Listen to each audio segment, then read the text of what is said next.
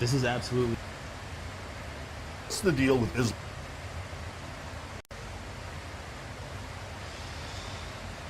Secretary Pete.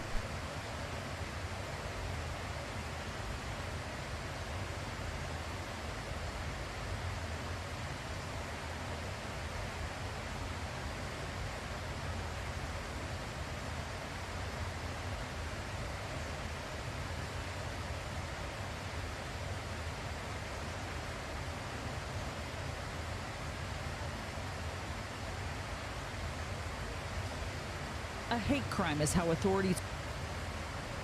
We got the Jap...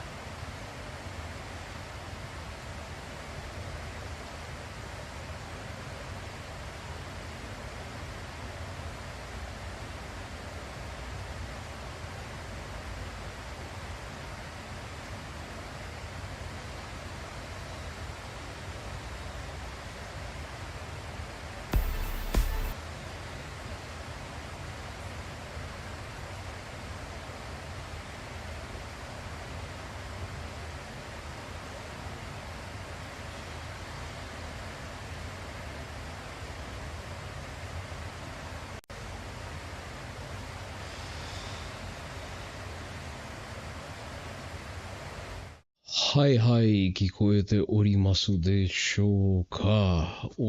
あたござん鬼道場の車田と申します。How is everybody doing today? Hello, sort of a demon. It is in fact time. Hello, Crespian. Congratulations on your early check-ins.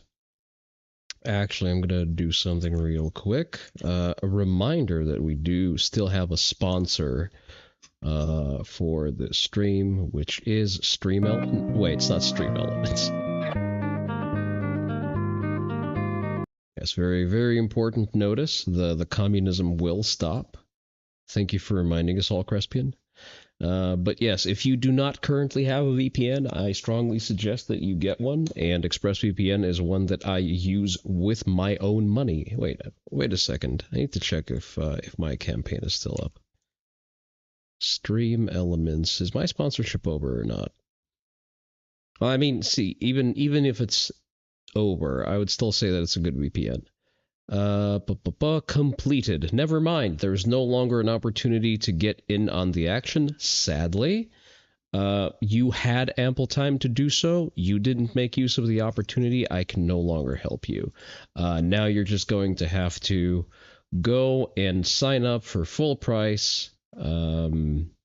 Yeah, sucks to suck. I mean, it usually refreshes at a certain cadence. I'm fully on board with shilling ExpressVPN. Again, it's the VPN that I use. And just from anecdotally, it's the only VPN that you can configure to get access to Japanese sites that don't want you to get access to them because you are outside of Japan. That goes both for purchasing, for example, manga on Amazon.co.jp. That works for DL Site, it works for Fanza, it works for all of those domains that would normally filter most other VPNs. So... or Myrna's, but I'm not aware of that particular use case, but if you say so. All right. We have a respectable amount of slop to get through. Hopefully we can do that today. Figure arena, but I don't know who Myrna is. Sorry. I do not have my media literacy diploma on me, sadly.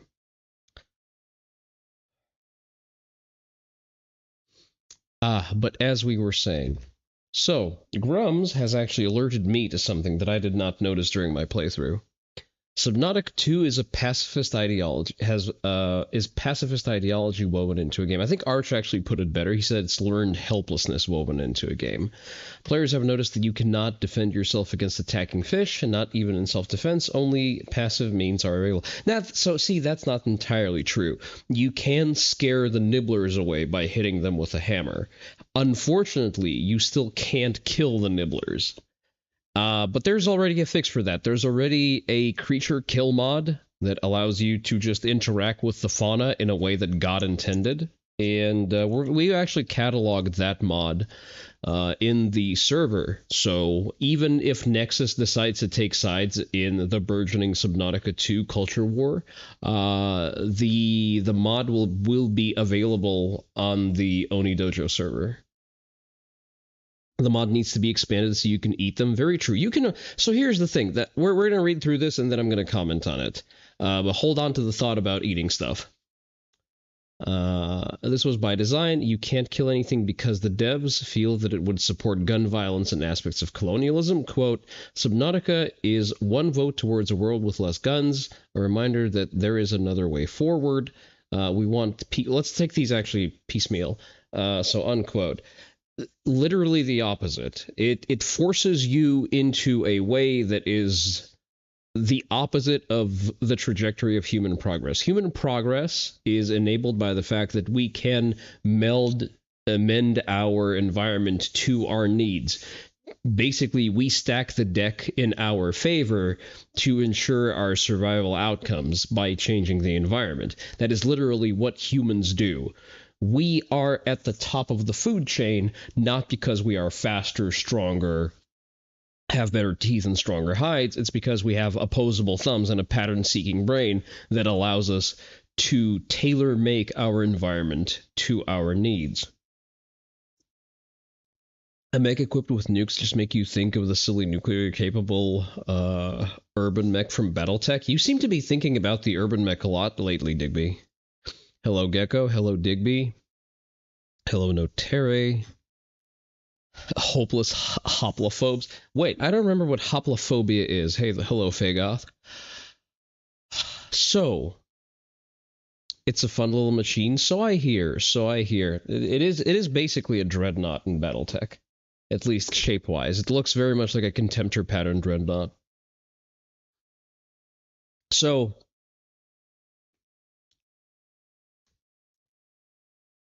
already, it shows a profound misunderstanding of what it is to be human, which is not entirely surprising because the devs, from an ideological perspective, seem to be very consistent tree-hugging MiG-15s. We want people to feel like they're learning to adapt to the world rather than being a conqueror or dominator. Well, then tough shit, I don't like to play that game. The purpose of a sandbox game is to enable me to play the way I want to, not the unfun way that you want me to play. We aren't a killing game. Go play Sons of the Forest or something if you want to kill. Well, sonny boy, I got some bad news for you. Oh, it's Fears of Firearms. Okay. I see. Well, it is basically, yes, it's Fear of Firearms, the game. So... but think of the Aesop. No, I reject the notion. So here's the thing. In Subnautica 1, the lack of offensive weaponry made sense as a gameplay design choice. You are thrust into a world where you do not have clear offensive measures. Yes, due to Globo Homo Kami space law, and it is supposed to be a known source of your discomfort, and it makes you more vulnerable to the big bads that populate the ocean. However, you still have lethal options or lethal adjacent options to relieve the tension as the game progresses. The progression and the lifestyle, not the gameplay cycle of Subnautica 1 is you are thrust into a big scary environment. You move up the technological tiers in order to overcome the big bads that are in your immediate vicinity and are immediate threats. And then you graduate to by getting access to bigger big bads that are still a threat to you at your current technological tier, at which point you push to progress to the next technological tier. Now, by removing our ability to dispatch threats, you are basically forcing us to continuously play early game. There is no longer any way to just, I have Japanese on the way, so the word I'm thinking of is fusegu. To insulate yourself from low-level threats, even in relative late game. You kind of get what they were going for with it. They seem to be trying to justify gameplay decisions they made earlier. But here's the thing. In Subnautica 1, you still had a knife. So you could fight off your immediate threats at great cost, both in terms of potential damage, time, and attention. Because underwater, you can't breathe, meaning that you are on a breath hold or on some kind of limited timer until which you will have to surface. And you have to make the committal decision to go and try to kill a stalker with a knife, for example, in early game. And that is a fine trade-off. And that trade-off is back on the surface, back in play, once you install the mod that fixes the game from the shit-ass decision from the devs. Subnautica Floyd? I mean, you literally can't breathe underwater, so it makes sense. As I was saying. So right now, you're able to kill creatures, including the opportunity predators that pursue you, like the nibbler mangoes, with a hammer or with the, I forget what it's called, the supersonic cannon thing. And it's a commitment. It means that you need to stop whatever you're doing, divert your attention to the carnivorous critter that is pursuing you, and you're distracted from your immediate goals, and you also need to manage your air supply, and in the case of the supersonic hammer, you're also wasting battery. It's things like that. You are forcing me to, yes, deal with an immediate threat with available means, and that is an interesting and engaging gameplay mechanic. Yeah, exactly, Notary. Here's the thing. Like, I would respect a gameplay decision. A gameplay decision is amenable to feedback.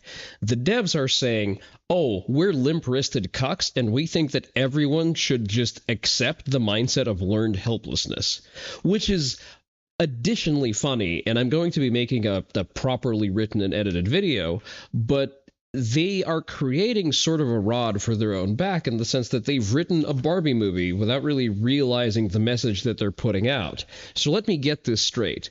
You are put into a situation where you are toothless, disarmed cattle exposed to the infinite predations of both the creatures in the waters and the overseer AI, and all you can do is just let the circumstances fucking kill you, and there is nothing you can do to resist it. All you can do is run and hide. And this is somehow meant to dissuade me from owning guns? Are you sure you're achieving the outcomes that you want to get here? You write a neat little essay about why I'm just Ken as a glorious call to men on accident. Well, that's the thing. The Barbie movie is an accidentally based movie. If you remember the story, it's, men try to fix the existing system by implementing suffrage and representative voting, and then women just dismantle the system. They sabotage the effort by exercising female pattern violence, that is manipulation and scheming and intrigue, and then everyone just ends up miserable. And the happiest outcome there is for Ken, who just moves to the human world. If we remove the guns from games, it sends a message to all of those evil gun wanters. I don't know, man. I see, so many nice guns in games, and yet you insist on parading around with a fucking wheel gun. I think the gun industry propaganda is kind of fucking weak, if you're any indication. Hello there, Seku. So yeah, this is funny, and I will be making a dedicated video about that. And the B-roll may or may not be exclusively footage of me hunting down every nibbler in the water. Maybe a marrow breaker. So, a translated video a while back of this Malaysian Muslim man who tells tourists to avoid temples and shrine because they contain the devil. I think he probably says they just contain jinns. I guess that is possibly tangentially connected to why there's suddenly 8 shrine fires just this year in Japan. Antara perkara yang anda tidak patut lakukan ketika berada di Jepun. Perkara pertama yang jangan buat ialah satu ialah apabila kita This is where demons trick people. pergi ke tokong-tokong. You're an autistic psycho. Your preferences are not indicative of a wider market trend. I don't know. I feel like autistic psychos should be amenable to at least some kind of form of subtle propaganda. There should be a key to that. You wonder why they might want to burn them down, yeah. mereka Yeah, strange how they all of a sudden have so many shrine fires. tempat-tempat A country that has historically been very good with fire prevention because, you know, they live in huts made of fucking paper and wood. agama mereka anggaplah itulah tempat syaitan menyesatkan manusia. He said shaitan. He said the shaitan. So not even jinn. He's just saying this is where the shaitan tricks people. Ada banyak tempat-tempat menarik di Jepun ni yang mereka promosikan sehingga tak nampak macam benda tu tempat menyesatkan manusia. Seperti di Tokyo Asakusa kan. Di Kyoto dengan Fujinari kan. Ada banyak tempat-tempat begini yang Asakusa ni yang jelas tempat tu menyesatkan manusia. So this is someone who's allowed to exist in Osaka, by the way. This is someone who lives in Osaka. Deport every Malaysian from Japan yesterday.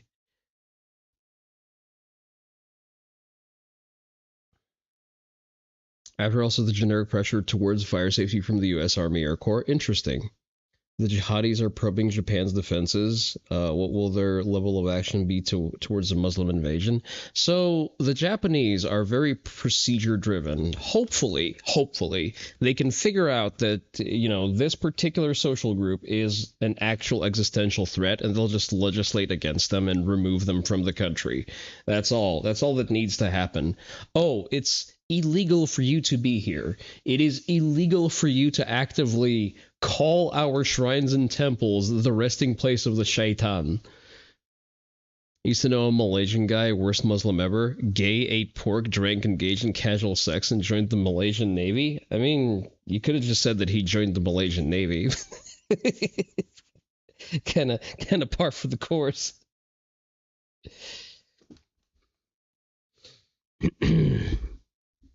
All of the colonization bad people are real quiet about why Indonesia is Muslim. I know, right?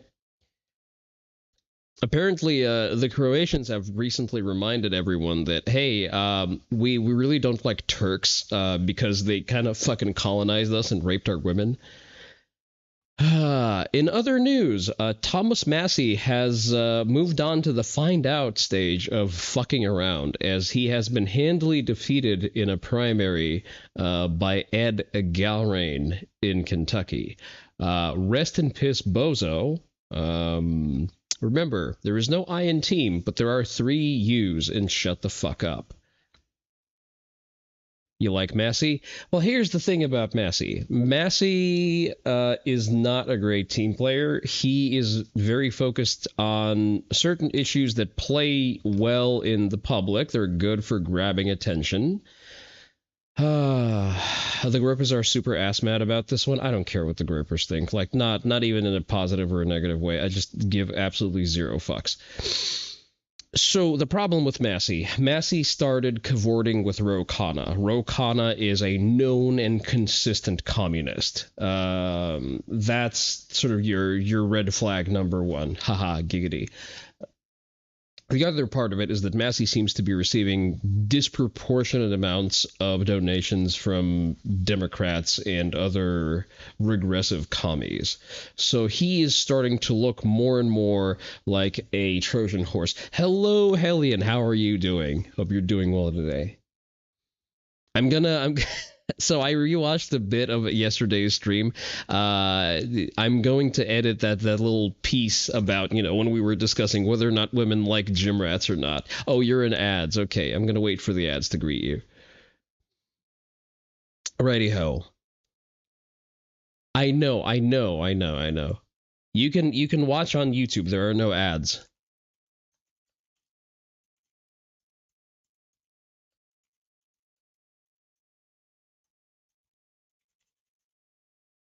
There we go.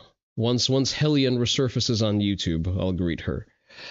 Right. But yeah, as I was saying, Massey thought that he can outsmart the system, that he can go against the weight of Trump while pursuing what he believed to be popular themes, while having realistically only surface level understandings of a lot of those. Like he keeps harping on, oh, the Epstein class. My brother in Christ, you're a U.S. congressman. No, but Hellion, I can hear you just fine because I see the chat. But hello, Hellion. How are you today? I was saying that I'm gonna edit together that little chat we had on stream yesterday about like female preferences and about like dad bods, gym rats, and whatnot. Because I feel like that's valuable content. We gotta capitalize on that. We gotta rage bait. But I hope you're doing well. Thank you for inviting me to play Gray Zone the other day. So yeah, that's Massey. The cannibal pedophiles complaining about cannibal pedophiles. I mean, it's not even that. Imagine being a Republican senator and colluding with an Indian communist. I know, right? You've gotten your driver's license. Congratulations. Does that mean that you can drive, or does that mean that at some point you will learn to drive? I don't know how driver's licenses work in wherever you're at, because some places do it a little bit differently.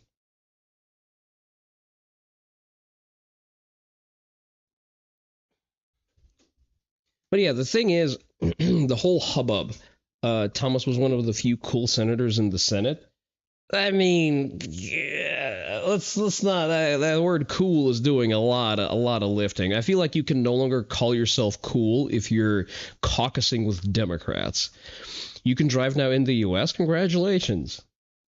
I have yet to do that. I really need to get it done this summer. I need a driver's license. It's becoming untenable, especially in Texas. So you need to get your Wisconsin license. You need to get well, if you usually, whenever you move, remember to get your local carry license as soon as possible as well. Get your plates and registration, though. Good. Yeah, stay on top of that. The thing is, Massey was kind of played by the Democrats because they created the whole push around the Epstein papers precisely because they knew there was actually no solid evidence there. They could make a big hubbub. It was never going to be a risk of actually exposing anything because they already knew that there's nothing there. Imagine you can drive in the U.S. and I can't. Yeah, sure. It doesn't. Let's do a drive-by. Wait, Hellion, no. let's hold on. Wisconsin has reciprocity with Michigan, so you're waiting till you start your job. Understandable. Yeah, here's the thing. Listen, the thing is, I can't drive anywhere, so it's not really a flex, Digby. On a similar note, if I get an international driver's license, I'll be able to drive in the UK. The question is, I don't want to.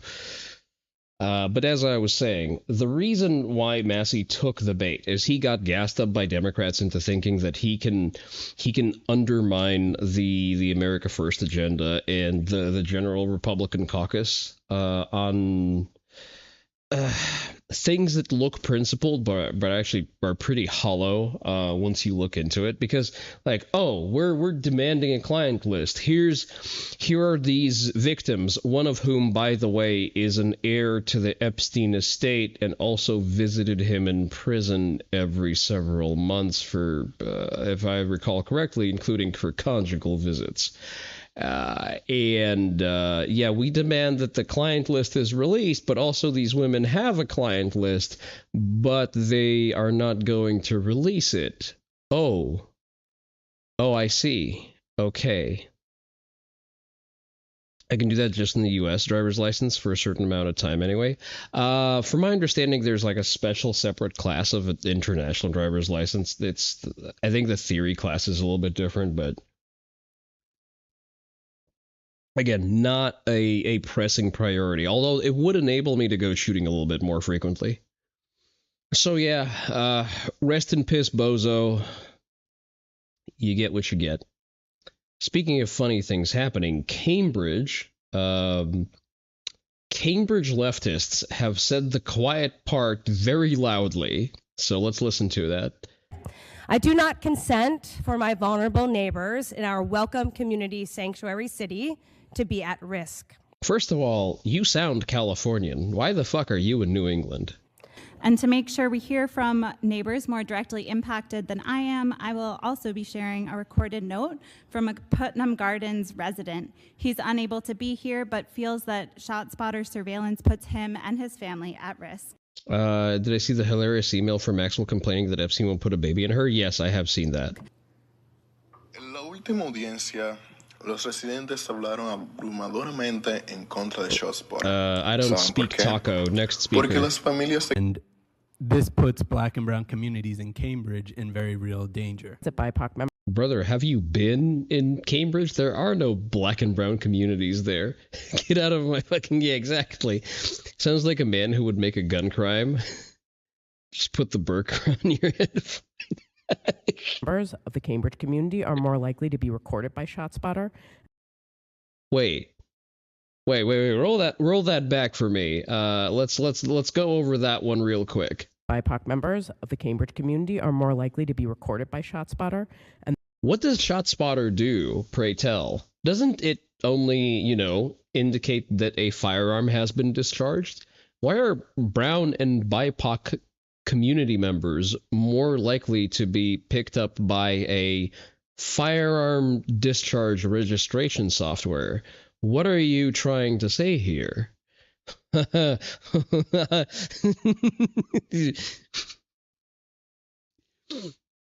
it hears gunshots and gives a relative location. Exactly. I wonder why they would be hit by it more often. What are you trying to say? In New England, by the way, in Massachusetts, where it is prohibitively difficult to have a firearm and be able to legally carry it outside. Please forgive, the victim class does not understand. I don't know. There's some kind of there's some kind of understanding here. There's at least an understanding of a causal link because blacks and browns get guns illegally. I mean, I want to disagree, but I really can't.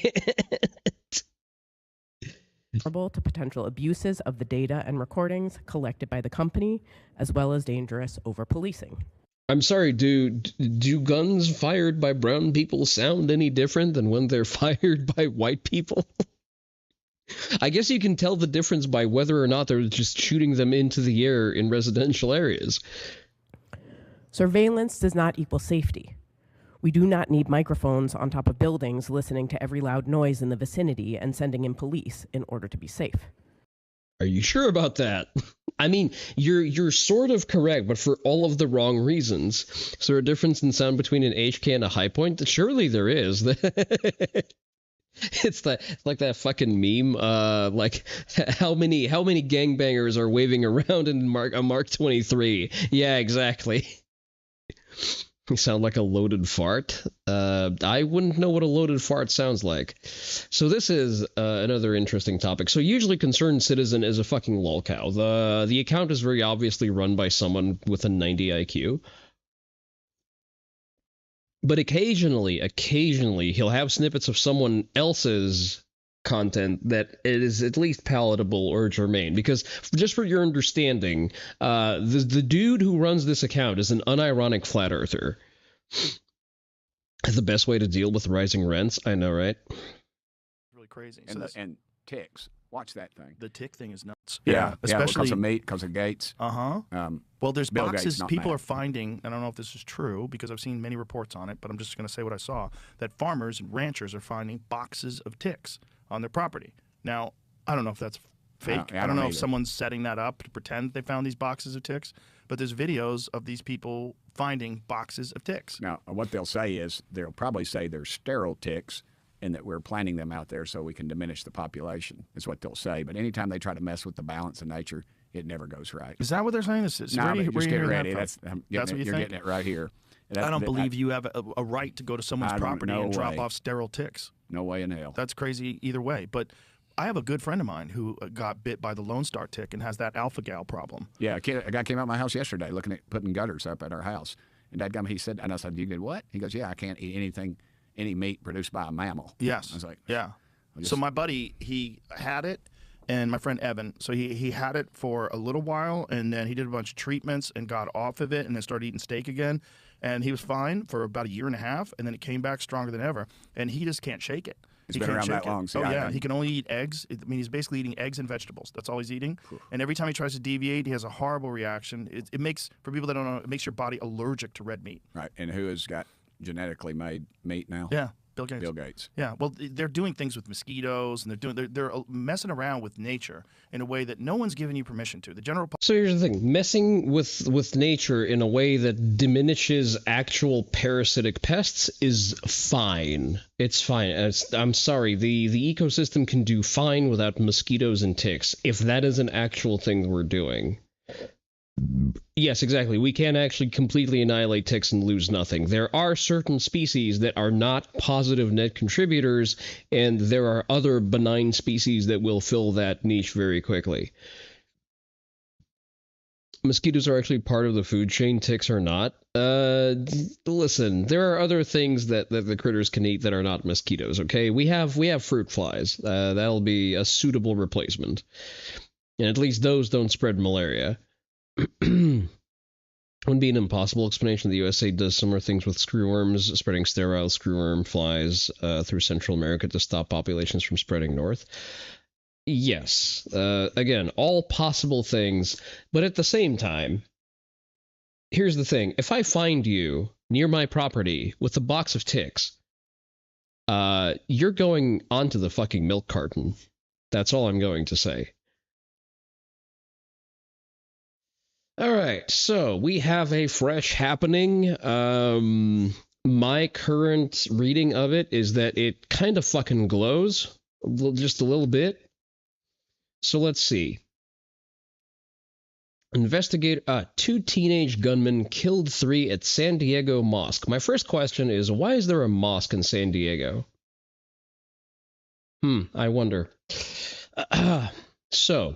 2 teenage gunmen, first of all, teenage gunmen, okay, California, that's not an acceptable answer, Figoth. I don't think there should be any mosques in California. That's the thing. Kersha asked the same question. Foxu is just like, I was recently, unrelated tangent, I was recently watching a Kersha VOD, and all of a sudden, in the middle of a discussion, I hear this. I'm like, wait a second, is the Foxu dry firing on stream? She's just like me, for real, for real. But at the same time, the USA screwworms control measures are a matter of public record, so if they were doing this, there would be a publicly available information. If the US government isn't doing it, but someone is, you think the government would develop a sudden strong interest in the tick boxes? That is a good question. That's actually a Kennedy Jr. question, since that is his domain. But yes, I think that there should not be any mosques in California as well. There should not be any mosques in the U.S. There shouldn't be any mosques outside of the Middle East. Where there are Democrats, there are sanctuary cities with lots of Antifa and illegals in them. Figoth, the problem is that most Muslims in the U.S. are legals. That's the problem. You're kind of missing the forest for the trees here. Do we need to deal with illegal immigration? Yes. We also kind of need to deal with legal Obama-era migration as well. We need to deal with Michigan. We need to deal with the essentially just occupied city of Dearborn at this point.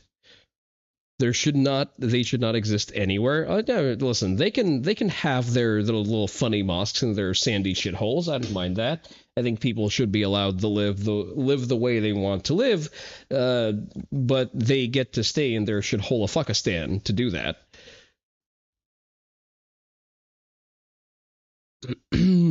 All right. Investigations are working to determine the motivation of the attackers, who are believed to have later died of self-inflicted gunshot wounds. Oh boy. Surely this is not. It has nothing to do with them potentially disclosing whoever helped them plan this completely organic event. They have Africa, Middle East, and half of Asia. That's a little too much. I would constrict it to maybe just Saudi Arabia and Qatar. That's it. They can have those two. But San Diego's police chief said that the violence was being investigated as a possible hate crime. A meaningless legal statute. I get it. Investigators are trying to authenticate the documents filled with extremist material. Can I look at those? Posted online espousing anti-Islamic, anti-Semitic, and anti-LGBTQ views? Really? Anti-alphabet views, and you attack a mosque. That's an interesting target. That almost seems mutually exclusive, but okay. Here's what we know. The victims, 3 men killed in the attack at the Islamic Center in San Diego, described on this website as largest mosque in San Diego County, were identified as Star Wars name, Star Wars name, Star Wars name. Star Wars name. An armed security guard at the mosque was hailed as a hero for having delayed, dispatched, and ultimately deterred the suspects from targeting a nearby area of the mosque where there were 140 kids. So wait, but if he died and the 2 shooters later killed themselves, how did he deter them? Why didn't they just, move past the guy that they've very obviously killed? I understand that, a stoppage, the blood loss isn't instantaneous. They probably had a grazing hit on him, but it was apparently severe enough that no one was able to render emergency aid and save the guy. So why were they deterred, and why did they have to shoot themselves in the back of the head? Is my question here. Also, people have pointed this out, and that's in an unrelated article, but I've read that elsewhere. This Star Wars name is quoted as being a father of 8. How can you afford 8 children while working as an armed security guard in California? Why do I somehow smell that my tax money paid for this? You can't see, like it's kind of raising certain alarms for me, at least. How do you afford 8 children in California as a security guard?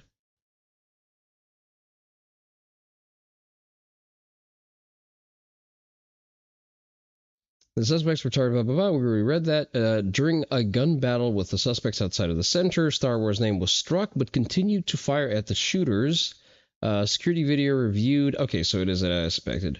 Reviewed. Law enforcement showed up after Star Wars name was shot. He reached for his radio. Implemented a lockdown protocol for... okay, so that explains it at least. There's a lockdown protocol in place. They were just unable to proceed, I assume. Right, the same way the ones that worked $34 an hour at your old job were going in to visit the Social Security office for the name Muhammad. Yeah, that checks out. Video showed suspects entering the mosque, moving from room to room. By then, others in the building have found safe locations to hide. Okay, that does explain it. So one mystery crossed off. We still don't understand why they choose to shoot themselves in the back of the head afterwards. Star Wars name and Star Wars name were in the parking lot where they inadvertently drew the shooter's attentions. Video showed the shooters point at the men through a window, then run outside and immediately engage. When authorities responded to a 911 call at the mosque shortly before noon, Wall said they found all 3 men dead outside of the building. An imam within the mosque, the Star Wars name, said Star Wars name, a longtime cook, handyman, and caretaker of the Islamic Center, was the first one to call 911. You know what I'm going to do? I mean, you can just close up the Islamic Center and fucking leave. That's an acceptable outcome. Foreign name's wife is a teacher at the Islamic school at the mosque. Constant presence there. When we heard the shooting, he rushed to do something to protect. Do not care. Where were the suspects found? Suicidal empathy dollars, Allahu Akbar, you stupid kafar. Your taqiya has succeeded. Yeah, essentially, yeah. As police officers were deployed, Edward Wall described as an active shooter response at the mosque and the adjacent school. More gunfire was reported blocks away, he said. A landscaper who was working in the area was shot at but not struck. Less than a quarter mile from the landscaper, police found a vehicle in the middle of the street with two teenagers believed to be the shooters inside. Both are believed to have died by self-inflicted gunshot wounds, he said. That, just deadass, sounds like some fucking MK Ultra behavior. Oh, mission fail. It just looks like a fucking, what's the Officio Assassinorum operative that is basically just a flesh automaton pumped full of stimulants? I forget if it's I forget the name of that particular class. Evasaur, I think? Collects. Oh, that is the Evasaur. Okay. So that just looks like fucking Evasaur behavior. Oh, damn. Mission failed. Must self-terminate. Two senior law enforcement officials briefed on the investigation. Federal law enforcement officials have identified the suspects as Kane Clark, 17, and Caleb Vasquez, 18. Clark attended high school virtually and was set to graduate this month, according to school district officials.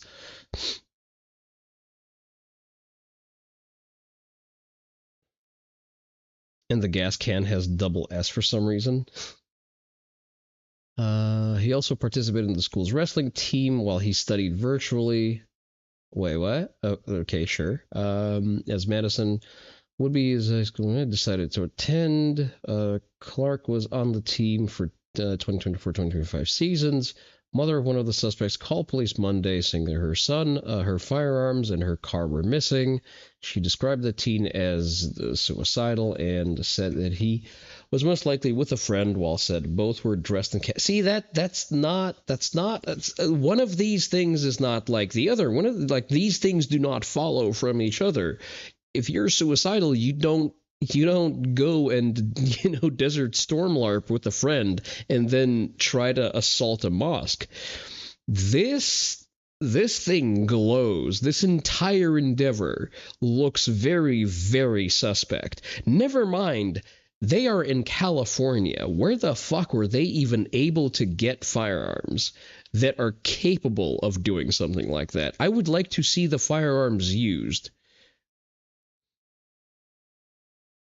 Wait, investigators have recovered more than 30 guns, ammunition, and tactical gear in California, a state that has outlawed body armor. I'm sorry, what? Theft and crossing state. No. They claim that the mother of one of the suspects says that her firearms were missing. Sleeper cell cache in the mother's basement, but the question is, how did the mother get those guns? How did you get modern semi-autos in California? How do you get 30 of them? Laws don't count for those who want to break them. I understand that, but it's a question of feasibility. Like, if we were told that yes, if we didn't know a source for the guns, that would be one thing. But they are telling us that they just got those guns from one of the suspects' mother, implying that the guns were legally purchased. You know what I mean? Like, we're not dealing with, the backwash of Fast and Furious here.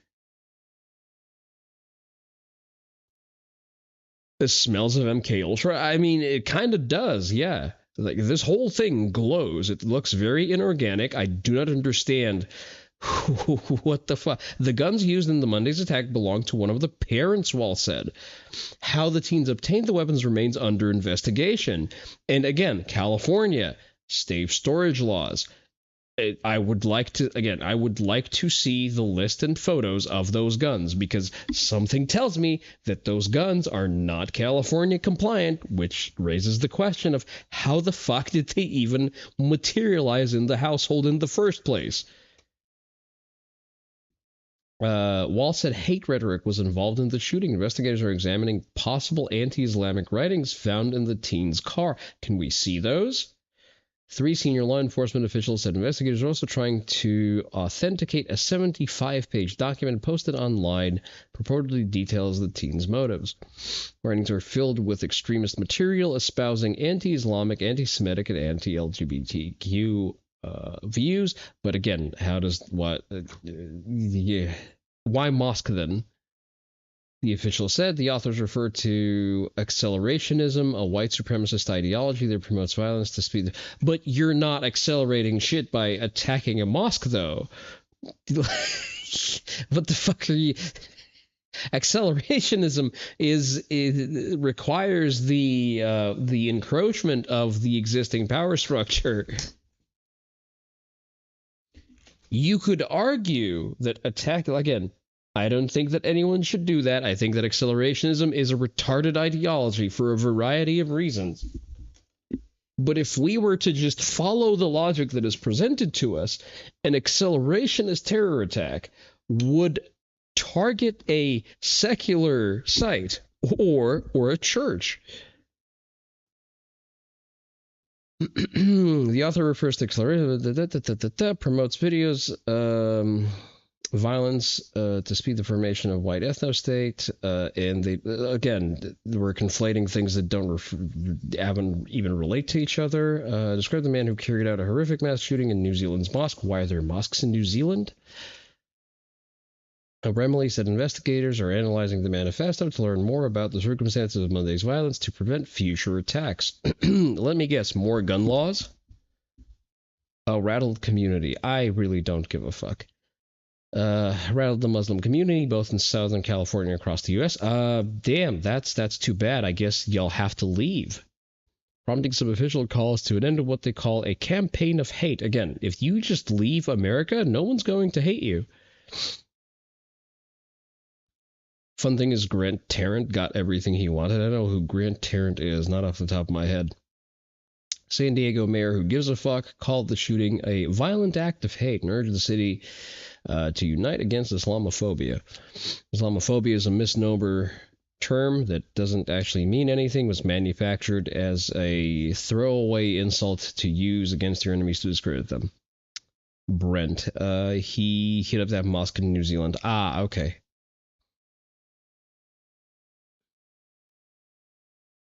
California chapter of the Council of American Islamic Relations, also an organization that should not be in the U.S., a civil rights advocacy group said in a statement that the shooting was directly linked to comments made by lawmakers with national standing. Oh, I see now.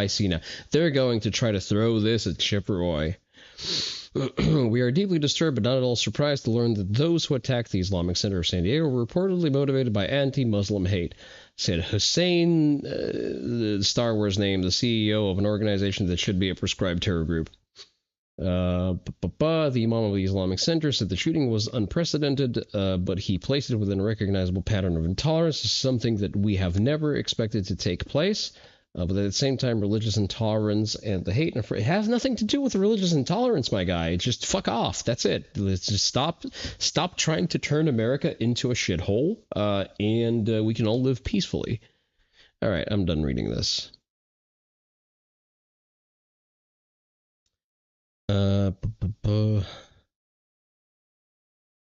Needs to be a 40k character? No, I don't think he needs to be. Again, I repeat for the back of the room, accelerationism is retarded. All right. Since we're on the topic of Islam, I feel like Raymond Ibrahim is a very appropriate plug because I've been getting his videos in my recommended feed, and being a very learned theologist scholar, he's actually very good about the factoids of Islam. So I have a number of interesting videos with him today. One of them is The Queer Origins of Muslim Hate for Dogs, a prophet, a gay lover, and a puppy. It's not accelerationism, it's satire for making the blue Bolsheviks chimp out. See, satire has to go against the backdrop of actual desirable outcomes. I don't think it's good to valorize dipshits who are just universally harmful. What's the deal with Islam and dogs? If you've been paying any attention, surely you've come to suspect that Muslims simply don't like what is otherwise known as man's best friend. I've already written about this phenomena over the years, article links in the description, but just in case you don't know about what I'm talking about, here are a few news clippings. In May 2025, just a few days ago, the Muslim owner of a dog rescue shelter in the UK called Save a Paw was arrested after the remains of 37 dead dogs were found at his premises. Apparently, it's nice that the UK is still capable of arresting Muslims, goddamn. I think the term he's looking for is vice signaling. His scam was to take in the pets of owners who could no longer keep them on the promise that he would rehome them for a fee. In January 2025, dogs were reported as being slaughtered all throughout the streets of Morocco, with an estimated 3 million set to be exterminated as part of that Muslim nation's preparations to host the 2030 World Cup. In August of 2024, and in the words of Turkish journalist Uzey Bulut, the dog massacre law that the government of Turkey passed on July 30 is causing a rampage of cruelty by evil people in Turkey. Municipalities are now hunting down and massacring stray dogs, sometimes including pets loved and cared for, found in the neighborhoods of their owners. Horrifying news is coming not only from municipalities but also from private citizens. Those who hate dogs are poisoning, shooting, and even beheading dogs. Some are buried alive. In November 2022, and in the words of another local journalist, anyone spotting a pattern as to how Muslims behave with who they believe to be permissible targets? I'm just amazed that none of them attempted to rape the dogs. The mayor of Hebron, a Palestinian city, offered 20 shekels to anyone who kills a dog in his city. Palestinians took to the streets, torturing and killing dozens of dogs.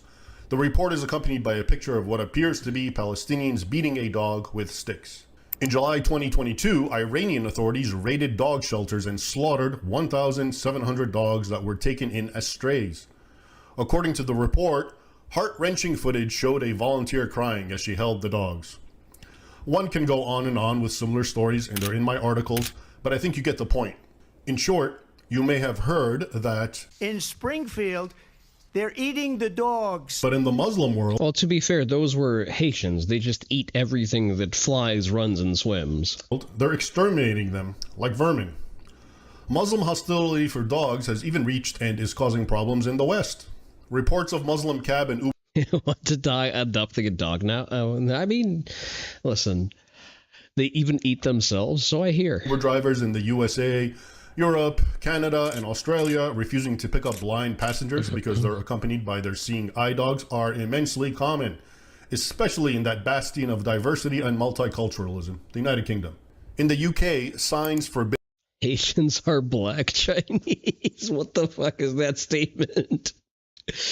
Remember the dirt cookies are a thing? Oh boy, it sure is. The presence of dogs are not uncommon in Muslim-heavy regions. Okay, so Muslim hate for dogs is a well-documented phenomenon. See, the solution is to have a dog big enough that Muslims will not come up to you and say anything because they're chicken shit.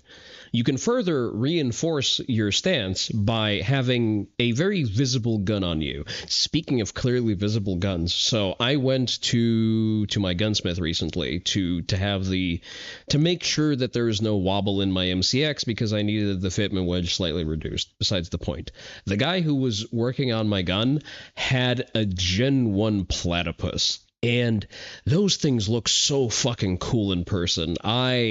When I get around to owning a 2011, I'm definitely getting myself a Gucci'd out platypus. It's a very real thing. But where does it come from? As with all questions concerning what is and is not Islamic, we must turn to the religion's founder, Muhammad.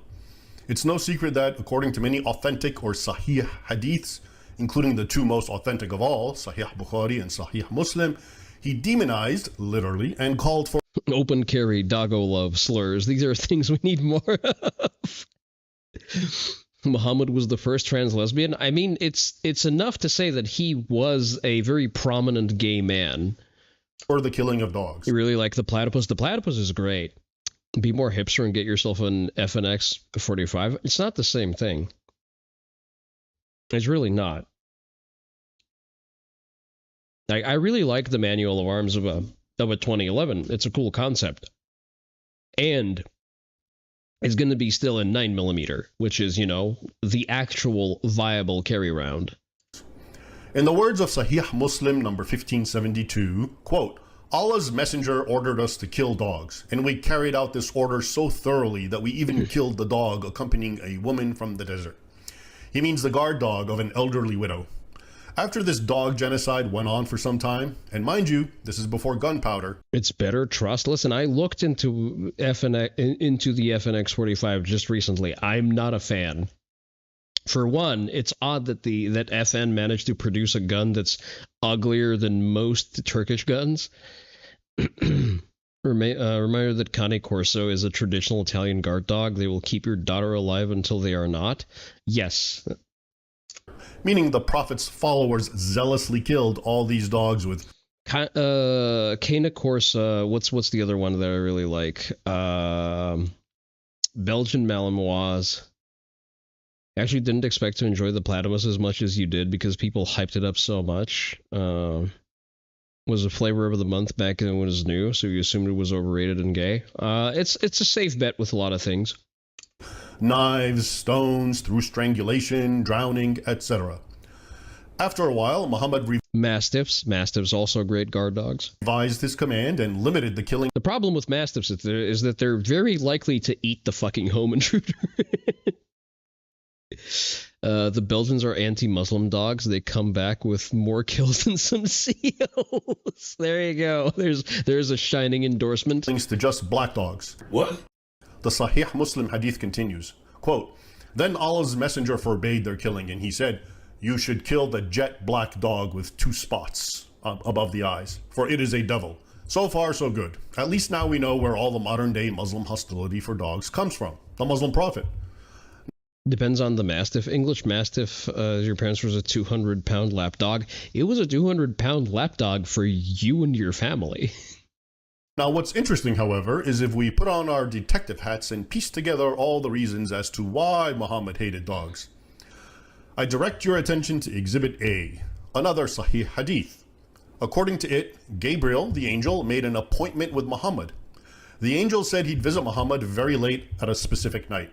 Muhammad waited and waited, but Gabriel never showed up, leaving the messenger of Allah. For some reason, he instructed Muhammad to fast the entire day and also bathe and also do a couple of butt kegels. While most frustrated. The canonical hadith, narrated by one of Muhammad's wives, Aisha, is also found in Sahih Muslim. Ah, yes, the little girl that he molested up until the age of 6. Starting at the age of 6, excuse me, until he consummated the marriage when she was 9. Depending on the version, either number 2104 or 5244.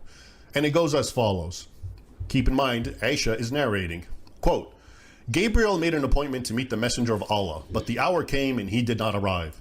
The Prophet had a staff in his hand and he threw it down out of frustration and said, Allah and his messengers do not break their promises. Then looking around, he saw a small puppy beneath his bed. Ya Aisha, cried he, when did this dog enter? By Allah, squeaked the scared little girl, I don't know. So he ordered the dog out. Then Gabriel came, and the messenger of Allah said, You promised me, and I sat waiting for you, but you did not come. Thank you for the hydrate. Gabriel replied, It was the dog in your house that prevented me. We do not enter a house that contains a dog. Okay, so according to this authentic hadith, which Muslims accept, Gabriel made an appointment to meet with Muhammad at night. But for whatever reason, the presence of a puppy prevented this almighty angel from entering Muhammad's abode.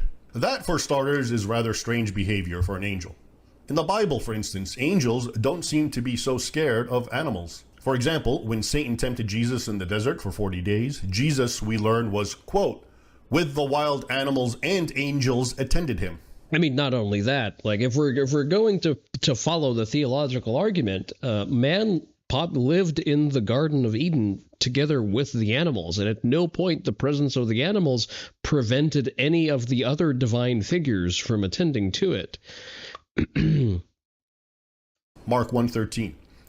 Nor did You want to train war pigs as pets? Yeah, go for it. the presence of flocks of sheep and other unclean farm animals prevent angels, literally the heavenly hosts, from appearing and proclaiming Christ's birth in their midst.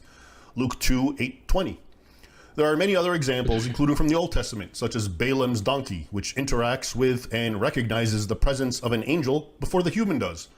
That's Numbers 22:21-35. So what is it that scared Gabriel from a puppy? All you're saying is that men can tame pretty much anything except hippos, who are probably actual shaitan. Under Muhammad's bed? Could it be that the angel was afraid the dog would start barking if he approached the house, as dogs are wont to do, and therefore cause a scene, waking neighbors up at such an ungodly hour? Maybe if Gabriel wasn't Gabriel. And here is where the plot thickens. Enter Dihya al-Kalbi, exhibit number 2, a close companion of Muhammad, and his junior by 22 years. Not only do early Islamic sources and hadith obsess over this man's unparalleled beauty, Dihya was the most gorgeous man I ever saw, even little Aisha once proclaimed, but apparently the angel Gabriel was in the habit of taking on the form of Dihya during his nighttime rendezvouses with Muhammad. Sound familiar?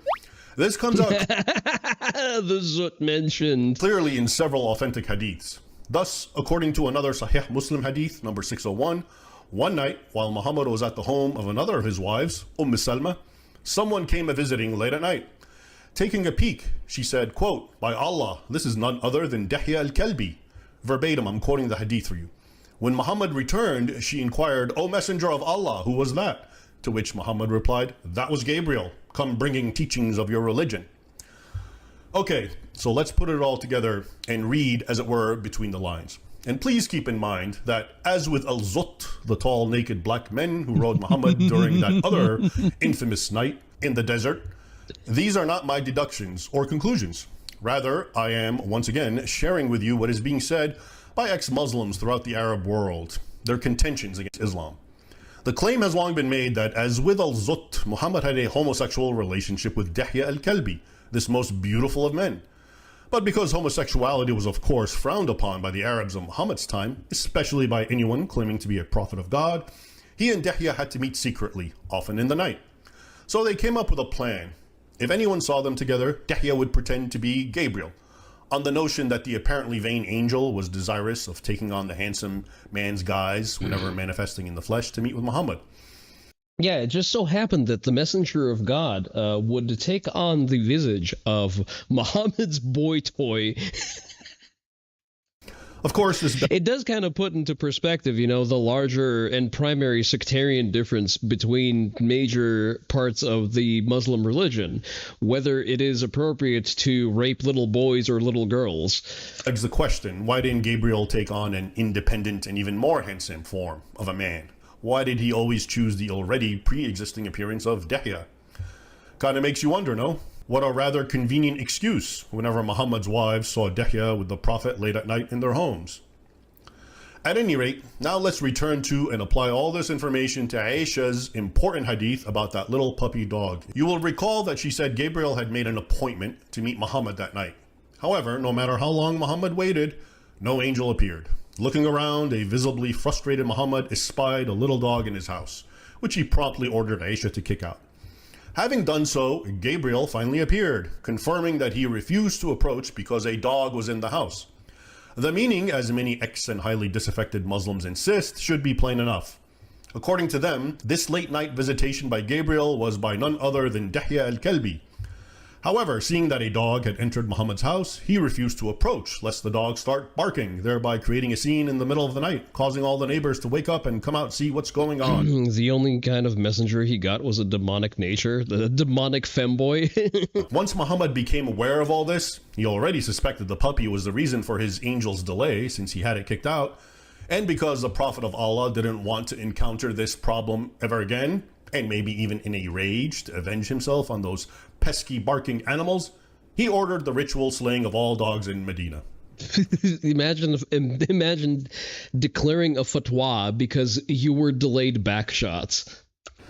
How sad to think that this is the reason that, till this very day, nearly 14 centuries later, Muslims still hate and kill dogs. Without giving it any further thought, all that Muslims are taught is that angels won't enter homes with dogs, and that some dogs, such as black ones, are demon-possessed. The barker expels the femboy. So they despise and, as seen, kill them. If you don't believe me, consider the words of a fatwa on the highly respected Muslim website, Islam Q&A. It concludes by saying, quote, "We must ensure that Muslims continue to be averse to dogs, even in the midst of what the non-Muslims are used to doing, and what some Muslims have adopted of their habits. And Allah knows best." In other words, Muslims living in the West might assimilate and ease their... Your assumption was that one of Muhammad's wives liked dogs?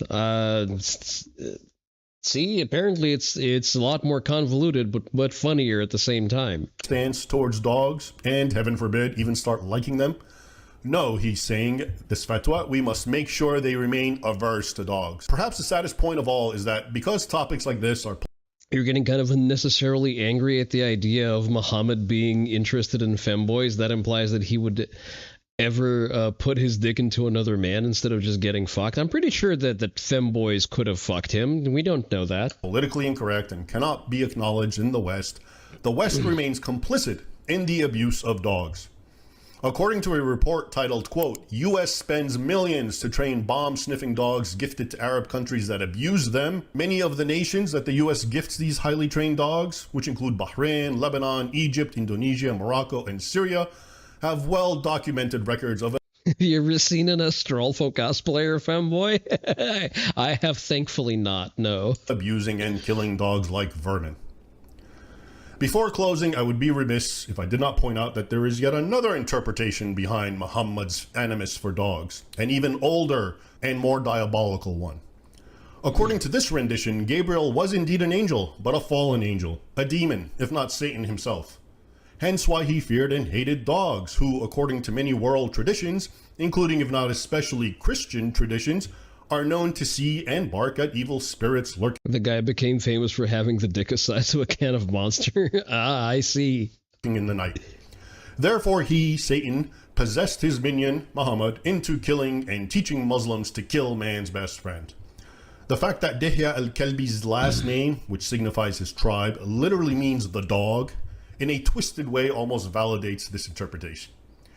Anyway, now you know where Muslim animosity for dogs comes from.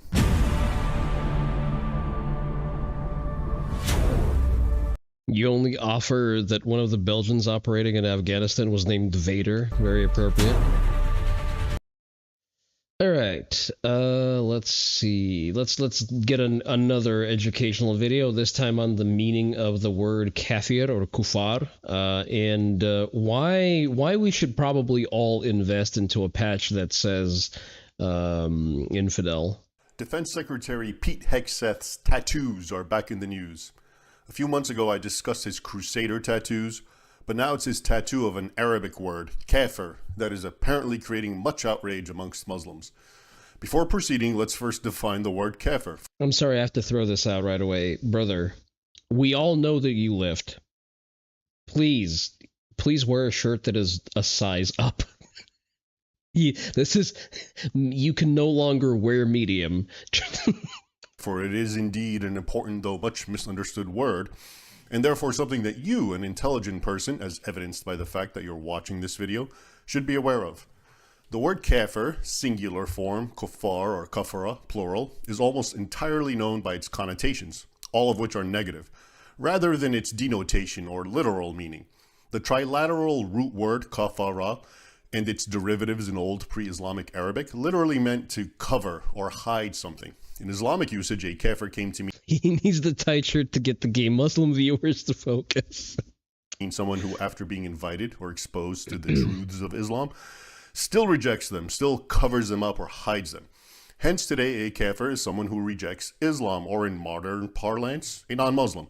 And yet translating the word to non-Muslim or unbeliever, as almost every modern English language Quran does, completely misses the all-important and decidedly negative connotations associated with the word. This is incidentally why older English translations rendered the word kafir as infidel, as I often do. Although still an imperfect translation, it sought to capture the pejorative sense of the Arabic with one English word. To Muslim ears, kafir, singular, and kuffar, plural, are virtually synonymous with evildoers and enemies. In fact, virtually every vile human characteristic, and not a few connected to animals, is associated with the word kafir. As usual, let us turn to the Quran. It refers to kuffar as the worst of beasts, as cattle, and just as dumb. Kuffar are inherently guilty, unjust, criminal-like. They are the sworn enemies of Muslims and Islam. They are disliked and accursed by Allah. The Islamic deity is himself their declared enemy, who requires that terror be cast into their hearts. See, the more I listen, the more I need to figure out a place for a kafir kafir patch on all variants of my kit. See this video's description for the verses that correspond with these unflattering characteristics. Again, this is how the Quran describes all non-Muslims, even if they have never once spoken against or harmed Islam. Unsurprisingly, then, Islamic law mandates hostility for the kuffar, unremitting jihad with all the death and destruction that has always accompanied it, at least when Muhammad's followers are strong. When they're weak, however, and in need of biding time for a more opportune moment, deception of and friendly gestures to the kafir, taqiyya, are permitted. Thus, according to Quran 9:5, Muslims must kill those who reject Islam. Quote, wherever you find them, seize them, besiege them, and make ready to ambush them. If that sounds familiar, perhaps it's because the Muslim ambassador of Barbary, North Africa, paraphrased this verse when explaining to Tom. Interesting that of all of the things that you wrote there, Fagoth, it for some reason highlighted Abid as just a single word. I'm going to allow it because you're obviously referring to a historical figure. You want to get an episode where he covers the Zanj and the Kushites, after all people with BLM flags now know about Al-Badid and the street in Gaza. Given that he seems to be fairly reactive to the media cycle, I would look through his channel. You can just look it up, Raymond Ibrahim. Thomas Jefferson and John Adams, why his Muslim countrymen were raiding American vessels and killing and enslaving their kafir sailors. As Jefferson wrote in a letter to Congress in 1786, quote, the ambassador answered us that it was founded on the laws of their prophet, that it was written in their Quran, that it was their right and duty to make war upon them, non-Muslims, kuffar, wherever they could be found, and to make slaves of all they could take as prisoners. Remember that this is still current. This prescription was not revised. It is still a current prescription of the Quran. Like, at no point, whenever you have to interface with Muslims, whenever they try to lie with you through taqiyya, just keep it in the back of your mind that the direct literal prescription of Islamic first sources is to make war and take slaves of the kuffar wherever you can. They are inherently your enemy in every context. But what about Ahl al-Kitab, the so-called people of the book, a phrase the Quran sometimes applies to Jews and Christians? Are they kuffar or not? Although Islam's apologists regularly argue for the latter, Ahl al-Kitab, while marginally better, is ultimately a subcategory of kafir. The Quran itself makes this abundantly clear. For example, it says that those who believe in the Trinity, or who believe that Christ is the Son of God, two things all Christians believe, have committed kufr, meaning they are kuffar. See Quran 5:72 and 73.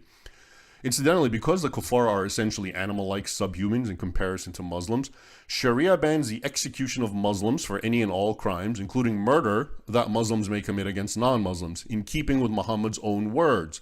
Quote, let no Muslim be killed on account of a kafir, as recorded in Sahih Bukhari and other canonical collections. This teaching is constantly invoked in the Muslim world, though people in the West seldom hear of it, meaning Western media seldom report on it. For example, several Muslim scholars and institutes argued back in 2008 that a convicted Muslim murderer should not be executed because his victim, John Granville, an American diplomat, was a kafir, and therefore their lives could not be treated as equal. In an Arabic language statement titled, quote, "Let no Muslim be killed on account of a kafir," which is verbatim from Muhammad, the legitimate League of Scholars and Preachers in Sudan, an influential body of Muslim clerics, began their fatwa by asserting that, quote, "Allah has honored human beings over creation and multiplied the Muslims' honor over the kafirs, because Islam elevates and nothing is elevated above it. The value of the blood of Muslims is equal, or should be, to one another, but not so the value of the blood of others," meaning kuffar. Similarly, during a videotaped sermon, Egyptian cleric Samir Hashish once explained, quote, "The Prophet said, 'Let no Muslim be killed on account of a kafir.'" Again, that's the hadith of what Muhammad said. And he continues, the cleric, "Why? Because their blood is not equal. The blood of the Muslim is superior. Call it racism or whatever you want, but of course the blood of the Muslim is superior. This is not open to debate."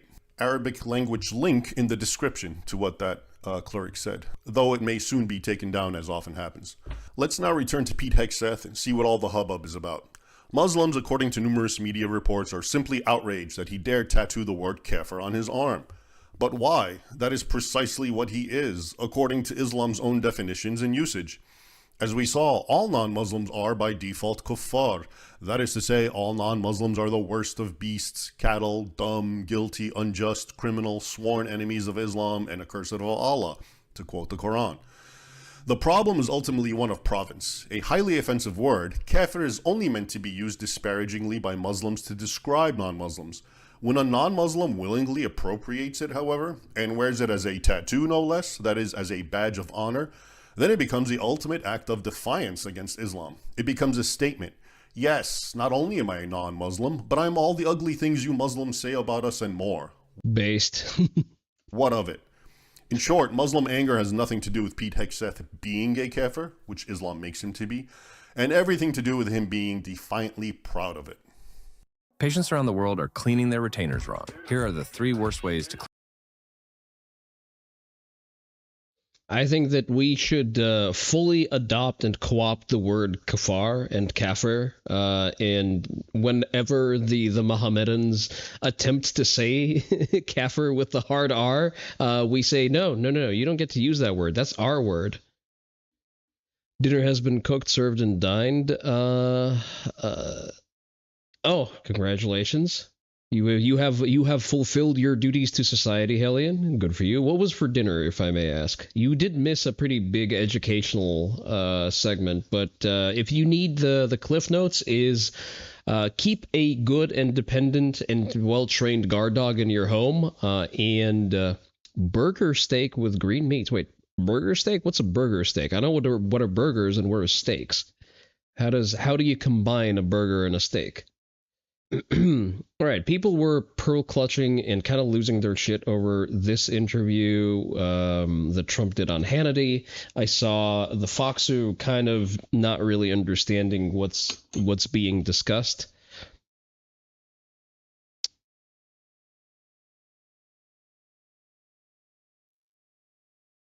Hamburgers?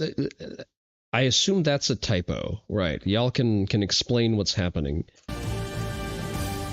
All right, we continue more with President Trump. It's a big-ass burger patty? Hell yeah. So it's essentially what the Japanese call hamburgers. With a peony-style gravy with stir-fry mushrooms. Okay, so it is legitimately just what the Japanese call hamburgers. Fantastic. Do you insert little pieces of mozzarella into your hamburger patties? Some people call them chopsticks in the U.S., I see. He held this interview right after his all-important meeting with President Xi. You were trying to not typo, but you dared to click on the text field when the site was telling you to... About the channel points in the 80 millionth time? Yeah. Use a jelly mix to add... Oh, okay, I see. To make it juicy. Very nice. We continue from Beijing, China. If you were to take some headlines out of this summit, Oni wife made protein pancakes for me because I finally got my hands on some unflavored casein. So I'm currently I enjoyed those before the stream.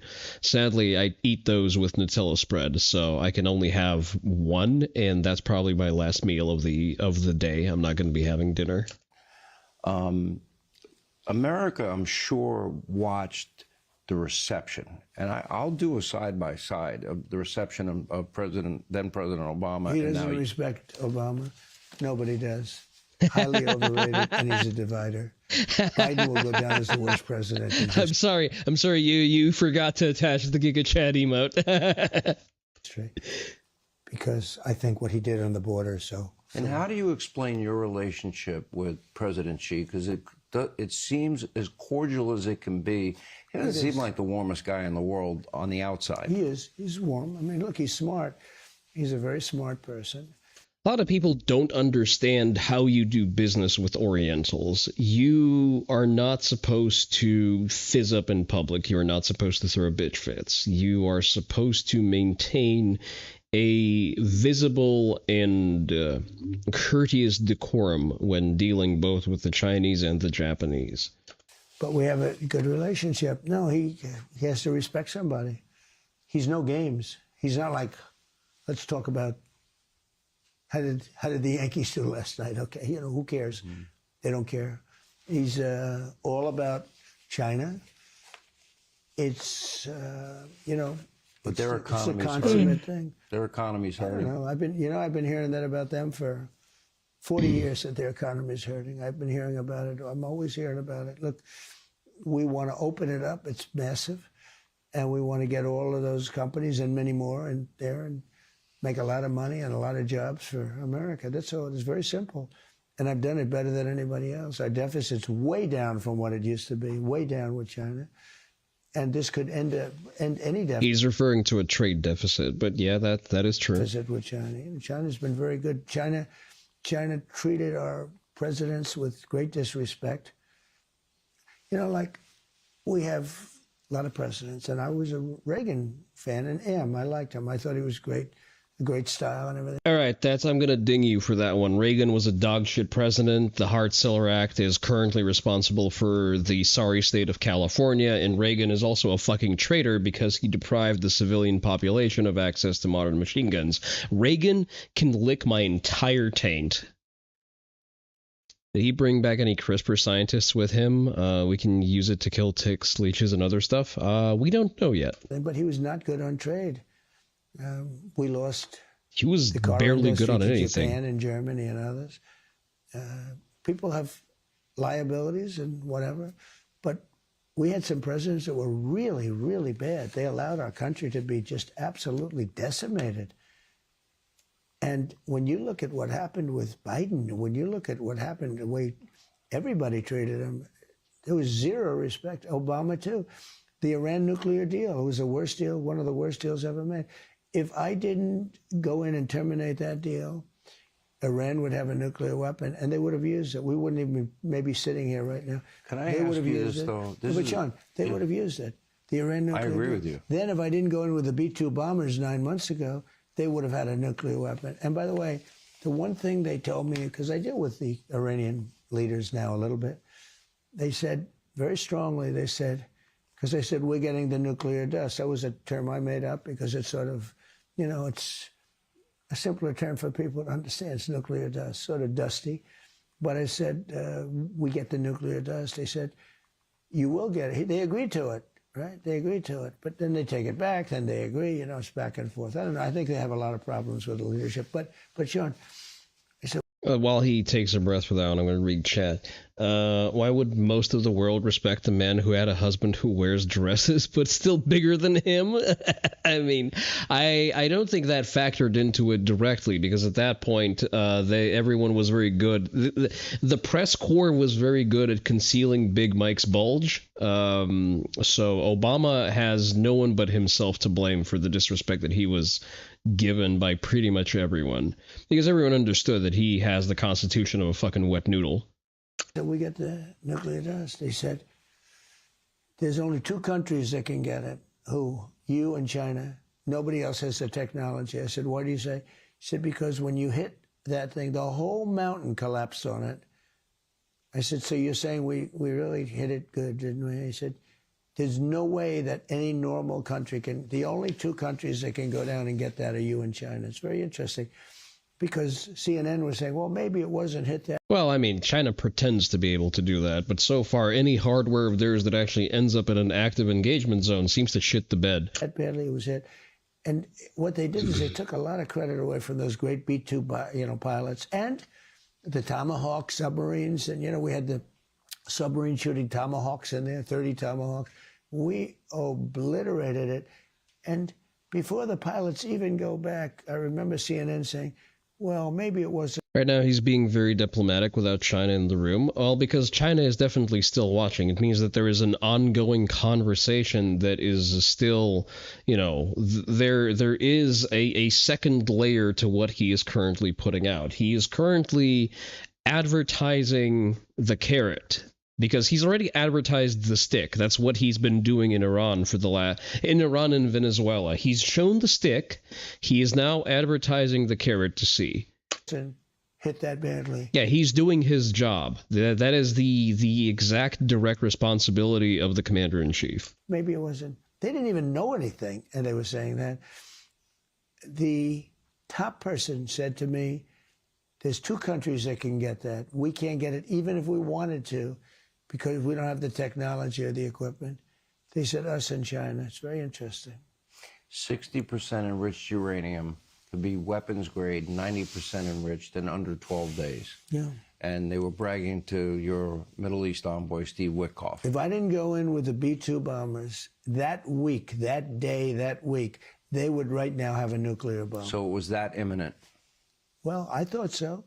The intelligence told you so. I thought that they were very... There has never been a case of a country being able to enrich uranium past 30% and then not proceeding to manufacture a nuke. Very close to having a nuclear weapon, and it all emanated from those three sites that we hit, and we hit them good. We hit them good. And when he told me that, and he wasn't saying that as a negotiation, he was just saying, we can't get it, we'll never be able to get it. They're not, you got to move like the weight of a mountain. And it was a granite mountain. Those bombs went right down air chutes. I guarantee they'll never build an air chute again. This is the bunker. Think of it, at 1 o'clock in the morning with no moon, we dropped bombs. Every one of those bombs went down an air chute and exploded. And the whole mountain collapsed on top of that site. And the Iranian leaders told me that they would be, and everybody else, other than, literally, he said us in China, and I don't know that China can do it. I know we can do it, but it's a big project.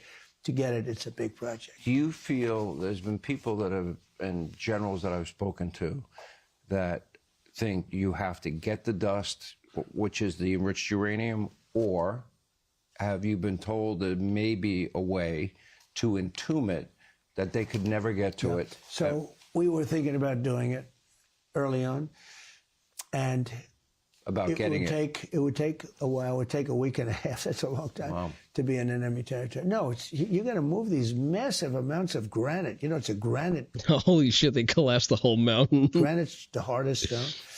It's amazing that it's those were really powerful bombs that we used. And don't forget, we hit it on top of that. We hit Tomahawks on top of that.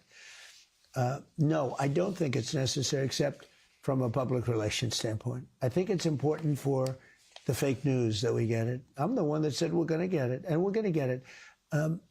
We have our eye on it. So Space Force was my creation. I did that in my first term. It's going to end up going down as one of the most important of all. I want a weaponized mech satellite, please, within this term. I want a satellite that just drops a gigantic tungsten rod directly from near orbit onto a target. That is all I ask. All of our military. So it can be entombed. Yeah, it can be. With eyes on it. It can be, but I'd rather get it, to be honest with you. It can be, a lot of things can happen, and even despite the statement that, they can't get it, they are, first of all, if we left right now, it would take Iran 25 years to rebuild. Rods of God, please. Yeah, I know, right? And it can never be like it was. It would take 25 years. I would rather get it, but we have our eyes on it. You know, we know exactly what's happening there. We had the other day, there was a man that tried to get into the chute. You know, we saw there was a door that was blown to smithereens.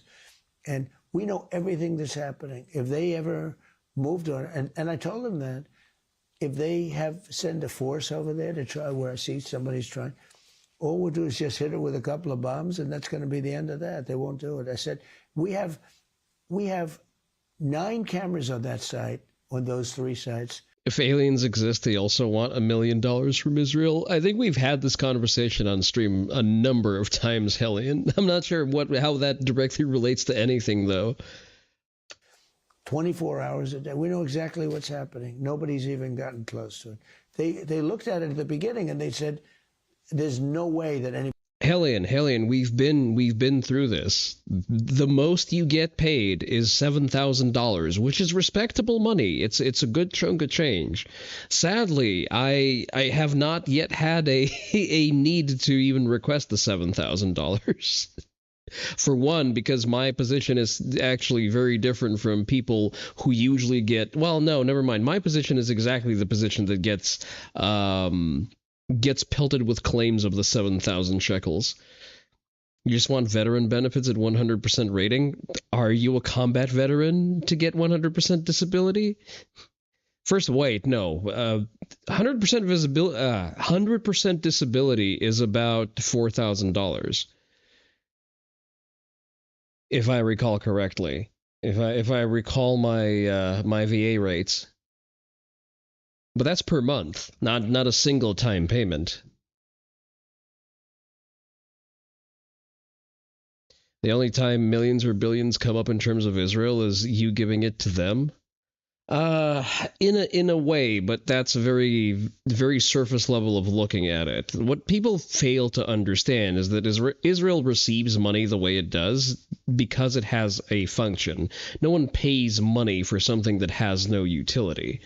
And the reason Israel receives significantly less money than Ukraine is that they are basically an American forward operating base that produces, trains, and equips its own military on site, therefore drawing aggro for any American action in the region and enabling us to operate off of a fleet-based assault in any situation in a theater that we want to deploy in. Hellion served in the Great Meme War of 2025. There was a meme war in 2025 and I missed it. Anybody can ever get down to the nuclear dust. You think it's... But I'd still rather have it. I'd rather get it. I just feel better if I got it, actually. But I think it's more for...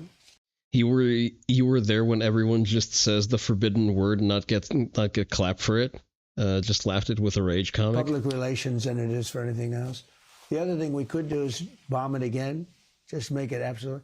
But I would feel better getting it, and we will get it. Let me go back to a question that has come up before for you, and I want to get into more detail because we are in Beijing. The issue of Chinese students in our universities. More importantly, in my mind, is that Chinese nationals have been buying up thousands and thousands of acres of farmland, ranch land, and land near military installations.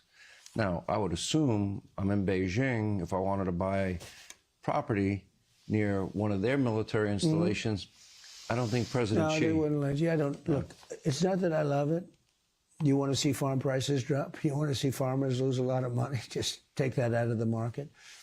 But enough of your racist past. How about we discuss your racist future? But they've had a lot of land for a long time. Obama did nothing about it. They bought a lot of it during the Obama administration. He did nothing about it. As far as the students... So the implication here, now we need to listen for things that are being implied but not said. Obama didn't do anything about it. The implication being that Trump is not Obama. And if Xi does not play ball, things are going to start happening. And I think to an extent things should happen. Trump is trying to balance two things here. First of all, we draw a very distinct differentiation between ourselves and China, implying that we are better than China because we are a free market economy, meaning that we have certain freedoms that they do not have. At the same time, we need to balance sort of security interests. So I think that it is probably a measure on the table to make acquisition of certain stretches of land that are considered to be of strategic importance unavailable for purchase by foreign nationals. You can't exclude China by name because of the way our laws are written, because of the Civil Rights Act, because of other layers of legislation. Trump cannot, by executive fiat, say that I am currently outlawing all Chinamen from buying this particular category of land. A category of land, by the way, that also needs to be created because there is currently no classification of strategically important farmland or land that is directly adjacent to military bases. And that is Congress's job, not the executive's job. Trump can nudge Congress Republicans to work in that direction, but then you need to create legal frameworks for that. You need to designate those stretches of land as having some kind of material importance. Then you need to pass a law that prevents all foreign nationals from buying those stretches of land. And if a stretch of land is limited in who can own it, it inherently becomes less liquid and therefore less valuable. China subverts America's interest by supporting the political opposition that wants to preserve American interest. Yeah, they are known to do that. Well, for one, they have like direct Chinese spies that are either in Democrat held positions or sleeping with Democrats. Hello, Eric Swalwell. I'm waiting for that cease and desist, bitch. Reminder that Trump stopped China from buying utilities. Biden, Obama, and sweatpants undid that, so they now own Louisiana's electrical grid. Also true. I wanted to destroy America's interest. That's also no lie detected. What was our stance on federal land again? I don't have an opinion on federal land outside of the fact that maybe the feds shouldn't really have a lot of reach into what states do, and that includes managing land. My default stance usually is that the federal government should fuck right off. Aside to mention Code Pink and Roy Neville Singham, you're going to have to go into more detail about that, Fagoth. There are properties near Fort Knox that are owned by China. I understand that, Hellion, but as I've previously said, the American system does not allow an executive via executive fiat to prevent a demographic of people from doing a thing. The only thing you can do if you were, again, we are a nation of laws. You need to follow laws. That is what differentiates us from China and Russia, and from other shithole countries that we don't want to be. It means that you need to designate those territories as having some kind of special relevance. And then you need to pass legislation that says, hey, foreign nationals, or at least foreign nationals of adversarial countries, cannot hold these lands in their property. And then you'll still have the problem of second generation Chinese, like the guys who were recently arrested. They were second generation Chinese that were naturalized, or rather they were birthright citizens. Oh, that's an interesting. Okay, so see, Fagoth, when you send me stuff when we're still in the yapping segment of the stream, I will happily read through it. It's 500,000 students. They come, good students. And realistically, in the grand scheme of things, 500,000 students isn't that many. I could tell them, I don't want any students. Is a very insulting thing to say to a country. They would then immediately go out and start building universities all over China. But if you don't have those students, good students, by the way. Well, to be fair, we're not really threatened by China attempting to rebuild the Ivy League domestically. It's unlikely that they would be able to do so. If you don't, and we do another. Wait, yes, it is unlikely that they would be able. There you go. Other thing, you know, if they're good and they want to stay in America. They're all members of a China-run CCP student org. That's a shitload of students.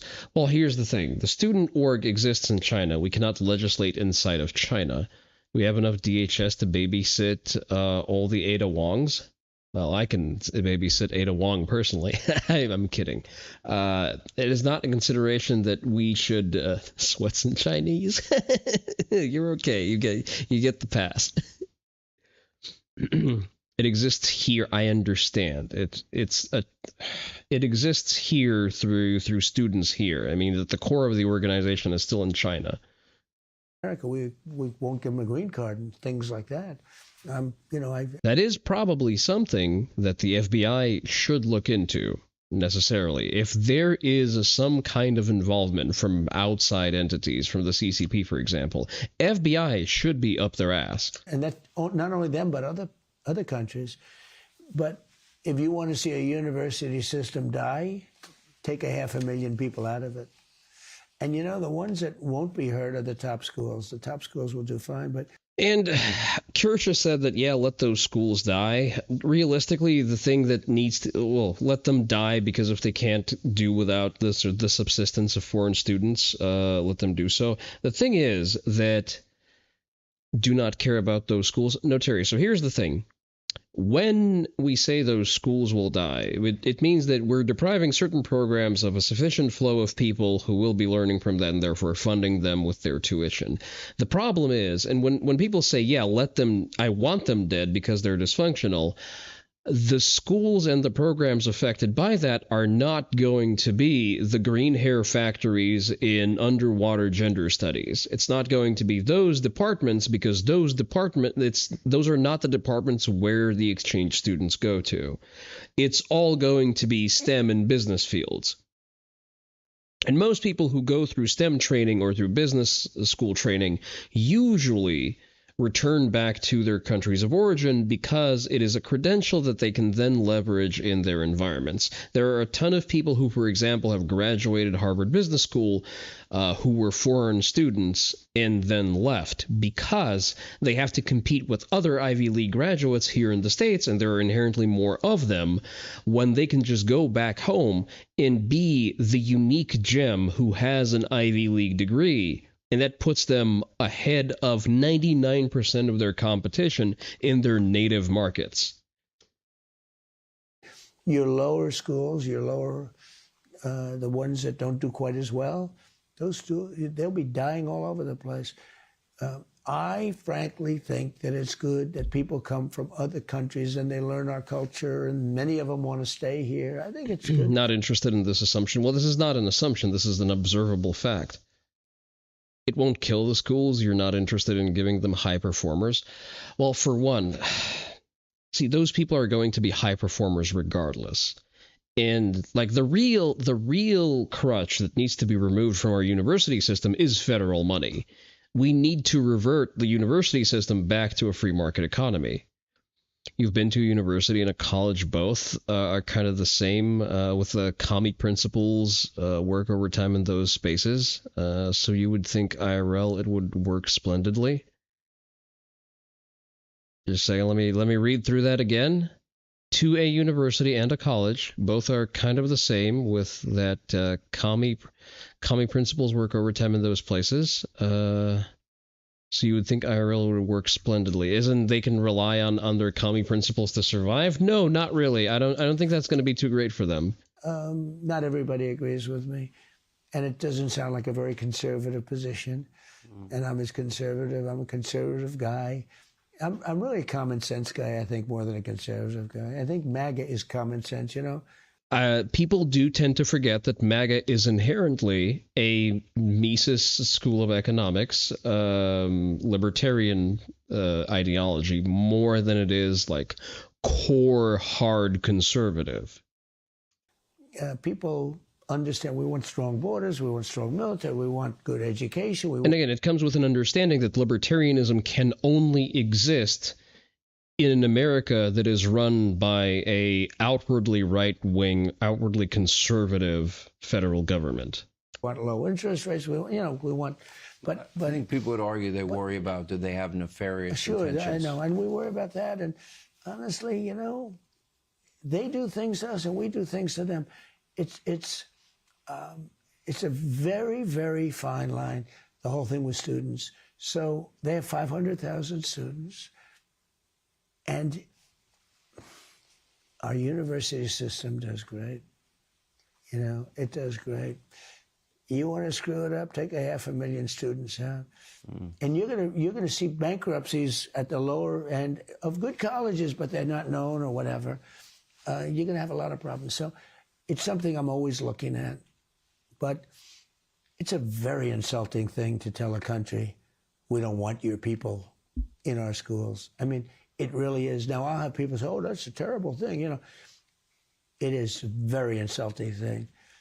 Well, it's realistically both, no, Terry. There is the top 10 to 5% of the influx of students go to Ivy League schools, which is where they get their Ivy League diplomas. And American diplomas are also inherently prestigious on the level of Ivy League schools outside of the U.S. I tell you that as someone who interfaces with people outside of the U.S. on a regular basis in a business context. Having an American education, even if it's not an Ivy League school, is still seen as extremely prestigious. Like, you tell someone in, I don't know, fucking in Croatia that you have a degree from the University of Austin, and it's, oh, that's so cool. Because they don't have a frame of reference for American universities. They know it's an American university. That's it. And that is inherently considered to be good. On top of that, you do also have the prestige given by Ivy League schools. And Ivy League school alumni do a lot of important foundational work in their home countries. I would need to go and reference that, but I think Jack Ma is an Ivy League school graduate. The founder of Globis, a prominent business school in Japan, is a Harvard alumni. There are a lot of examples of that. And it's very interesting. It's something didn't come up today. Came up last time. But I will tell you that school systems don't want that to happen because you won't have much of a school system. All right, Mr. President, when they look through the history books, this summit, what will people be saying 10 years from now? Well, I think it's a very historic summit. It's the two great countries. I call it the G2. This is the G2. They have G7. They had the G8. School systems just want taxpayer money. In this particular aspect, I am fully with you. I think that universities should be self-sustaining. So they should run on a purely commercial basis. Never mind the fact that most Ivy League schools have endowments that thankfully, honestly, dwarf several European GDPs.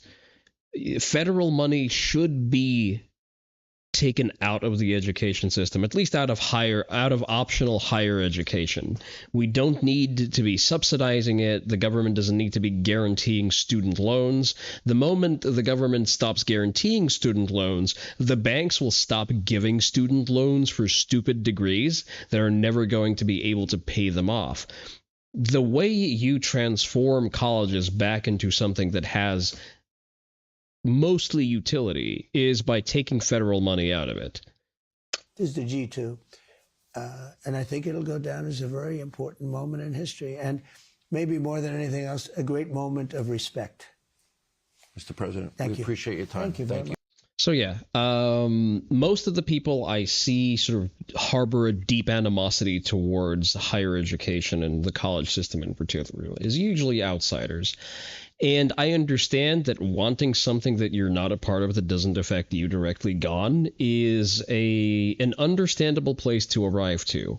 However, there is a larger context that you're missing, and for lack of contact with that particular area. Business schools and Ivy League STEM schools, or just, respectable STEM schools and business schools, are an important component of the corporate environment. And like it or not, The world economy rotates around corporate interest, corporate structures. You need people trained to operate those systems that are in place without it turning into a cargo cult. You need trained economists. You need trained managers. You need people managers. You need people trained in product marketing, behavioral marketing. Like there are a lot of precise sciences that surround that field, and a lot of very important applied data and practical data is being maintained by those schools. Like, I don't entirely agree with the truism of those who can't do teach. For example, the Harvard case method is a direct attempt in very efficiently processing real life experiences into sort of teachable moments and passing that on to the next generation of professionals. And if you break that system, you are going to deprive large corporations that are significant pillars in the economy of the next generation of people who they are supposed to intake. And they are supposed to intake them. You can't both wash out the H-1Bs and demand that those places employ Americans and break the system that is supposed to produce well-trained Americans. Now, should federal money be subsidizing or guaranteeing loans? Absolutely the fuck not. They should function as commercial entities. They have just by the fact that they have gigantic endowments that are usually donated by their alumni is an indication of the fact that those schools are doing something correctly. Because if Harvard Business School didn't produce, high quality functional leaders, they would not then go on to make generational wealth that would enable them to donate that money back into Harvard's endowment. And like it or not, our economy does not function without those components. All right, V is alerting us to a Japanese artist being subjected to targeted enforcement from Google. I have not watched this video. It was in my front page, so I decided to click on it because usually V has pretty good analysis of this. We got a Japanese creator screaming on Twitter, hollering as his Google account was disabled. Apparently, the man by the name of Itsushugi Masahiro has uploaded his famous... That's him? You didn't know what the troll looks like in real life? You did not know what Romanian TV is? Manga, The Cuckold Adventures of the Wizard. See, this is where you lose me. Oh, an NTR manga author loses his Google account? Wow. Based. You always seen him with his VTuber model? Oh, no. He face-cammed a decade before he got the troll model. And once he did that on his own Google Drive, Google said, "You are a danger to our business. You are a financial risk." And so they terminated. Are you saying that the cuck manga author was put in the cuck chair? Not just his Google Drive, but everything associated with it. His email, his YouTube account, everything. And so he tried to file an appeal, but Google heard none of it. Right? And now there is a debate happening on the Twitter. Of course, on one side, you have like the righteous citizens that keep our society safe. Like my family would descend itself into the utmost degeneracy, but luckily there are some people on the internet that are preaching true Christian morality through the airwaves and the Discord. Listen, I just don't like NTR authors, okay? They infest my timeline, and I don't want to see them. I find them yucky. Should they be banned just for that? No, they should be made fun of everywhere they go, though. And they're like, finally, this degenerate filth that... Hellion, wait a second. What is the Fujoshi stance on NTR? That's an interesting intersection of things. That was poisoning America has been vanquished by the corporation Google, which we also worship. Fuck them? Okay, if you say so. God, maybe with... They don't generally have a stance on it? It's not their wheelhouse by design. I don't know. I'm not very privy to the subtle politics of boy kissers, so Maybe that's just, a part of the appeal for them. With Jesus Christ, but Google is the saint institution that pushes our values through the Feel free to explain. Educate us, Hellion. heathenistic Japanese culture.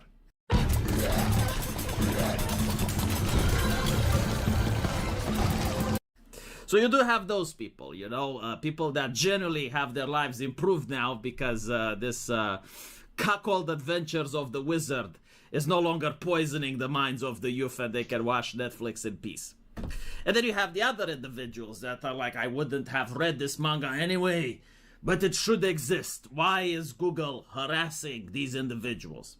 So the question is like, who is right and who is wrong, right? Like, first of all, obviously, there is a lot of mental retardation going on. It's like the idea you can't have a family because the cuckold adventures of the wizard is way too enticing for your children. Right? Like, they will immediately read this and they will think, you know what? In life, I too should be a cuckold. Feminism has planted this seed, right? Like, third world feminism is the idea that if something exists... Listen. If I ever find the Oni child reading NTR manga, he is getting ragdolled on the mats until he stops. Most fujoshis have the conservative outlook that applied in BL stories, monogamy, and the majority do frown on NTR. Fujoshis have a conservative outlook on BLs. NTR is a Netflix thing. Is Pornhub thing that tries into communism's public... No, Fagoth, you're overcomplicating it. No, it's just that when you have a generation of dejected men who have lost their dignity, some will horseshoe into trying to derive enjoyment from this shit. It's mostly a low-T problem. Fujos romanticize the shit out of guy fucking. They'll be the first ones to like, being gay doesn't mean you fuck a different guy every night. This is a funny timeline indeed, it sure is. It's honestly just projection. So wait, who is projecting what here? Do the Fujos just want to be one of the boys getting fucked? Monkey see, monkey do. And if you read the cuckold adventures, you become a cuckold. The problem is that people generally do not read the terms of service. This is the main issue, right? If you actually look at what... You have met these women? You have been friends with these women? You're still friends with some of them? Oh, the horror. I say as I have a Fujo in this chat, and I have DMs with at least 3. Google Drive requires of you. Because you read the reverse harems, and usually it will spiral into becoming a monogamy? Ah, I see. For using it. Wait. Reverse harem is when several male suitors are seeking the attention of the female protagonist. What does that have to do with Fujo stuff? You would notice that Google Drive does not... Are the members of the reverse harem do they just end up being gay for each other instead and they just dump the woman? Allow pornography. At all. Right? Now, the thing is that Google usually does not apply its terms of service because they don't go around reading what everyone posts. But now they do. Because they have... You the bottom guy is the girl? I see. Understandable. We will write that down. AI. All right? And so, like, the AI looks at the content, and if they find that the content has not just... Did I see the one thing Mr. Beast was doing with the Survivor Island and the one girl and all of her... Yes, I did see that. The girl is like a very aggressive 4 and has a very big attitude. Pornography, but it's also like hate speech. There's a couple of things, right, that Google doesn't want you to support. They will ban it. That was funny. Yeah, it was funny. I have to agree. It's just very painful to see how all of those guys fucking settled. Like, why the fuck would you even go out with that? Like, she's at best like a wet California 4. They'll ban it. And so when they ban it, they don't just ban your Google Drive. They ban your entire thing. They ban your email. They ban your YouTube account. They ban everything, right? Your AdSense, if you have one. And so it's bizarre to me to see professionals from the industry not Desperation is one hell of a drug, but why are they desperate? They were well-built, muscular guys. knowing about this. Because there have been, especially in New York, like there was a female author which was writing stuff. There were... But they have no money, so what? Fucking well is free. Like, they're all... I don't think any of them were even in their 30s. Like, that doesn't matter in that particular part of your life. Just lay good pipe, that's all you need.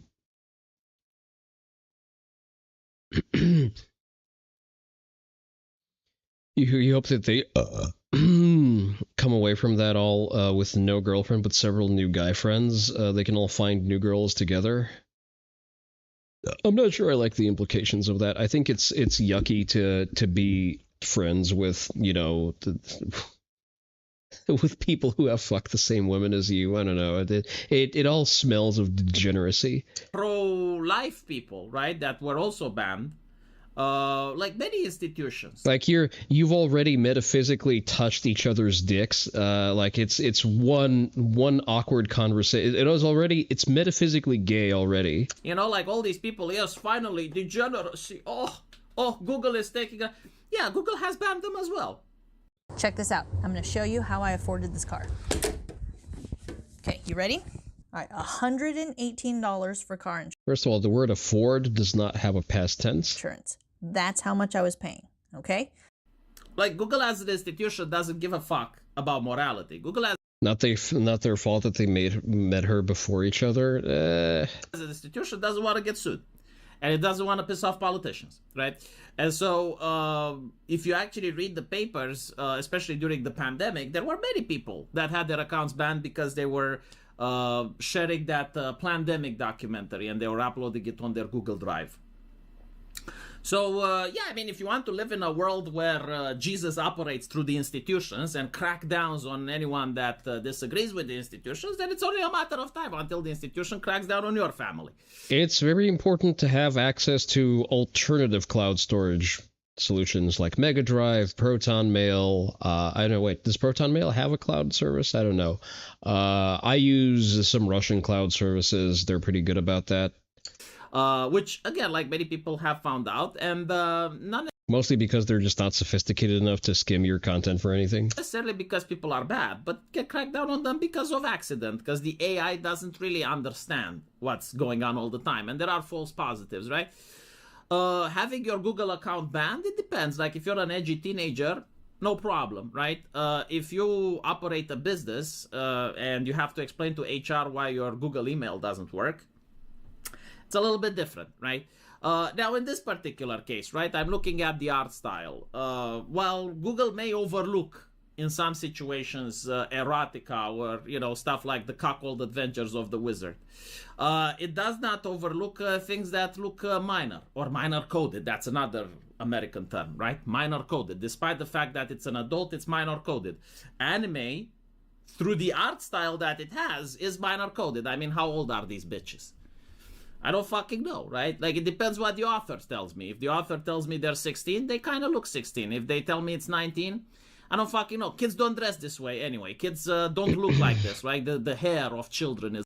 Your two exes haven't never met each other and would still both probably fight for who gets to beat you up better. Oh, that's unfortunate. Isn't designed like this. So you can basically say whatever the fuck. They look like fantasy characters, right? I mean, it's the cuckold adventure of the wizard. It looks kind of fantasy. So the AI doesn't have time for this bullshit. It just bans, right? And the reason it bans is because in some nations, like Japan, this thing is legal. In other nations like UK, it's not legal. Google doesn't want to find out where people are from, right? And so they have terms of service. Well, Google generally knows where you're from. Let's not beat around the bush here. They farm enough metadata to know where you exactly are and also guesstimate your age pretty accurately. And if you upload stuff on Google Docs, that's hateful, that's non-consensual, incest, bestiality. Damn, I should really take down my draft document for a video that's called Why You Should Want Every Indian Deported from my Google Drive. Like all the taboos, then you can end up with your account banned. they warn you about this. In the industry, people know about this, which is why people start using WordPad. Like people that work in the adult industry, they use the old tried and tactics, right? Where just write on a WordPad and share that WordPad file. Obviously, it's the way my grandfather did it, but my grandfather didn't have to deal with losing his email account, right? And so people should avoid using Google. Out of all the things, it's like using Google. You don't use Google for anything unless it's strictly absolutely necessary. A business email, an YouTube account, you know, like stuff that looks presentable. You don't use Google for smut. Or you end up like, right? I mean, so the problem is that the Japanese author shouldn't have used Google, or should have known, right? Either he knew and used it anyway, in which case, I mean, right? Or he should have known that you shouldn't use it. What he is doing is legal in Japan. It's not legal in I think it, like in the UK, it's legal, right? Like cuckolding is legal, but I don't think, I mean, I think it's legal to do it, but it's not legal to film it, right? I don't know. I would have to check. But still, right. People, because of the way that the internet causes convenience, have given Nothing is legal in the UK except raping young girls, only if you're Muslim. away a lot of their privacy, right? To the point where they think that Google Doc is on their computer. It's not. And when you upload a documentary like Plandemic and it gets deleted, you start crying. And you wonder why.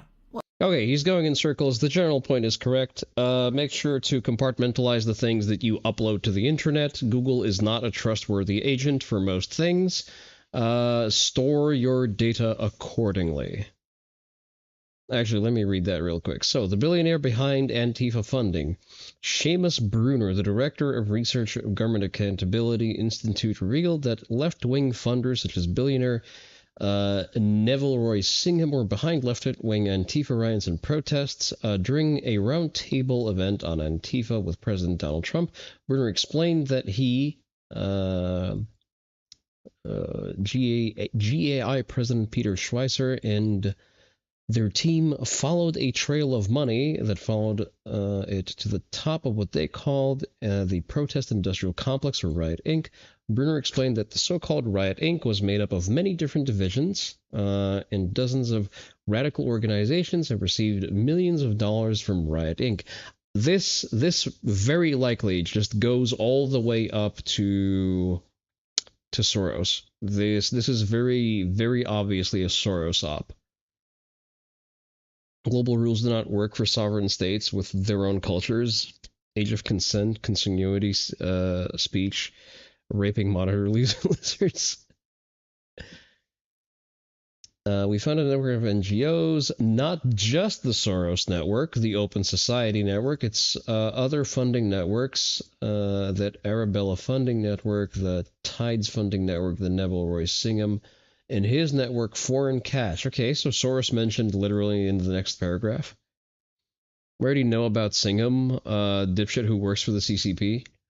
Bruner explained, and it's also big left-wing funders. Some of them are not citizens of the country. You know what? I did notice that a lot of the Antifa activity kind of fucking disappeared. I'm interested to know if those people are just getting silently blackbagged.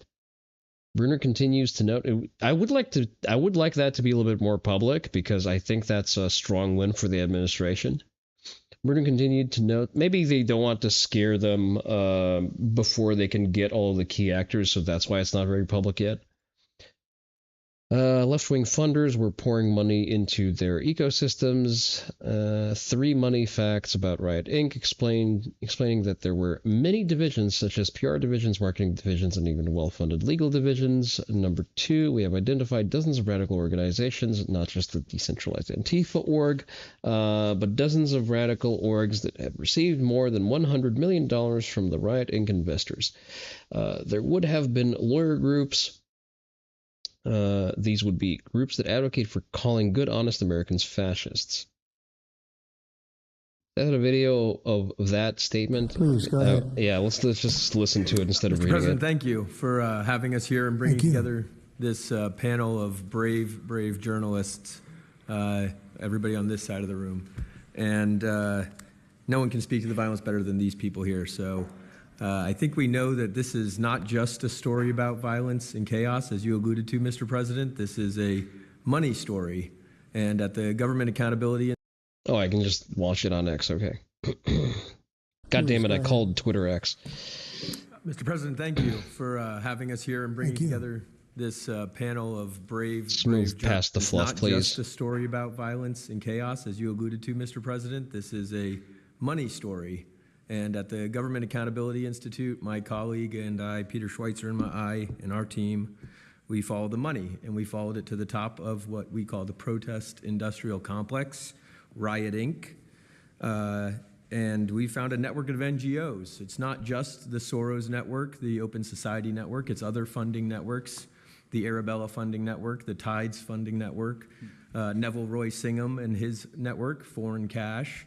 And it's also big left-wing funders. Some of them are not citizens of this country. Stephen Miller over here just sitting. How can I deport all of these people? Mr. Hans-Jörg Wyss of Switzerland. They're pouring money into this entire ecosystem. Pam Bimbo just not internalizing anything that's being said. She lacks the capacity to do so. And so I want to share 3 money facts with you about what we call Riot Inc. Number 1. Oh, that's Andy No. Like any corporation, Riot Inc. has many divisions. It doesn't just have the Antifa boots on the ground division. It has PR divisions. It has marketing divisions. It has a very well-funded legal division to get these boots on the ground back on the streets as quickly as possible. But it does have those investors that I mentioned. Number 2, we have identified dozens of radical organizations, not just the decentralized. Pretty sure that anyone involved with these orgs and found to be actively supporting violent rioters and other anti-American organizations should just be disbarred. That'll solve the problem instantaneously. Antifa organizations, but dozens of radical organizations that have received more than $100 million from the Riot Inc. investors. These would be the lawyer groups. These would be the groups that advocate for calling good, honest Americans fascists, etc. And then 3, I think the most shocking thing is that we have found that more than $100 million in U.S. taxpayer funding has flowed into these funding networks, including at least $4 million to these very groups themselves, not just Antifa types, but there was an event in Atlanta called Stop Cop City. Over 60 rioters were charged with domestic terrorism. Well, here's the thing, though, Terry. There's currently no statute that demands that, and there should be one. These groups received money for that from both the billionaire class as well as taxpayer money. So one other thing, this money helps fund the decentralized crowdfunding platforms. These are ways that Antifa, the John Brown Gun Club of Elm Fork, which had links to that attack on the ICE facility, the Socialist Rifle Association, and just because they don't have LLCs or EIN numbers doesn't mean they can't get paid. Some of these funding platforms, crowdfunding platforms, are funded by this network that we call Riot Inc. So, again, I want to thank you for your leadership, for the whole cabinet's leadership on this. We're going to keep following the money and appreciate everything you're doing, sir. Do you know the name of any of the funders? Do you know the names? Because if you do, I'd like you to give them to Cash or Pam. Absolutely. Or Christy. Yeah, we'll do that. As soon as you can. That's all of you. Because you probably know the names after a certain... Yeah, I would like to see hangings, please and thank you. Absolutely, through following the legal process, of course. Laws mean nothing when there are no people with vested interest to enforce them. The Communist Control Act of 1954. It's, again, I think laws, when they are on the books, when they are being upheld, do a lot. It's black pillar nonsense to say that laws do nothing. Laws work very well. You just need to build the correct infrastructure around them. Chinese Communist Party sympathizer helped spur protests Saturday planned for the Big Apple and other cities across the country in opposition to the Trump administration and Israel launching airstrikes against Iran. Tech mogul's alleged CCP propagandist Neville Singham and other CCP mouthpieces are major backers of many far-left groups sponsoring the Stop the War on Iran protest set in Times Square. Sponsors include the People's Forum, Palestinian Youth Movement, Code Pink, Black Alliance for Peace, Democratic Socialists of America, Answer Coalition, National Iranian American Council. That is funny that they already have a counter-signaling group to actual Iranians and Persians. 505001 and American Muslims for Palestine. According to this, all I hear is something that should be an arrest report. All right, that's pretty much it. That's the end of the substance there.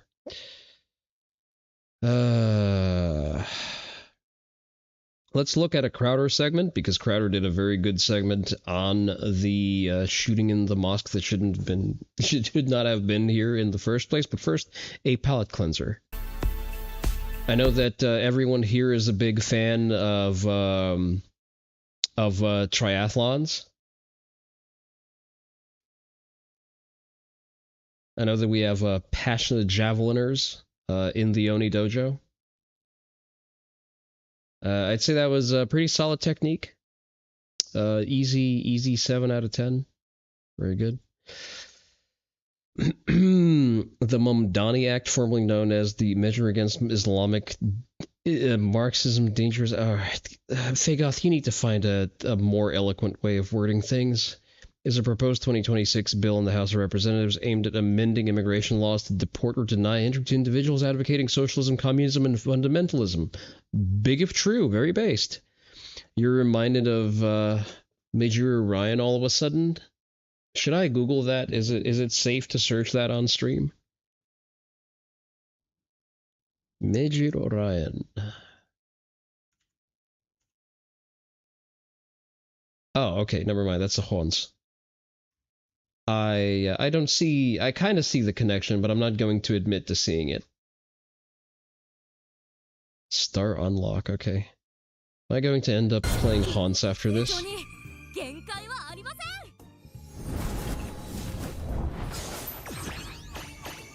Not enough abs. I need more abs in the shot. So they need to get to work on that one. Representative Chip Roy's got good ideas. Chip Roy is running for Texas Attorney General, and I would very much like to see an Attorney General who's going to bring the hammer down on all of the Mohammedans. All right, go Crowder. We do anytime innocent life is lost and targeted.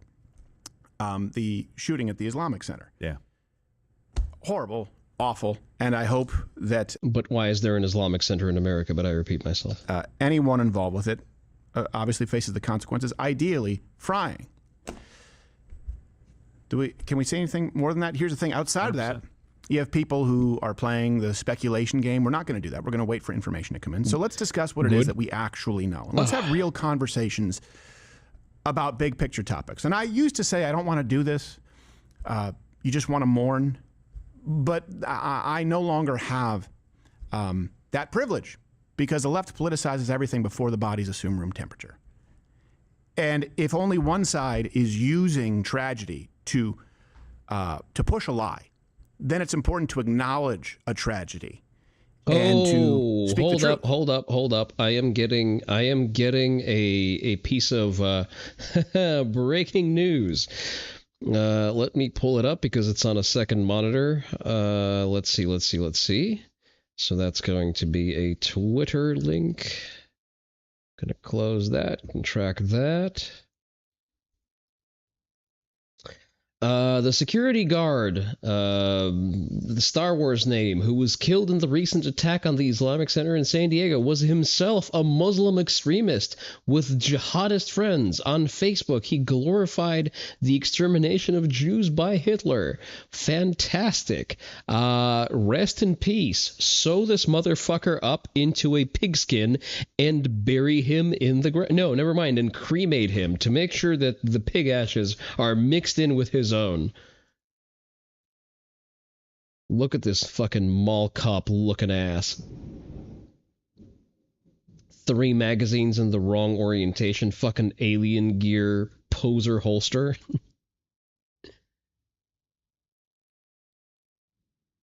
Wrong orientation on his taser. Big, generous pelvic area. Apparently, he did not wear level 4 plates on his pelvic area. Yeah, rest in piss, bozo. So, yesterday, here's the truth, what we know. 2 teenage shooters targeted an Islamic center. I guess the Islamic Center of San Diego, that's what it's called. They killed 3 people before killing themselves. And if anyone else was involved in the planning, it helped them, knew about it, I hope that they are prosecuted to the full extent of the law. Again, we don't have all the information right now. For those who missed it, here's what happened. Police and the FBI continue to investigate what led up to this shooting. As you said, the authorities found 3 innocent people dead outside of the mosque, which is right behind me here, including a security guard. A hate crime is how authorities are classifying the deadly shooting at the largest mosque in San Diego County. 3 men were killed, according to officials, including a security guard, who the San Diego police chief says played a critical role in preventing something that could have been much worse. And if those who were obviously here, I can't say what I think about this because I'm gonna get fucking banned. I'm gonna glow so much. Those who did prevent it from getting much worse, thank you very much. Yeah. We appreciate it. Again, we don't have all the facts, all the information, but we do have a lot of information as far as violence and who perpetrates it. And immediately, this shooting has been framed, so this is the response from the left, as the result of America's widespread, quote, Islamophobia. So let me read you some quotes here. Hakeem Jeffries said, deeply disturbed by the shooting at the Islamic Center of San Diego. Oh shit, I don't care about the opinions of anyone called Hakeem. Prayers are with the victims, their families, and the Claremont community. We must crush Islamophobia and the hatred that is fueling it. Mehdi Hassan said, I can't say I'm surprised. Yeah, same goes for guys named Mehdi, especially since, let me check, not an American. Get the fuck out. Sadly, given some of the rhetoric that's been mainstreamed in this country, and especially on this site. Oh, so, yeah. Yeah, not an American. Opinion discarded. Islamophobia and rhetoric. I assume he's discussing rhetoric like this. New video shows the speed of the pickup truck that plowed into people, killing at least 15 and injuring many more. Sorry, wrong clip. Here's the Islamophobic rhetoric. Breaking news on the mass shooting in Orlando, Florida, that's left 50 people dead and more than 50 people injured. The shooter actually called 911 surrounding the attack to pledge allegiance to ISIS and mentioned the Boston bombers, according to a U.S. official. I'm sorry, that too was the wrong clip. Here is the real... Are we sure that's the wrong clip? Clip of Islamophobic rhetoric. This is the moment a homemade bomb was ignited outside the New York City mayor's residence Saturday afternoon. He threw a bomb? Did he throw a bomb, bro? Sorry. Funny how all of the Islamophobic clips are clips of just, Muslims doing things. I'm just not going to do clips anymore. I'll just read some more quotes. Remember when Mamdani completely misrepresented that as well? Yeah. This is the thing. The left runs interference to lie and protect certain classes. Really, it's dependent on what's politically expedient at that moment in time. And then they rush to lie when tragedies occur. Yeah. This comes from Hassan Piker. There's institutional stigma with anti-Semitism. Meanwhile, Islamophobia is encouraged by institutions. Let's look. This is from the FBI. Wow, I'll take shit that never happened for 500, Alex. Because I know that people have cited the ADL, and I also understand why you would say the ADL has a bias. I get it. Hate crimes, as far as if you look at really, let's just classify this as crimes targeting specific religious groups. The FBI just categorizes this as hate crimes. I don't believe that that's a thing. I don't believe murder needs a footnote, but I do believe that you need the information, which is why it's kind of surprising to me that we don't record intraracial crime. I was not aware that you get awarded bounties for hunting Muslims. Crime statistics, but we do as far as religion. Those who were victims, Jews, 1,500. Christians, 317. Muslims, 222. Them's the numbers. They are what they are. Do not blame me. It doesn't minimize the tragedy. Yeah, it does seem that the Muslims seem to be very underrepresented in those victim stats. Or the loss of life anytime it happens. But just like when the left tries to rush to gun control, which will lead to more lives lost in California, they sidestep the vast majority of mass shootings taking place in gun-free zones, anywhere from 90 to 94%, depending on the year. Yeah, the conversation for gun control does not look great in this particular case, because the teens had their guns illegally and were stopped by a licensed security guard with a gun. Ooh, go figure. If only more people in California could be armed legally, maybe that would serve as a stronger deterrent to people who want to do violence with their illegal guns. When they sidestep that those who are lawful gun owners and carriers, by the way, are even more law-abiding than the next most law-abiding group, off-duty police officers. They sidestep that. They sidestep that the most violent cities in the country, the most violent municipalities, are places with the strictest gun control. If you were to follow their advice or believe that their concerns were pointing you to the greatest threat, well, guess what? You'd have some problems. You have some people in this country who believe that the number one cause of death for children is gun violence. It's not true. And right now, they want you to believe that the most targeted group is Muslims. It's not true. So that's the response. Now let's get to Islam. Because if you look at Jews, 1,500, Christians, 317, Muslims, 220, you need to understand, too, that many of those attacks are carried out, of course, by Islamists. And check the references, links in the description. Yeah, we really need that stat of, violence perpetrated by Islamists, because it's a big fucking number. Do it every day that we stream. Give you a bibliography, 11 a.m. Eastern, tune in live, and you can fact check us. There's going to be, I promise you, an increased effort to completely silence, stifle any criticism of Islam. I will tell you, Islamophobic rhetoric. I stand by what I've said. There has been no greater evil, certainly no more evil ideology thrust upon Christianity or the Western world than that of Islam. Yep, entirely I stand agreed. by it. There should not be mosques anywhere outside of the shitholes that are Muslim majority countries. I believe it. You shouldn't kill innocent people. Yeah. For the same reason, you shouldn't kill or target or attack those who have been brainwashed by any other kind of a cult. And I believe that's what Islam is. It's just a cult that's become immensely popular because it has spread through conquest. That is my opinion. I'll make the case. You can disagree with me. It's not compatible, this cult, with the United States. Yeah, absolutely. It's not one that can be reconciled with the Constitution.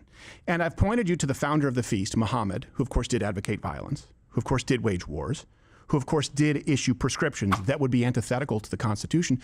But you still have those following in his footsteps now, imams across the globe doing this. Here's an imam from the center. I believe this is the actual center itself. Same exact one, yeah. To be clear. That's why we chose this one, describing the October 7th attack as justified. Now is the result, the continuous brutal occupation of Palestine and Gaza. 53 of those sit along strategic shipping lanes and hold vast mineral energy resources. An uphill battle, but history will recover. A record we made it easier for future generations. You do drive a very strong point there. And when people are occupied, then the resistance is justified. Look at this fucking MiG-15 with his COVID shield. What a fucking pussy. Truly, all practitioners of Islam are just closeted homosexuals. Resistance when people are occupied becomes a human right. People have the right to resist. People have the right to defend their lives and the lives of their community members. People have the right to defend their land, their properties, their deen. Through rape? Their dignity, their honor. It's about Alaska, Habibi. Listen, I really don't give a fuck. I don't even go into the discussion of, oh, well, they had structures going back to this year, and then there was this year, and then it was the British, and I don't give a fuck. They are an inferior culture that struggles to read and understand one book. They do not deserve to occupy any material stretch of land. Sorry. We cannot accuse somebody who is fighting for his life to be a terrorist. No. The terrorist is the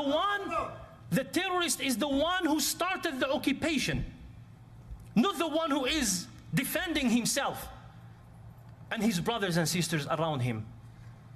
This should be very clear. Teach our kids about the history of Palestine, about the occupation, about the suffering. I am aware of the site of the Third Temple, Fagoth. The thing is that I'm just entirely disinterested in that part of the discourse. It's theological discourse at its course, and at its core, I don't participate in theological discourse. I find it to be on par with theory crafting 40K. I do not give a fuck. I am a consistent utilitarian. Don't tell me that, oh, it's too graphic for our kids to watch. Now again, let me reiterate. Killing. It really sounds like these Mohammedans are bitches because they can talk a big game, but whenever they have to meet the fucking music, they bitch out and complain. Innocent people is wrong. It's morally reprehensible. Yes. I say that because my worldview is dictated by my faith, a Christian worldview. For the same reason that an imam like this, and you can look into more of his proselytizing, for the same reason that he can't. He said resistance when people are occupied becomes a human right. People have the right to resist. Well, how can you argue with that logic? You also see how they broaden the term of occupation. Yes, and resistance. And resistance. And this has been historically the case with Islam in a way that is unique to this religion. It's awful. The people there would probably be horrified, I would imagine. Not enough, to be clear. It doesn't mean that having an opinion makes you anything other than innocent. You're entitled to your opinion, but the people there probably don't believe that you should violently attack anyone who refuses to be subjugated. The Imam does. A core prescription of Islam, by the way. Does. Muhammad did. The Quran prescribes it. There you go. One tragedy does not erase that, and we can't allow it to force us to sidestep the truth because it's an uncomfortable truth. Islam, I will say this. When you talk about resistance and occupation, let's compare Christianity, how it spread initially. There were known oppressors, right? My name is after the first martyr. Islam didn't have the same known oppressors. Christianity spread through word of mouth, people being martyred peacefully. Islam. Let's not pull on that thread, okay? Christians were how should I put this? They were pretty laissez-faire in terms of dishing out violence against people who they could early Nazareans, as they were referred to at the time. They were not big appreciators of the Romans' pagan practices, so I wouldn't pursue that particular thread of argument. I would say that right now, Christianity has morphed to coexist with secularism and is a productive religion, as opposed to Islam, which is a religion that refuses to modernize and therefore should be just erased whole cloth. Without the same noted oppressors, spread through force and conquest. It's a very drawn out ad. We're gonna skip that. I'm sorry about that. Guidance. Yeah, there you go. American Tax Network if you need it. Islam, historically, has been the occupying force. Here is the result, or the results of Islam in the West, just this last calendar year. If you don't know what Islam is, we're here to, try to lead by a good example and spread the message of the Quran in the best way possible. This is New York, by the way. Possible. This is the earliest footage we have of the gunmen. It's not clear how soon after the attack started they began filming, but it captures the rest of the event. He's already driven a car at people outside. Worth noting that most large-scale conflicts between New Testament Christianity and anyone was with Muslims, also true. Inside the synagogue in Crumpsall and attacked others with a knife. At least one victim is still lying on the ground. Here, you can see the suspect's face. He's been named tonight as Jihad al-Shami, a 35-year-old British citizen of Syrian descent. Don't make some of that. What the fuck is this? For a moment where you're asking yourself how you can reconnect.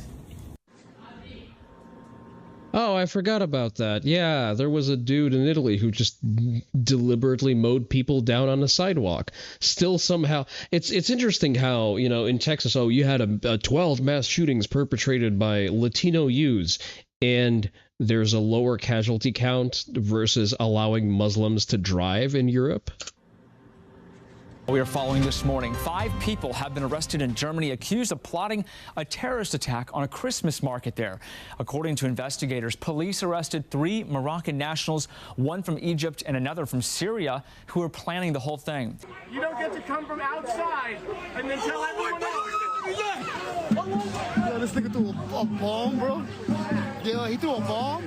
Moments ago in Detroit, the FBI labeled the recent attack on a synagogue in Michigan as an act of terrorism inspired by Hezbollah. What the fuck? Really? A mass prayer at Himeji? Where is the fucking Yakuza? This is fucking unacceptable. Deport every fucking Muslim from Japan yesterday.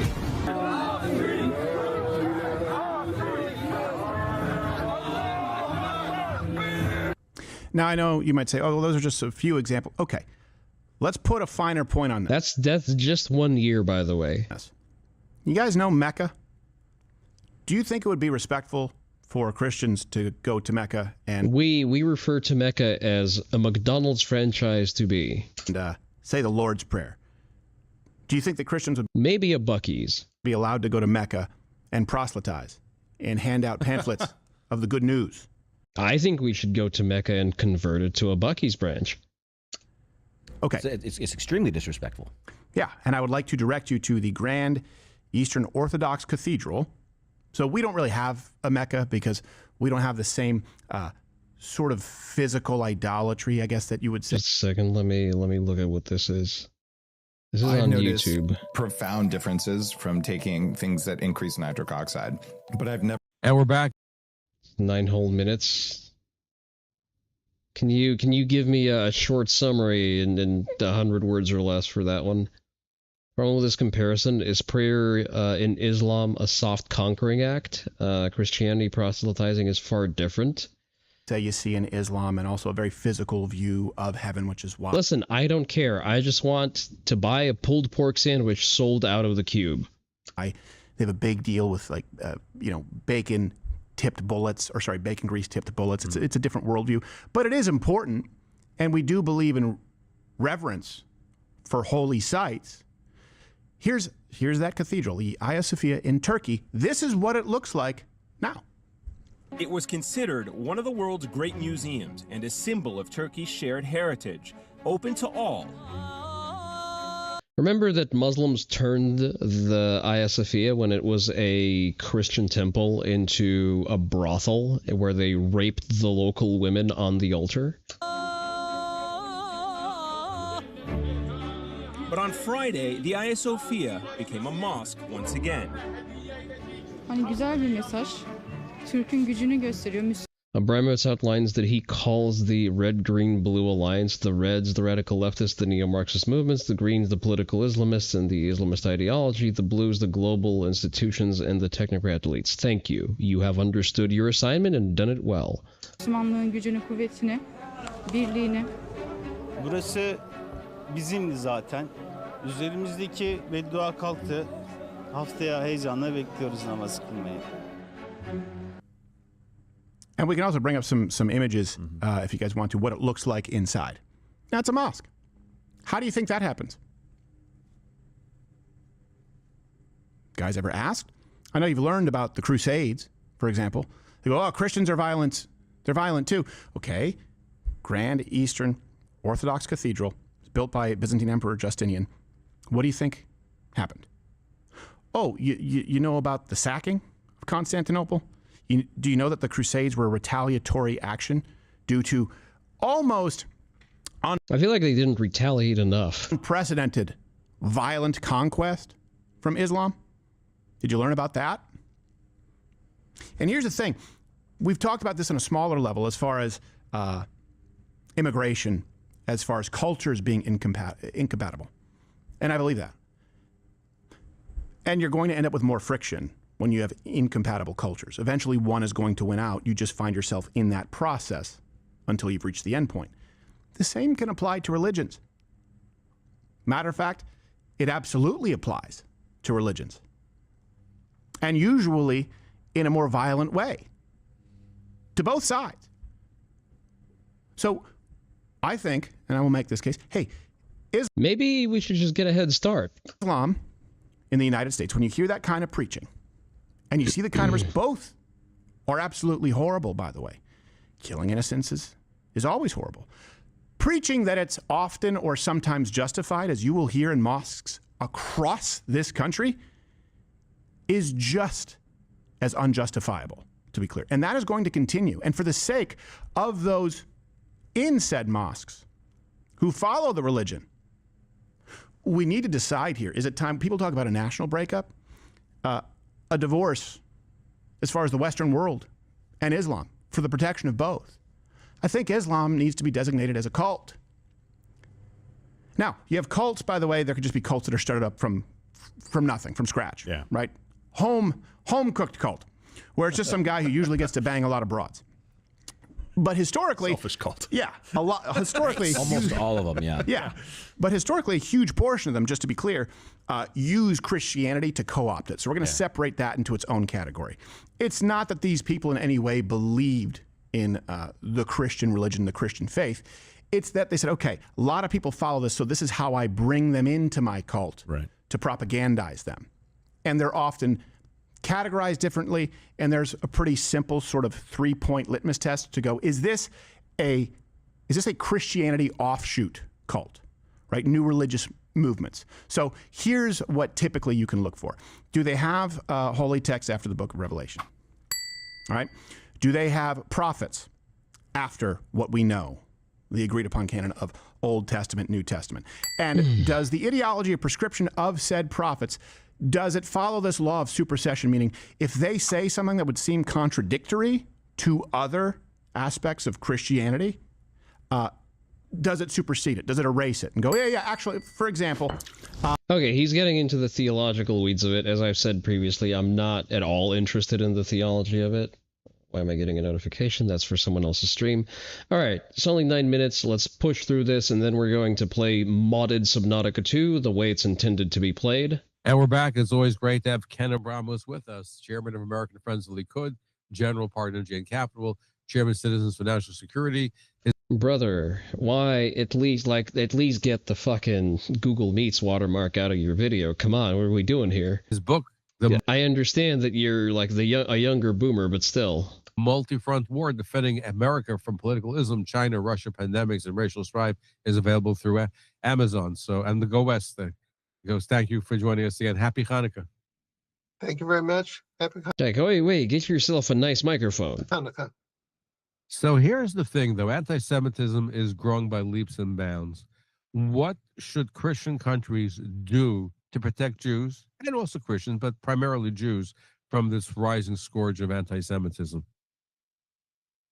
I think it's actually an interesting question, and I think the answer to it is akin to solving a Chinese finger trap. Like, the more you try to pearl clutch and call people anti-Semites, the worse off you're going to be. You're going to poison the well. You're going to shift the conversation into terms that the left has already weaponized anyway and has devalued through overuse. So it's no longer useful to just use that line of rhetoric. It's more useful to... Anti-Semitism is an incredibly... It's loaded, and at the same time it has been watered down significantly, just like the word Nazi, just like the word racist, just like the word fascist. Like, the left has been using it as an attack vector for way too long. They have deprived it of any consistent meaning, and... I understand that it addresses your specific minority, but just clamoring onto it is entirely counterproductive. Look at Stephen Miller. Do you ever hear that man say the word anti-Semitic? No, he doesn't give a fuck. He just wants to deport fucking Browns, and that's why people like him. Well, anti-Semitism, it's a little bit like if you're sick, pretend you have an infection. And pretend you have a temperature. The temperature, your infection is what's causing the disease. The temperature is just an outside way of monitoring that you have some disease. So anti-Semitism is like a temperature or a barometer, or as they say, canary in the coal mine. And it's an outward indication of a disease inside the society. So the question is, what's the disease in the society that's manifested through this anti-Semitism and soon, or somewhat in parallel, anti-Christian behavior? I think the problem here is that the gentlemen here are overlooking is that, again, the label of anti-Semitism has been overused in the discourse that's been presented to young men as 70 years ago something bad happened and therefore you no longer get to have a country. And it is in the best interest of present company to decouple those terms as quickly as possible. And the disease is, you've heard me say this before, communism plus Islamism plus globalism. I color code the reds, the greens, and the blues, the communists, the Islamists, and the globalists. Those three diseases of false narratives are eating away at every society, every democracy that you can think of. And the more the reds, the greens, and the blues take over the society, the more anti-Semitism, because they all hate Jews. They hate the rule of law, they hate God, they hate Constitution, they hate the Bill of Rights, they hate life, and they're basically death cults. So the answer to your question is, okay, I can see a through line here. We have to declare war on death cults, whether they're communist death cults, Islamist death cults, or globalist death cults. So how do you explain the fact that countries such as Poland and Hungary have really little anti-Semitism, they're pro-Israel compared to other countries in Europe?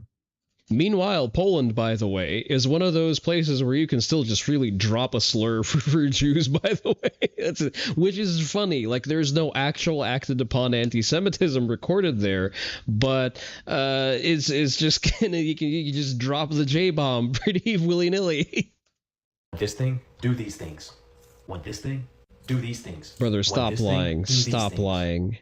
Because Poland and Hungary were victims of communist nonsense and corruption and false narrative. So they purged themselves of the Reds, and they didn't allow the Greens, the Islamists, to come in, and they have no patience for the nonsense of the globalists, the UN and World Economic Forum, for example. So those countries are healthy, and a healthy country has... Reminder that both Croatia keeps coming up a lot today. No, not Croatia, sorry. I was thinking of a different... Czech Republic. Both the Czech Republic and Poland basically equate Nazism and communism. Very based. Very little anti-Semitism and anti-Christian and anti-God behavior. It's the diseased countries that manifest that disease through anti-Semitism and anti-Christian behavior. Now, Australia has changed its leadership where it has somebody at the helm who is anti-Israel, who voted for a Palestinian state. Doesn't that contribute and add fuel to the fire of anti-Semitism? Yes, the Prime Minister of Australia is indirectly responsible. I think he should be charged for manslaughter, but he's indirectly responsible. There's an expression we use in the business world called tone at the top, tone at the top. So if See, I would say that that's also a faulty line of argument. Don't go after the fact that, oh yeah, sure, he's a he has a pro-Palestine vote, not because he's deliberately anti-Semitic, but because it's the current thing. It is the correct Longhouse-approved opinion to have. Now, what you can fault him for is for upholding an immigration policy that allows violent Muslims into the country, therefore enabling the shooting at Bondi Beach. If you have a crook running a corporation, don't be surprised if there's lots of little crooks within the corporation because they're following the lead of the big crook running the corporation. So he would be an example of a failure of tone at the top, failure to protect Jews, failure to protect Christians. And I think he's a serial denier of human rights. In America, Trump administration should call on Australia to protect the human rights of Jews and Christians, and we should start. I would say we need to start saying that it is a human right to not suffer the indignity of living side by side with Muslims. Punishing Australia for gross human rights violations. How should we punish them? Boycott traveling to that country? What do you recommend? I mean, who the fuck travels to Australia in the first place? Holy shit. Wow, I can't wait to travel 14. Wait, no, it's not even 14 hours. It's close to 20 hours by plane with layovers, only to go down to a shittier version of Texas. Well, there's a variety of things we can do. Wish more people would realize that you can just say Epstein. Please don't make me remember that that's his.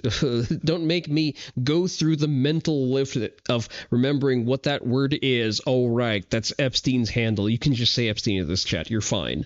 Realize that Epstein's emails to Irene de Rothschild about Nazi Germany, Mir Koch, Loben Co. Loben Co.'s role in the Bolshevik Revolution in Russia, as much as Goldman Sachs CCP connections in China. It's going entirely over my head. You're skipping a lot of context and also making a lot of inferences. Here's the thing. The Bolshevik Revolution in Russia is severely misunderstood. I say that as someone who's actually learned quite a bit about the Bolshevik Revolution. The Bolshevik Revolution was primarily driven by their local intelligentsia and, to a certain extent, by the British Communist Party, because Lenin, prior to coming back to Russia with his revolutionary ideas, has worked in a library in London after having received a full course scholarship paid for by the Russian crown, but that's besides the point. One is tariffs. It would be nice if there was an anti-Semitism tariff. No, it would not be nice. It would be absolutely catastrophic. It's horrific optics. This is why boomers cannot be allowed to design policy. No, absolutely the fuck not. You cannot word any laws in the form of, oh, I am being bullied.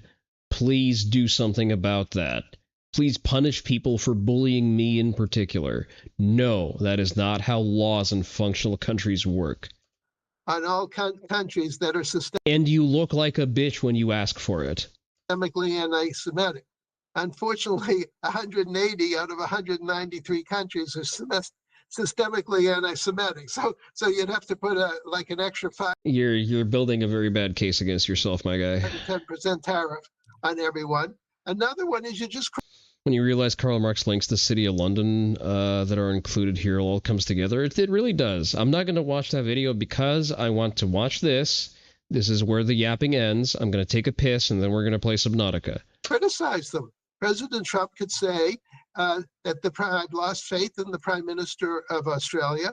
There should be regime change. I'm looking forward to new elections as fast as humanly possible, because I do not want to deal with a prime minister who refuses to protect the human rights of Jews and Christians.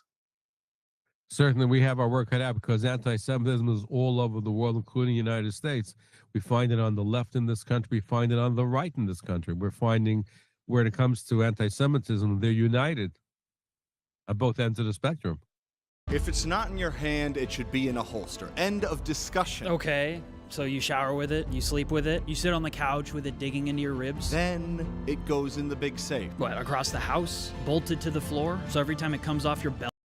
Yes, and we should have no tolerance for anti-Semitism, left or right, wherever it comes from.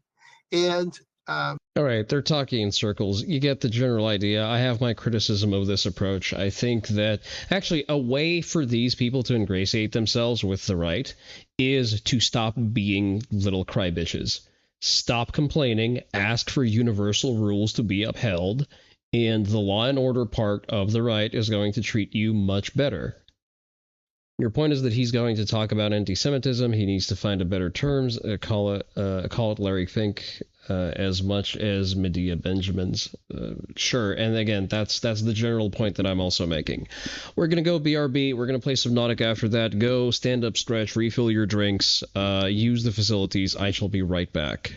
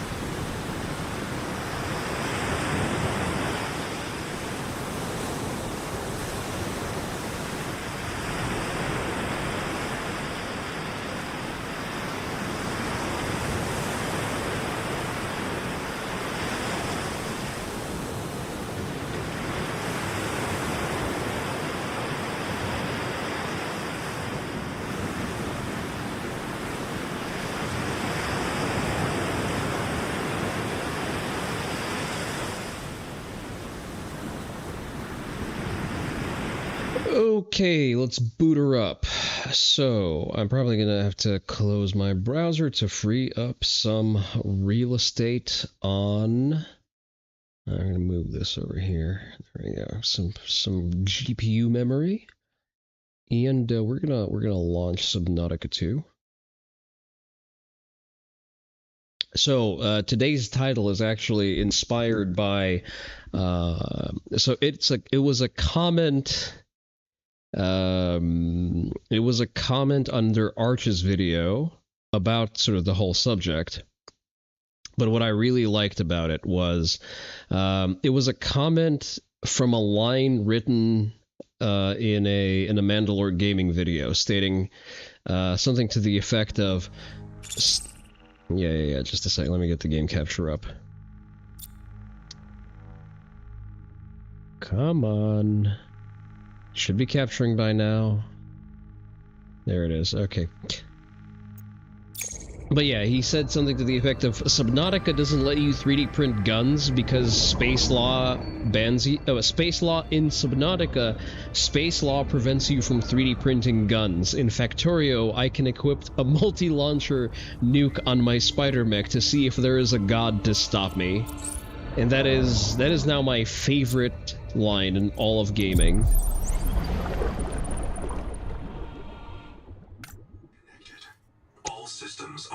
But we are playing an uncucked version of Subnautica where we can in fact take a hammer and beat a member of the local fauna to death. I have tested it multiple times. We can do that on stream if it's going to be funny. It is a fantastic quote. Mandalore is so underappreciated for his writing. My other favorite thing that he said was... he was talking about sacrifice, and he said, like, in sacrifice, you don't cast magic, you commit magic.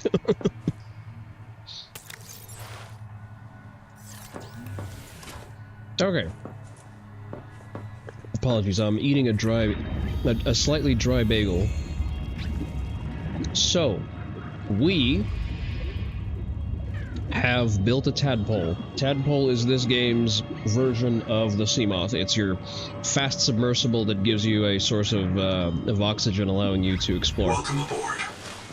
So what we're going to do is we are going to set you to look for lithium, actually, because I don't have any lithium and I'm interested what it's used for. And I've not, as you can see, I've made quite a bit of progress just because I like the Subnautica gameplay loop. Welcome aboard. Oh, it even has a little storage compartment. That's pretty cool, kind of smallish. All right, power cell. Oh, you can hold on. That's pretty cool. See, the game is ruined by the attempts of the dev to moralize.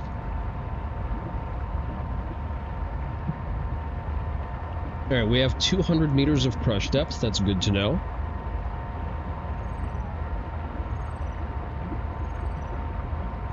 I don't know what those things are, but if they try to antagonize me, I'm gonna run them the fuck over.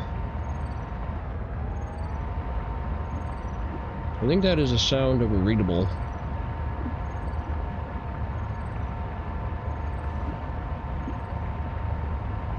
We do not seem to have an offensive capability, which irks me. We're gonna wait for that to be solved with mods.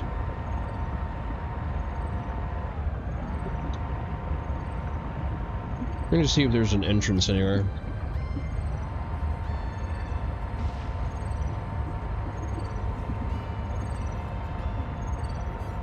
I am able to outrun most threats, especially in the submersible. Seek fresh water intake. Oh, I neglected to bring any water with me. I did bring strong acid.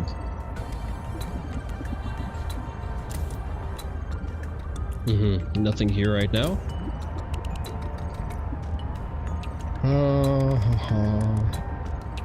What is even here? Okay, it's a silver outcropping, good to know. I wonder if the tadpole is able to withstand the higher temperatures that I've encountered. Oh. The Noetic advisor has transmitted an alert. Return to the life pod at your I know what you are. I know what you are. And it has a lithium outcropping inside of it. That's funny. Alright, let's go back to base. The AI... What the fuck? Huh?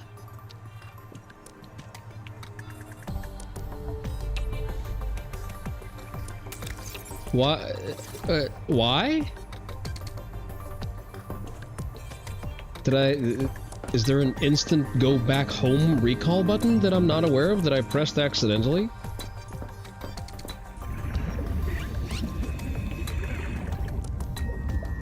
Alright, let's find ourselves a couple of water slugs. I don't know what happened there, but I don't like it.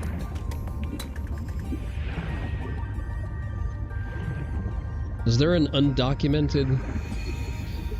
I don't know. It didn't used to do that. It's the first time that happened. Usually when the NOAA calls you back, you just go back at your convenience.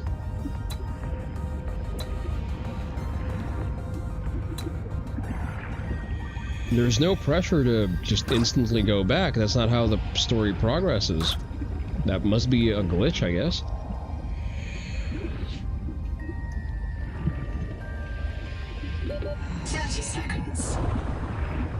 But it is interesting that it placed me into the tadpole bay. Welcome aboard.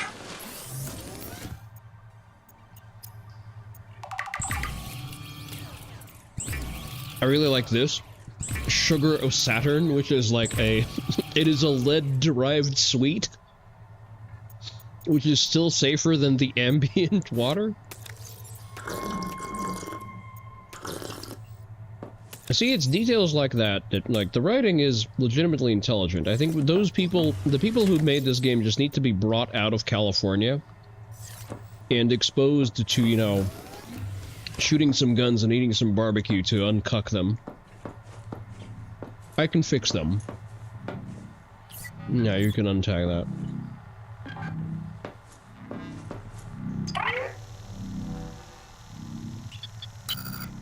I have a special request, investigator. Oh, do tell. I can't call it personal, because I'm not a person.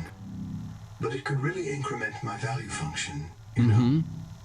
One of my kin is still alive. I've detected low-frequency code from an active NOAA node. It's housed in a deep facility it calls the Tadpole Pens. You may want a tadpole of your own to get down there. Maybe it can tell us what became of the colony, and how to avoid the same fate. Okay. Signal location uploaded to your PDA.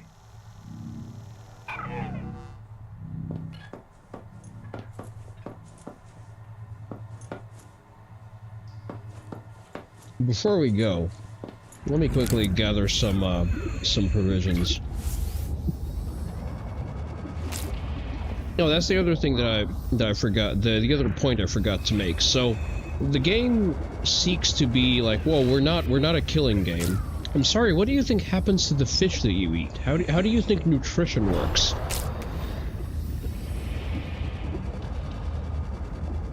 I'm pretty sure that they don't survive the process of being cooked and eaten. Welcome aboard.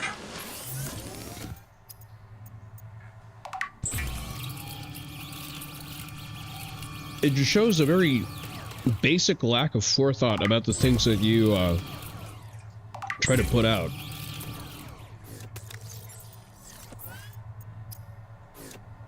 Like, oh, we're not a killing game. The first upgrade you get out in the water is the ability to eat the local wildlife. Center City ideas, basically, yeah. Like, it's people who never think about, well, where does my food come from?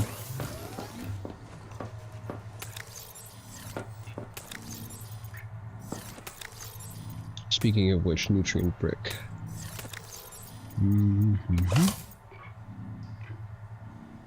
Yeah, I think we're good for a while. Do I need to add some light over here? It feels a little dark. All right, where did you say those pens of yours were? Investigate tadpole pens. Okay. Welcome aboard, Captain. They come from the supermarket. You can eat my BT. No. So, again, as much as I would like to deride the developers of this game, they are very talented, as a lot of leftists are. They're very good at their depictive arts. A lot of leftists are good at their job, and that also applies to the makers of their game. And I think that they're leftists because they're basically just default libs. Because they've been focused on their professional skills and they don't really pay a lot of attention to what's actually happening around them. And so they fall into the fallacy of just, you know, okay, okay, apparently we can't go there yet. What am I to do then? How am I to insulate myself from the heat danger? What do you suggest, advisor? But yeah, a lot of niche professionals get sort of captured in being default libtards because they don't have the bandwidth to think deeply about the things they're being told, and they're taught to trust institutions. So they just incidentally fall into terminal libshittery as a logical continuation of ideas they have never challenged. And this is a shining example of that. Alright, let's see if there's a blueprint I'm missing.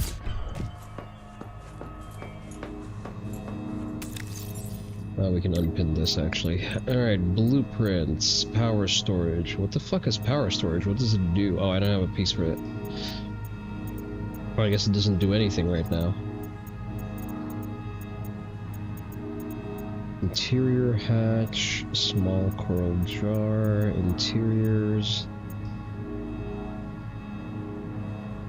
Where are my tadpole upgrades? I'm not seeing any as of right now. Oh wait, I can make a rebreather actually.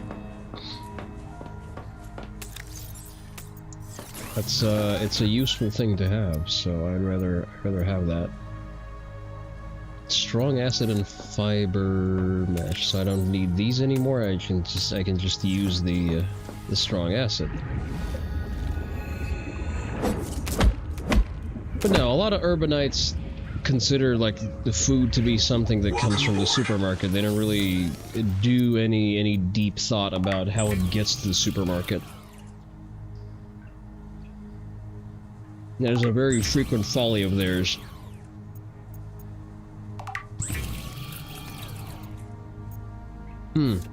Low on copper, eh?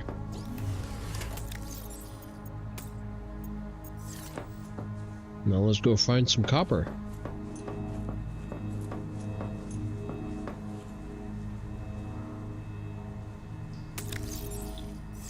What does that do?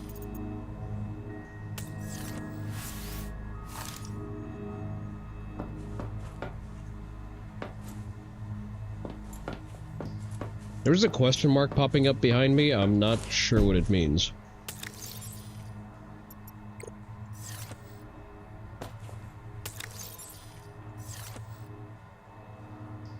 Requires an unknown tool. Oh, it's damaged, so I need to repair it. I see. And wait, can I not use it at all? Oh, I can't. Okay. No, it says it's 100, so it probably received a little scratch from entering the hot area.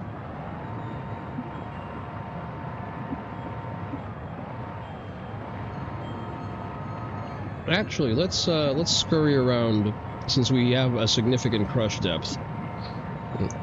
We can actually go a little bit lower and look at what's happening over here. Okay, we're at about 100 meters. Is there anything happening lower? Doesn't seem like it. That seems to be the edge of the map.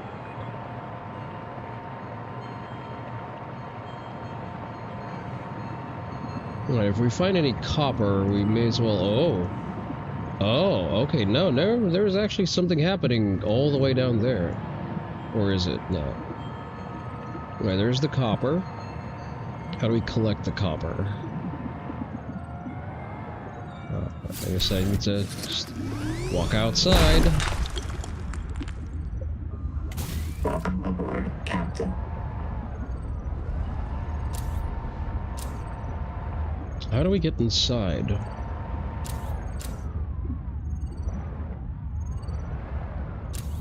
I'm not seeing any indication of an entrance. Usually wrecks are navigable. Maybe it's something that's just not implemented yet.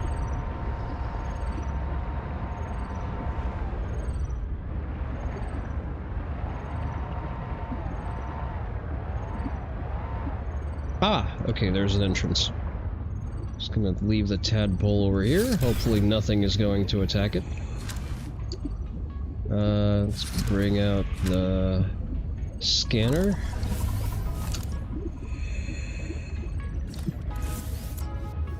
Turn the lights on. Anything that... Oh, a repair tool. We need that. Okay.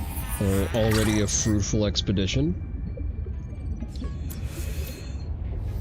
Alright, biomod station. We already have... Oh, that's a processor rather, not a biomod station. That's probably it. I don't see another way around, so... Alright, you know what? Repair tool, good to have. Oh, a Chinese...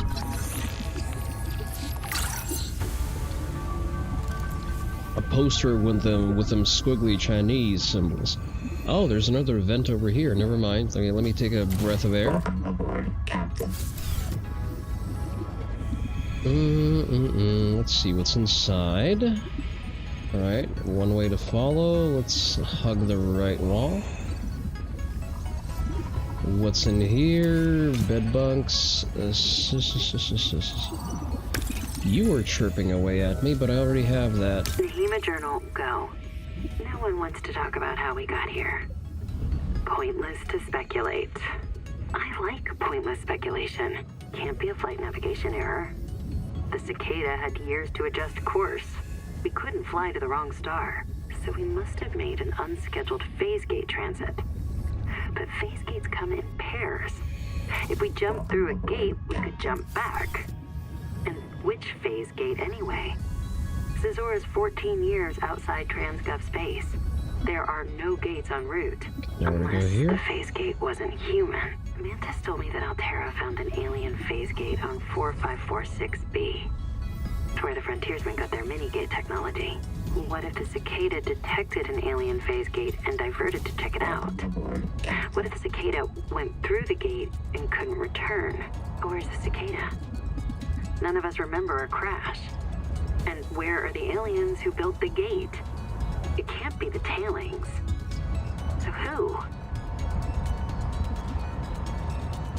Alright, I need to understand how this functions, preferably without dying.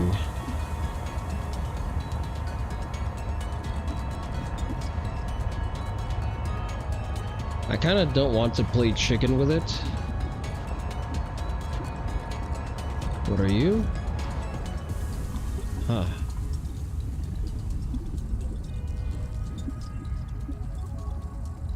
Stop trusting Noah? Oh, do tell. Sing, it's Nahima. Personal question. When you see a half moon flapping around sideways like a fool, what do you think it's doing? Exercising, rehearsing an escape, displaying its fitness to mates? There has to be a reason, right? Whenever we see a behavior, the first question we ask is, how is that adaptive?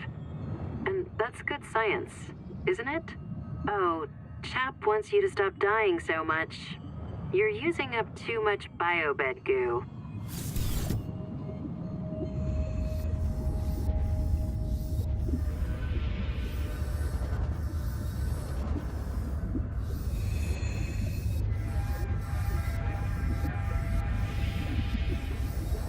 I can't reach it. I can't reach it, and this thing is gonna try to close up on me. Hey there, Piper.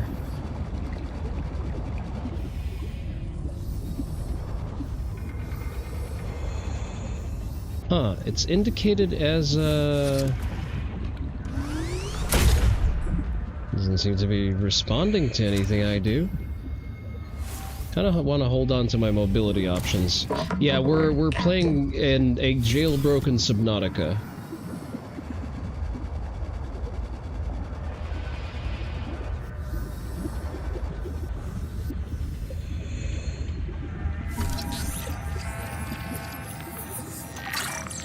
Okay, but how do I reach it?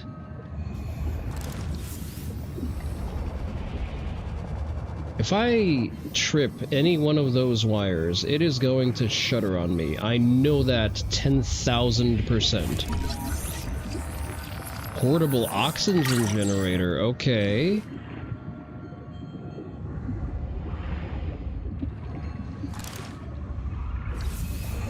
Alright, I am not ready for this conversation. There needs to be something like a repulsor cannon or something to that effect, so I can reach inside of that thing. Let's keep looking. Yeah, I downloaded a mod. I posted it in the Discord, so now I still recommend to get this. So here's the thing: the devs have went out of their way to describe how they want you to own nothing and be happy and just be a toothless cuck, forced to suffer the indignities of predation. Since I already played the game past the point where I could refund it, and I find myself enjoying the base gameplay loop, I just modded the ability to kill stuff, you know, as the game is intended to be played. But if you find the incorrect opinions of the devs to be principally incompatible with you, I say that you are fully in your right to ignore this game or refund it. I say a lot of this game, but that's new to you. So in Subnautica 1 and in Below Zero, you had the capacity to kill certain enemy aliens, right? As a survival mechanic, essentially. There's a degree of challenge to it. You need to hack certain things to do that, but it is doable. This game made a deliberate decision to not let you do that, much to the chagrin of people who have played this game in the past, and it is generally just a pretty stupid design decision for a survival game where pretty much every piece of native wildlife tries to kill you, and can do so pretty quickly. It is just unfair and unfun from a gameplay perspective to just limit you to running and hiding.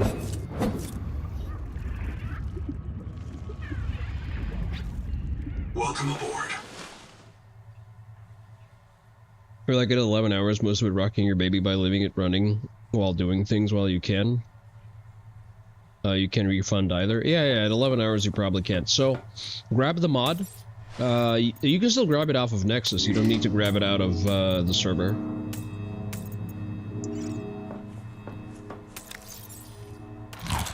Like, it's fine as a game. I don't have a principled...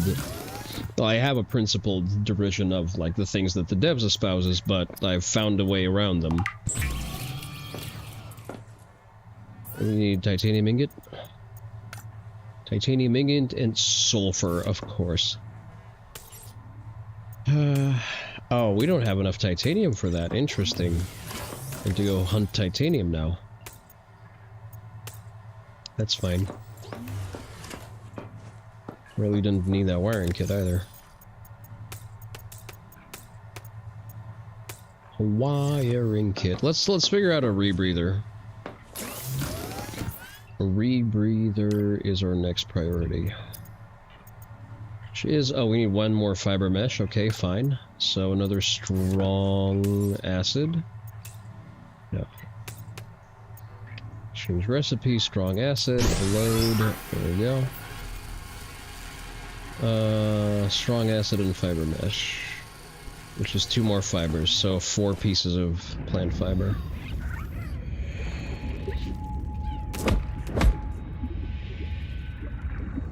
I am going to enjoy the game despite the developers trying to make it unfun, which, you know, it kind of brings it closer to Skyrim in a way. I'm just waiting for people to maliciously mod guns into this, and then my day will be complete.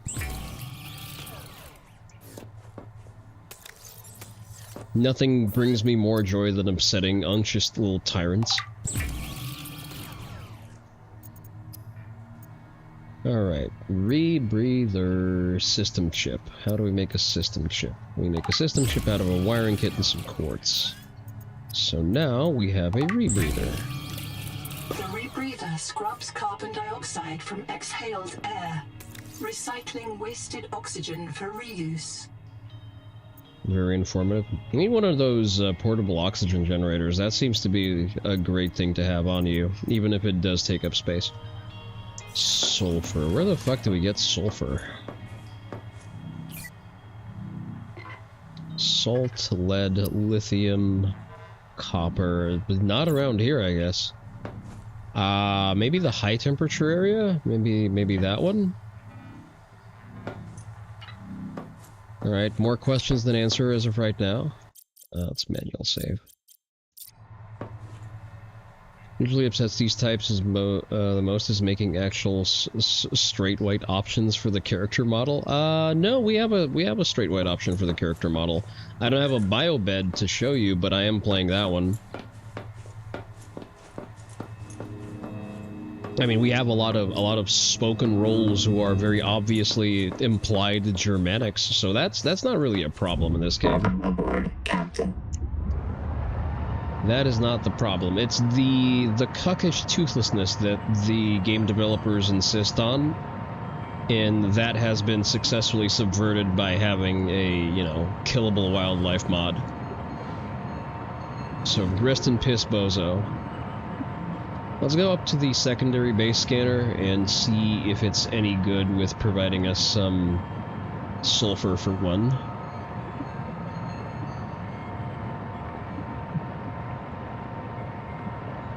Apparently the hammerheads are now going to be aggressive towards me, but I am significantly faster than they are.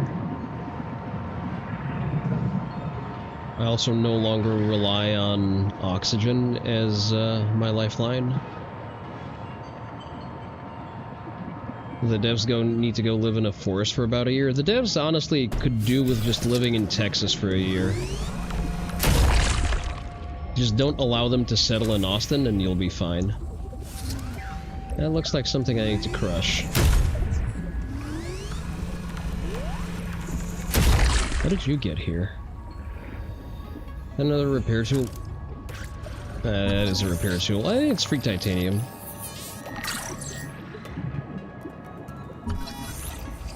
Alright, let me scan this, and once I'm within access of breathable air, I will read the chat. The human field notes go. One of those vampire squid just came at me. Madeline saw me throwing flares and came to investigate, and the squid went after her. I guess it likes marrow breach blood better than mine. I should find Maddie. Make sure she's not hurt. The squid was sick. Nodes on its skin, not green, not Kara, but maybe a fungal infection? I wonder if squid get rabies here. Damn, I hope they can't pass it to the marrow breaches. I want to kill the marrow breach. That is a thing that I would very much like to do. The funny thing is that you can have mineral extractor that has enough power to break apart copper, but killing fish is too much. Well, I can do that now. Reminded of a restaurant from Hell or High Water. Do tell, that's not a reference that I know.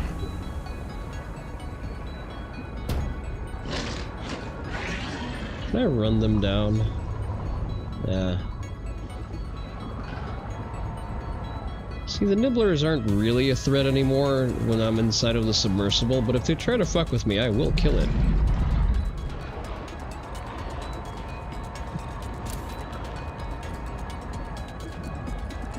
Okay, let's see what's inside. I feel like I've already been here.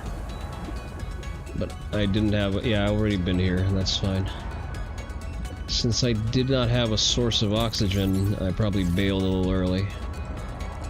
Oh, what's over there? There's probably a habitat around here. Usually these structures don't just exist on their own. Maybe they do. Do I have room for some titanium? I probably do. Let's actually get some silver because we're short on that. Ooh, these little buggies. Little guys just running around. Let's give me some titanium. Anything inside? No. Fictional tale about a contemporary Northwest Texas bank robbers and a couple of rangers trying to catch them. Restaurant is a short look at what Northwest Texas, love about Northwest Texas. I see.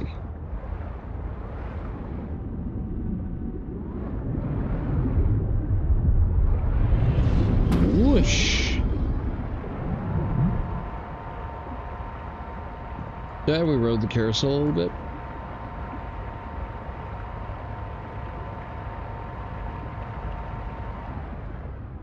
You can put a mobile container on the back of your tadpole? Hold the fuck up. The one of those that was in the cave?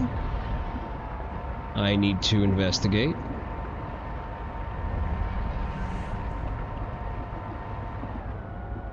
The little inflatable ones?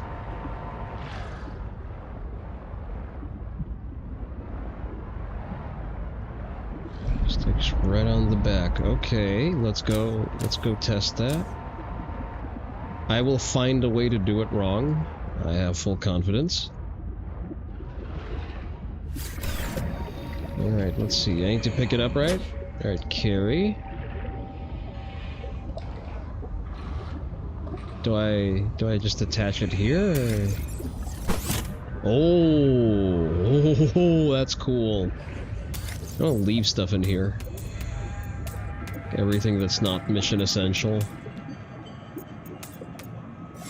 Very cool, thank you for letting me know. Because I was kind of miffed by the fact that, oh, I only get like 4 points of storage, goddamn. Do you know where the heat resistant upgrade is?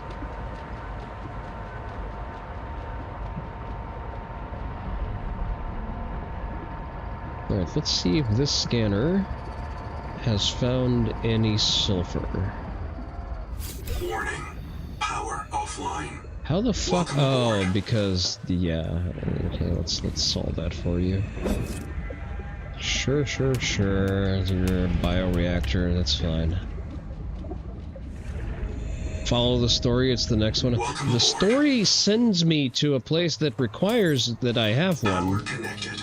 I'm supposed to go to the tadpole pens, and I can't go to the tadpole pens because it's too hot. Unless I'm confusing which ones are the actual tadpole. Oh, I left you running. That explains a lot. And there is no sulfur in the area. Funny how that works. Alright, let me get some water. Cook my half moon.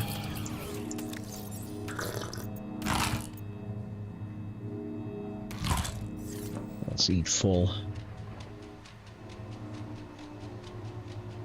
Ah, the angel found an angel found near me that just makes me heat resistant? Huh. Maybe I didn't find it yet. The only one I found near my base is the one that gives me a capability to process local proteins. That's like an early game unlock.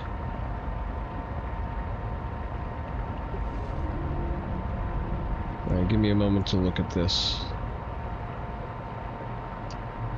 Looks like an edge of the map. If this is the entire map, I'm going to be very disappointed.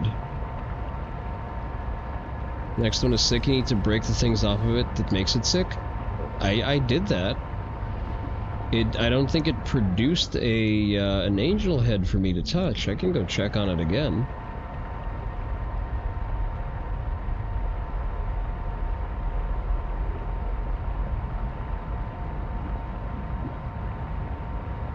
Is it the one that you needed the sonic thing to break through? Lead. Do I need lead? Who says I only need to keep things I need? This is America, damn it.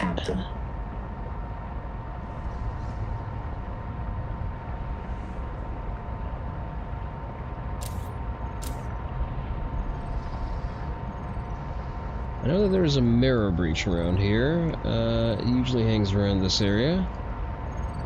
I do have meds on me, so I can attempt to kill it. Is it the one that's in the deep hole, or the one that's to the west of you? Surely there's an entrance somewhere here. Silver, copper, acids. Alright, I'll check on both, because I've cleared 2 of them. with my sonic hammer. Oh, okay, there's the entrance.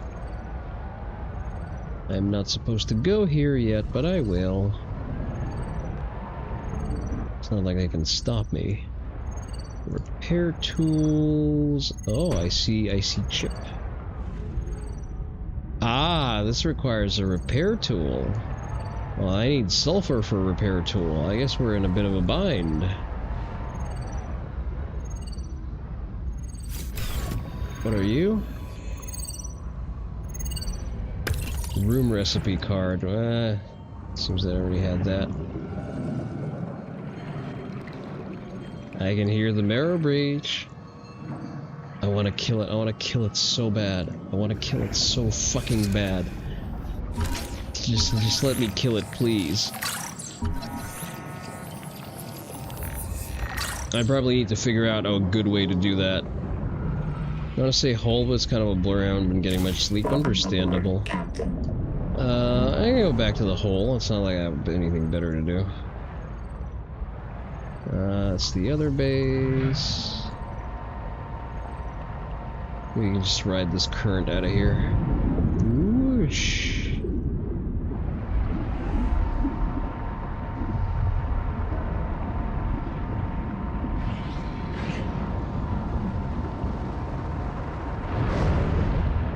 Alright, so this is the original Angel. The one in the hole is going to be this general direction. Apparently the hammerheads are a gigantic nuisance. Hey, oh, hey there, Wes. Was it time to get waterlogged? Maybe. Alright, so this is one of the disinfected angels, but it did not spawn an adaptive branch for us to touch, at least not that I can see one.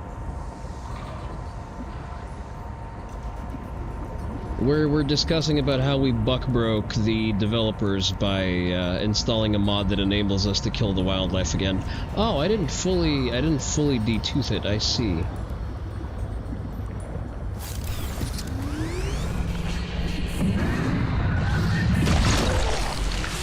What the fuck are you? You are an infected marrowback. Okay.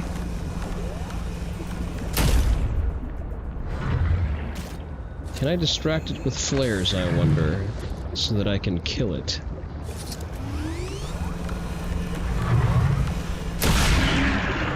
Ha ha ha ha! How'd that feel, bitch? Look at me, I am the apex predator now.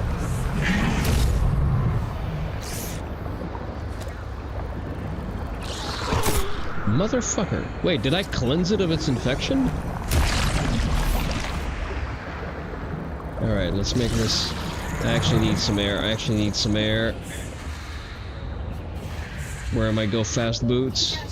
Yes, I am aware that it's 30 seconds. Wait, did I kill it? Motherfucker, I killed it! I killed the marrow breach! Or is it oh, it's looking at the... Yeah, okay, it's looking at the flare. It's not dead, it's just retarded.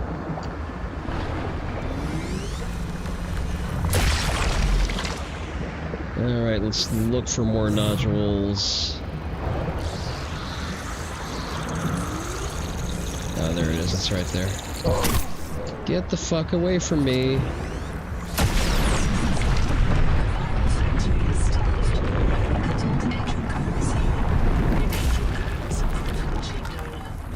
Recommend you insert your hand into its core and take a sample. Yeah, I'll do that momentarily.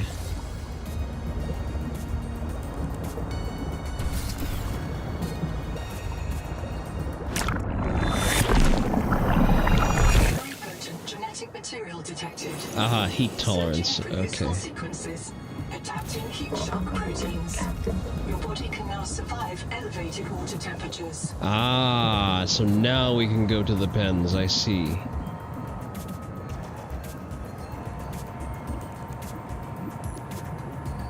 Okay, now I see. Thank you for pointing that out, Piper. I would have derped around significantly more trying to figure that out. Sulfur is mostly in the hot water, so both problems solved. I see.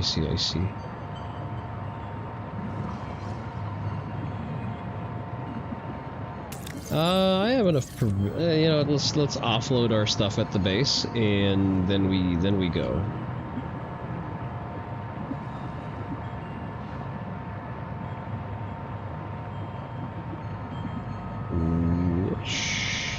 I kinda like this little overhang base that I have. I'll try not to backseat, but hope that was the right amount. Yeah, it's just about right.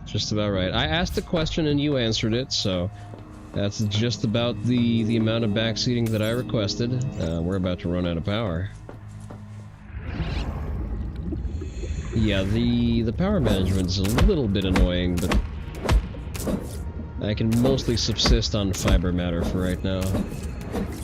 There we go. Welcome aboard. Yep. Let's put that in. There we go. It should be fine for a while. Let's put it into overdrive too. Do I have the scanner running? No, I did not leave it running, so it's just its organic power consumption. Ha. Well, I guess I need to go and find sulfur now. Let me reload my batteries actually. Ooh, I don't have a lot of good batteries. And put that one in to recharge, but I need to make more.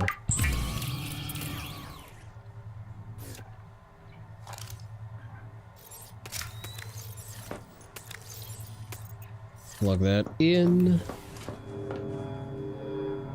Another angel comb.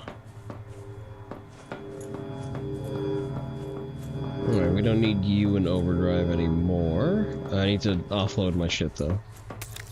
Offload. No room. Let's go upstairs.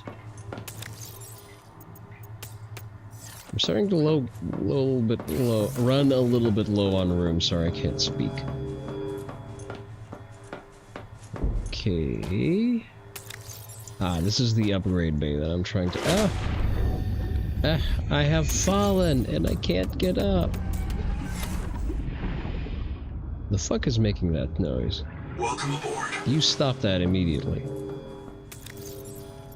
Signals, angel come. I think that's the one that I just touched, right?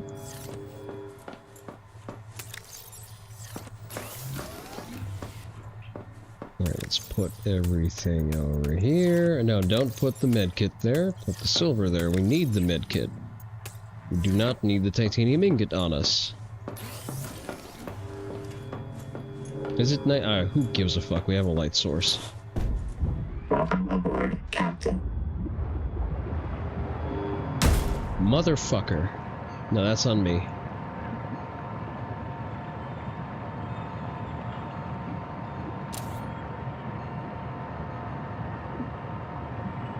I do appreciate the fact that a lot of the wildlife now reacts to lights. See, this game is a mix of good decisions and horrifically bad ones. And realistically, only the no-kill rule is a horrifically bad one. Ooh, what are you?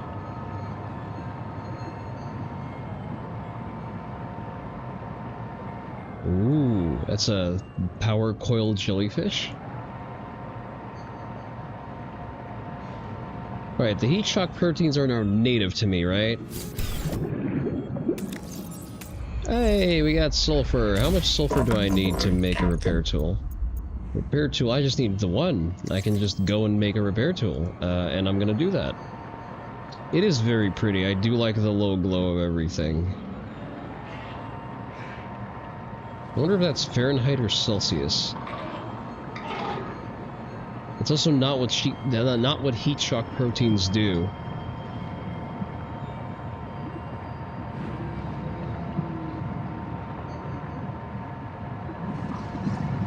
I appreciate the, you know, the pseudoscientific jibber jabber, but damn, they kinda went out of their depth here a little bit.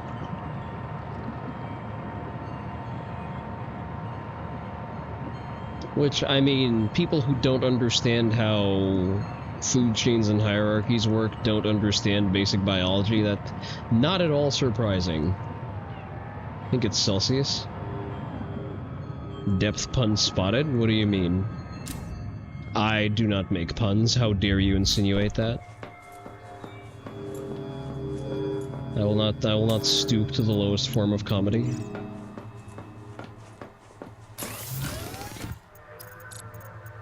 Okay, let's see. What do we need? We need a wiring kit. Wiring kit, here we go. And we need a battery. Battery. Now we have a repair tool. The dual-mode repair tool combines plasma arc welding and fabricator assist to handle bulk or precision repairs. Okay. Though optimized for dry welds, it performs acceptably when wet. Good to know, thank you. Puns are both the highest and the lowest form of comedy. The best puns both at once, probably. No, I just legitimately didn't catch myself making a pun, so if one was there, it was unintentional. A negligent pun, if I may.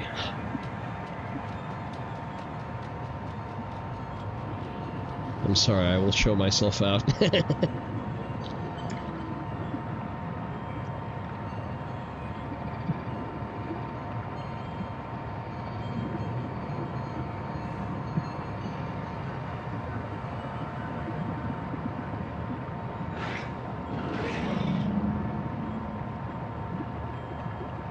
I understand why everything can exist everywhere, but that also kind of disrupts the concept of biomes. That's not how biomes work. Like, they are distinct for a reason, and they should be populated by different things, you know? I know, shared genetic code, angel coves, blah blah blah, but that's just not good, you know, environmental design. Like, Subnautica devs, of all people, should know that. Is that a repulsor cannon? Nah, that's just a sonic resonator, damn it. Welcome aboard, Captain.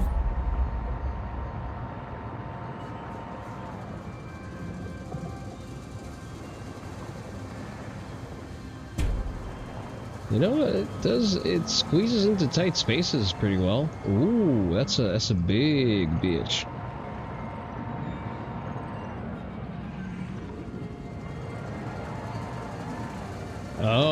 Oh, there's a lot, okay. Cicada wreck, empty hole. Rising. Hydrothermal vents are a dependable source of minerals and power. Okay, if you say so. So it's just basically an underwater volcano that just lives here. That's probably not an entry point I can use. I hear something moaning. Oh, there's a marrow, the marrow wreck or whatever it's called. The bitch that I will soon kill. I need to check its HP values for the mod.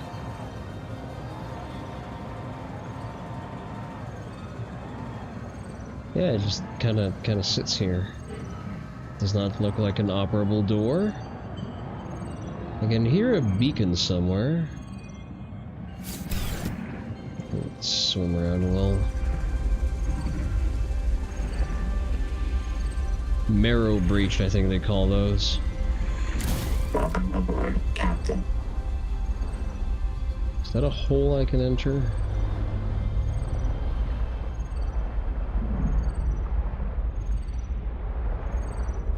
Go off of the audio feedback.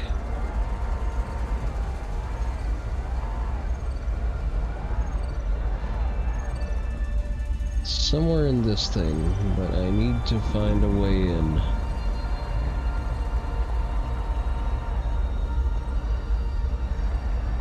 A little disorienting. Huh. Maybe that door I rejected is unusable before. Maybe I can do something with it. Let's see, doesn't seem to be a weldable door. Alright, I guess not. What the fuck are you? That's some kind of hypno spearfish? Alright, this is not a fixable door, so I'm just gonna desist from it for now. If the Marrow Breach is the only real big bad that pursues you throughout the entire game, I'm going to be very disappointed. I understand that this is an early build, and for an early build it's well polished, but from a scaling standpoint, that is horrific. Probably don't need a hammer for anything. There are bigger fish, much bigger. Okay, thank you. Do not go into more detail. Just let me find it on my own.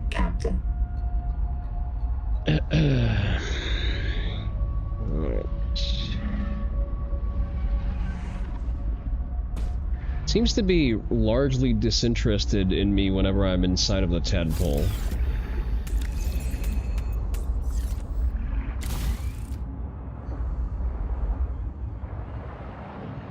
Probably tracks, you know, like a big, obviously metallic thing, definitely not edible. Approaching derelict structure. Echo analysis detects a precipitous silence. Be alert for a sudden drop in the seafloor. And before you get hauled up to the surface by the boat form of dredge, yeah. The boat from dredge, excuse me. I think I have this. I have a spotlight, I think. Yeah, I do. Search around. We're chirping away. Small crate, okay. Audio recording. Attention and St. Bates Ganau to all lubbers, pukers, printouts, and other non-pilots. I am the senior of 2 qualified drivers in this mess. You will listen to and obey our instructions or lose your tadpole privileges.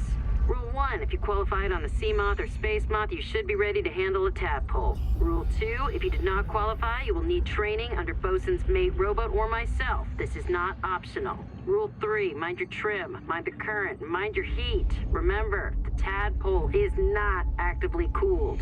Rule 4A, our tadpoles were configured for the Zazuran aquifers, so they come in a minimal config. Plug the core into a chassis. If you need to enter a cramped space, you can detach the core.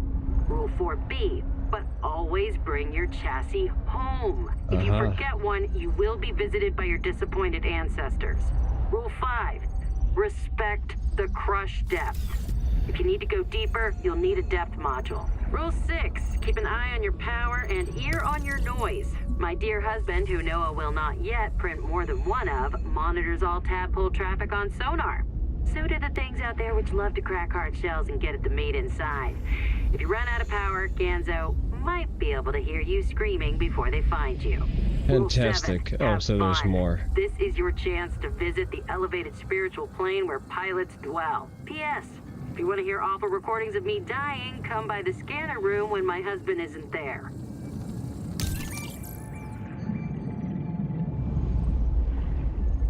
Welcome aboard, Captain.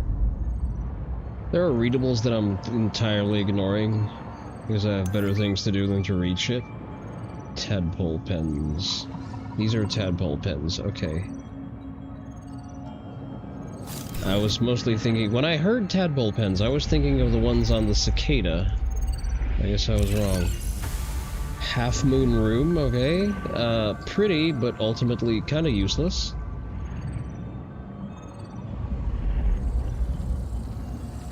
Ganzo here. 9 survivors of Habitat with me. Tuba went back to Habitat and a marrow breach took Ruby. I don't know if she'll be reprinted. I've heard her die so many times. But this time, she's got to be out there somewhere. She's got to. The tadpole pen's control room is locked, and all the tadpoles are gone. Sophie and Nahima took the last 2. We're stuck. We voted 8-1. We're going to go down into the hot caves. We all feel a pull there. 30 seconds. We know it's a Mazefield hallucination. Yes, Twinkle, we know. But, hey, Anita said, If we ask the world for help, maybe it'll answer. And it's not all crazy. There's a biobed at the base camp, and Zip died at the bottom of that cave. She had a Kurotai access key that could get us through this lock. If you find this, we headed due southwest to the hot caves. Hang on, Ruby. It's southwest to the caves, right?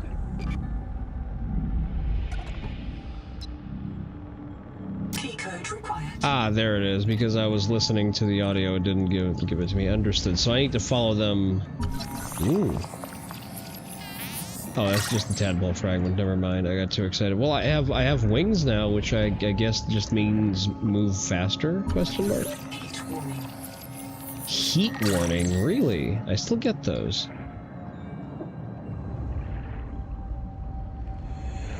Anything else I should scan? Well, get the fuck out. I don't care about the heat. I am perma-immune. Welcome aboard, Captain. Yes, move faster? Okay. Due south... Did he say southeast? Or southwest? Well, there are caves over here. Go somewhere. Looks like there's stuff over here. Did I just read that? I just read that. Investigate tadpole pens. So, there's the biobed, there's the NOAA unit. I hear something, and it sounds large and very upset, southeast.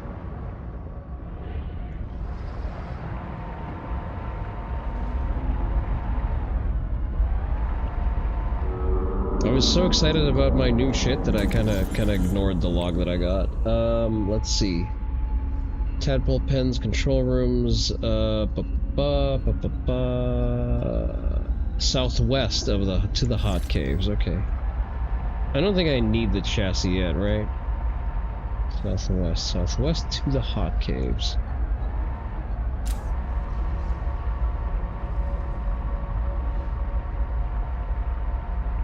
More tadpoles.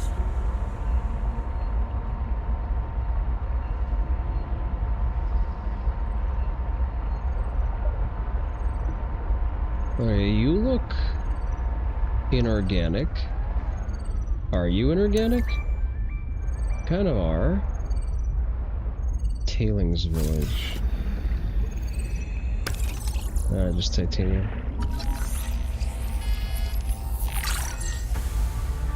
Tailing table? The fuck is a tailing table? Welcome aboard, Captain.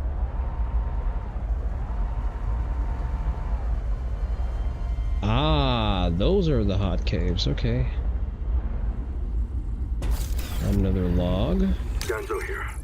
9 survivors of Habitat. Everyone sound off. We are going down into the hot cave. We'll rally at the base camp and You sync with the fat biobed. bitch. We search for Zip's Kurotai key, as deep as we can go. If we feel anything down there, we'll check it out. Calmly. Maybe Anita's right. Maybe the planet will tell us where to go next. One way or another, we're all gonna live. Even you, Arrow. I'm coming back for you. I don't know if I'm doing damage. And I'm not sure that the killable critters mod does anything to cause damage yet. He's a big motherfucker though. Alright, maybe I need to go and make those extra fast fins after all. Or do I? Yeah, I'm a little bit overloaded with stuff. So alright, you get to live another day, you snappy bitch. Oh hey there, Dom. Yeah, we're playing Jailbroken Subnautica. I actually need to read the mod documentation to see if I can kill stuff by ramming it. I know that the sonic resonator is a damage source, and I know that the multi-tool is, but I'm not sure about ramming. Not sure if I can take the marrow breach to Ram Ranch. That was horrible. Yes, exactly. Huzzah, I have uncucked the game. I refuse to suffer the indignities designed for me. Can you fuck right off? The way God and Moses Browning intended, hell yeah. Advisor has transmitted an alert. Return to Oh, the has he life now? pod at your convenience. Please don't just pull me through time and space. Alright. Seems to be fine.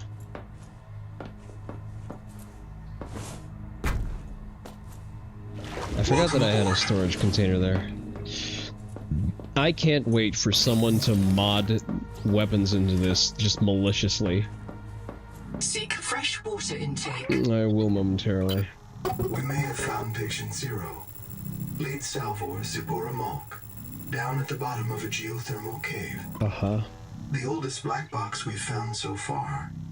Perhaps because it's too deep for anyone to retrieve. But they tried, investigator.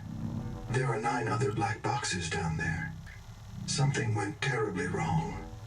Partial voice data retrieved.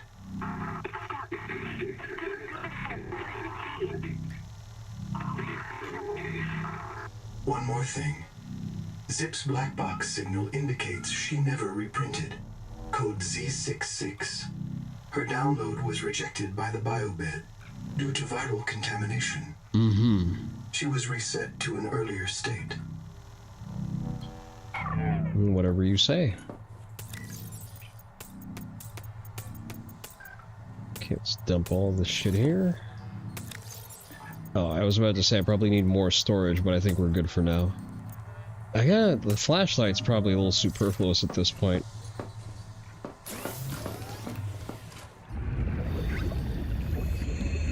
But yeah, I checked the mod page. There aren't any direct use weapons just yet, well, because people need a little bit of time to work on them for right now.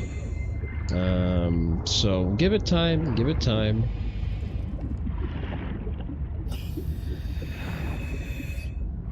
Not a single water slug. Oh, no, yeah. I could get water from fiber, but I prefer my food to be sourced from things dying. That way I capture the vril of the creature that I have just eaten. 30 seconds.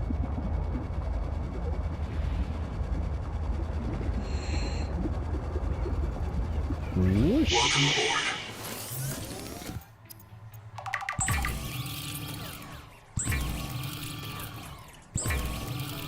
Error? What kind of error?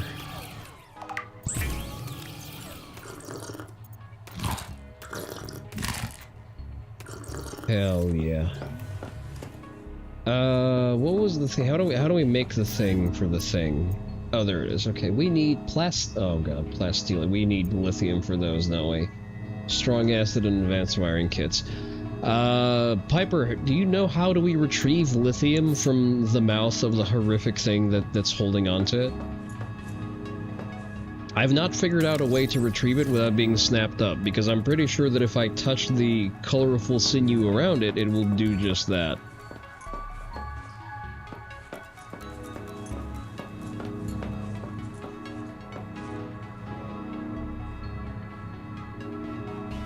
Oh, they're just nodes of lithium to mine? Okay. Okay. I forget if there was any lithium by the secondary base. Yeah, because this thing only shows me just the one. Yeah, I guess we can go to our secondary base. We're not doing anything useful anyway. Let's see if there's any lithium that's hanging around that side. Captain.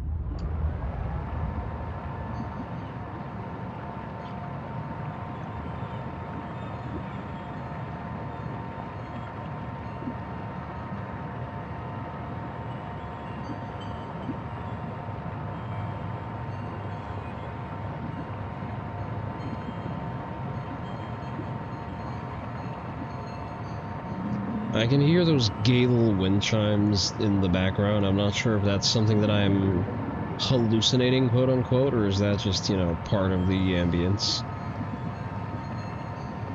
Is that supposed to indicate something, or is that just a permanent soundtrack?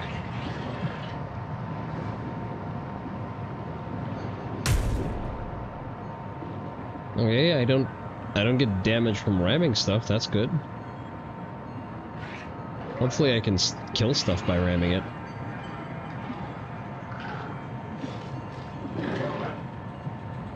I think it's the music track, if I mean anything that you didn't catch it. Yeah, this is like the little wind chimes in the back there. I can see it just being musical fluff. Warning. Power offline. Yeah. Welcome aboard. Power connected. Let's power All your anemic systems ass. online. There is no lithium here. That's great. That's fantastic. I really like taking trips for nothing. Alright. Let's go to the cicada wreck then. Because I at the very least have the repair tool to access its bowels. If I can find it.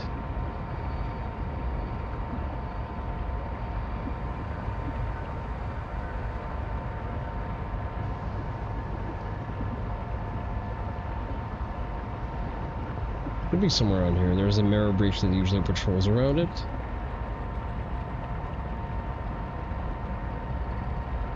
Is this it? Looks like it. Alright. The entrance was somewhere in the underbelly of this thing. Yeah, I remember this. Lots of lead. Motherfucker. Okay.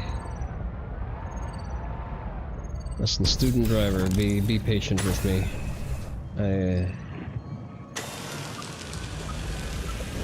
So doors like this are weldable.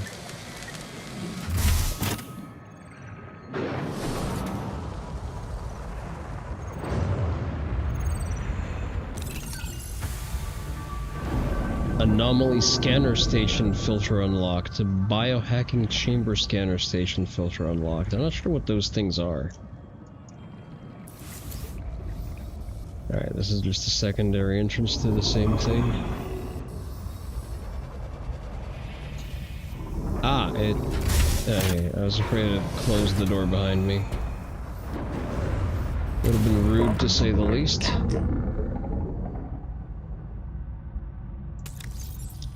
Blueprint. Half moon, small crate. A table constructed of scraps, whatever you say. Power storage. Harnesses excess power. Oh, that's actually pretty useful. That's actually pretty useful to have. Wall vent, what does that do? Decorative wall vent for interior use. Okay. Wall panel.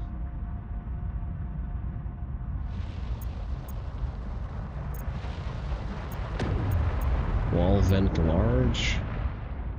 Find lithium load up. I've only seen one of the spots and there's plenty out there. I've seen like it inside of the mouth of a gigantic Venus flytrap, for lack of a better analogy of what to call that thing. Did I not find a whole thing? Vehicle particles, biobed, power cell terminal.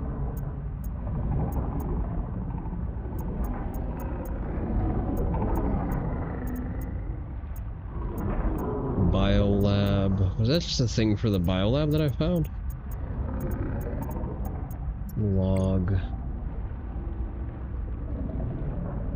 Muted voices saying hello. When was that happen? When did that happen? Data bank. Fuck it.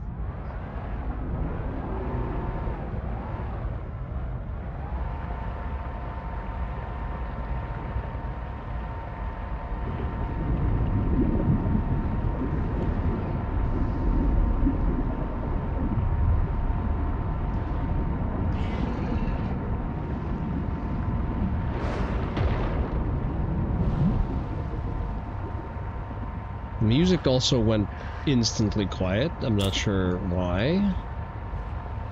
That's supposed to denote something. Let me quickly check if the angel comb that's marked on my map is still relevant.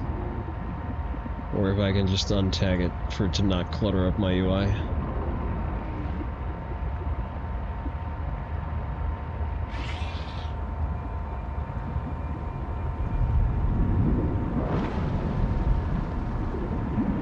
It's a marrow breach. He's stuck at the end of that funnel.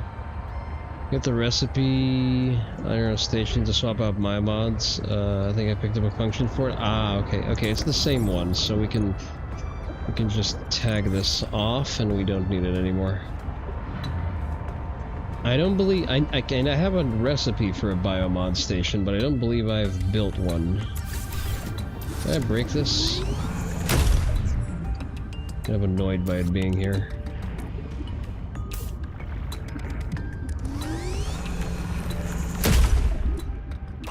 The water slugs coming out of these things seem to foreshadow something. Like, they wouldn't just make that, you know, for shits and giggles.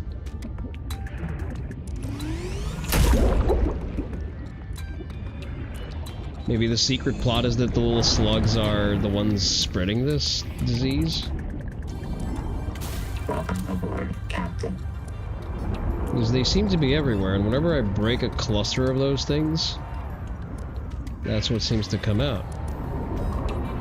Oh, there's a whole membrane.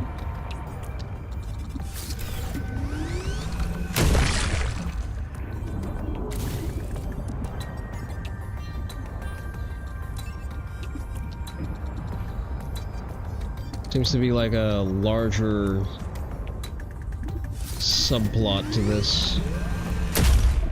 Can I break this? No, these are apparently calcified and not breakable.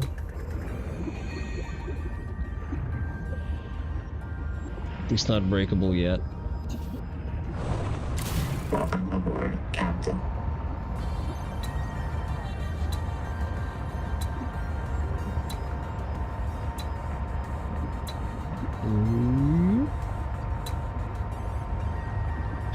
I mean, the thing that we can do is try to fish out the lithium out of that thing, but there's probably not enough lithium for us to make the thing that we want to make. Although, if there's lithium in its mouth, that would indicate that there's more lithium around, so we can just go and check for that.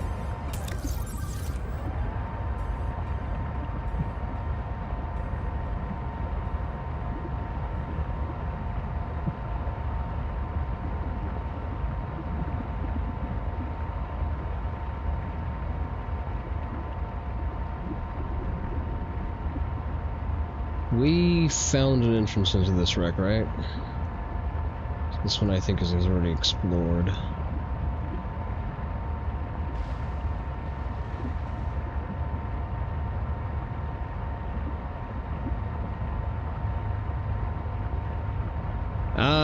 Don't direct me to it. Make me work for it. That's fine.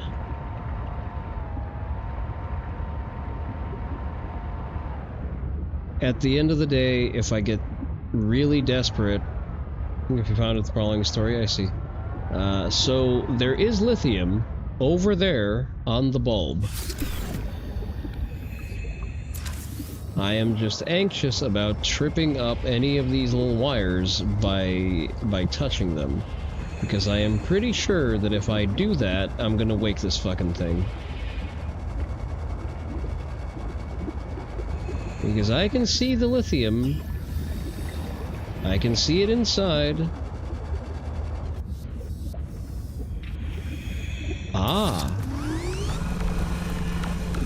Lithium is useful in manufacturing portable high-yield There you go. power sources.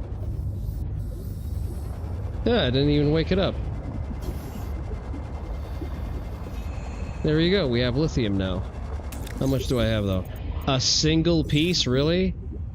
This is asinine. I mean, at the very least, I just get the thing. 30 seconds. Oh, true. Welcome aboard, Captain. There is no way it'll just let me get away with that.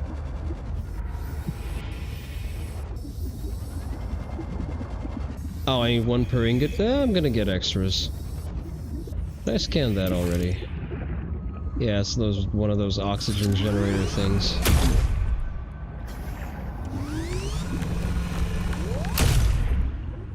Motherfucker, I need to get close enough to it. There we go. Alright, so I think it's the sinew. If I touch the sinew, it's gonna wake up and try to close up on me. I have 2 pieces of lithium, this is fine. I can make the chassis. Let's not be overly greedy.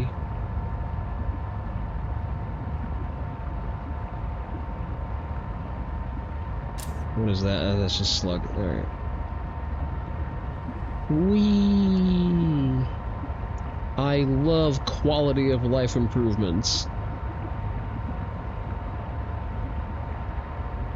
But back to a previous comment, yes, I did also enjoy the security the safety briefing, because it's obviously it had Air Force written all over it. It was the most security briefing ever, which I like, which is good writing.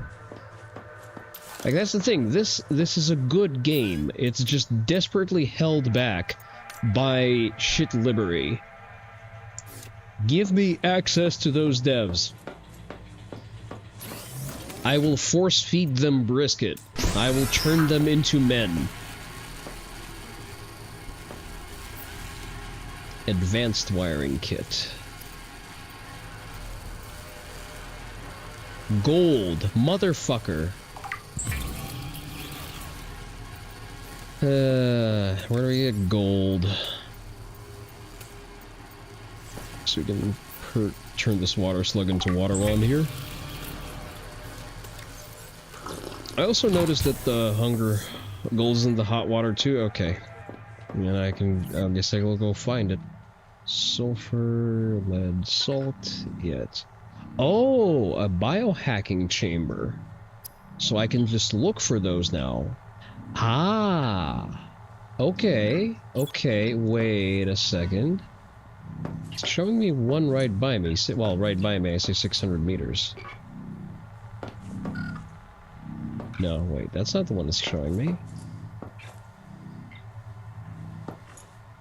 200 meters away. What the hell? Ah! It's showing me... I see. I know what it's showing me. It's showing me those... I've already been to that one. Okay. Ah. A little bit overexcited.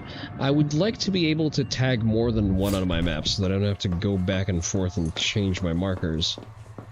What are we doing for power? Not great.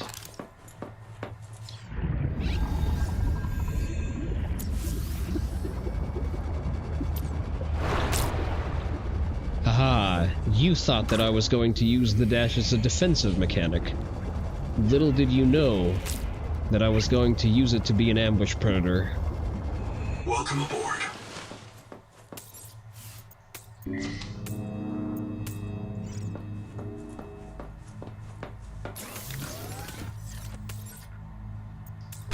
No, wait.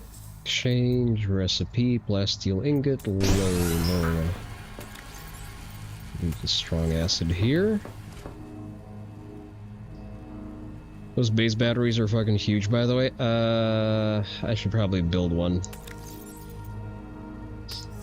Second.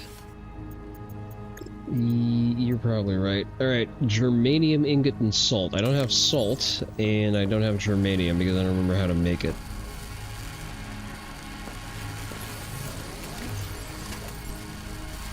Alright, it's gonna take a while. We're gonna do that on the other turnaround, okay? Right, we've explored that one. I think I've been to all 3 of these, actually. Probably not to this one, just orientation-wise. What are anomalies? I really want to see anomalies. Black box? Zip. Okay, that we know. Where's the anomaly that you're showing me? Investigate tadpole. Anomaly. Interesting points. The anomaly is probably like a thing overtaken with the sea cancer, if I had to guess. Just, you know, sort of following the logic of it.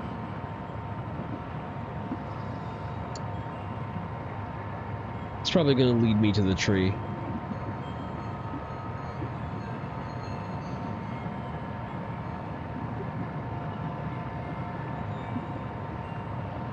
Yeah, it's just leading me to the tree. Okay, this is kind of stupid.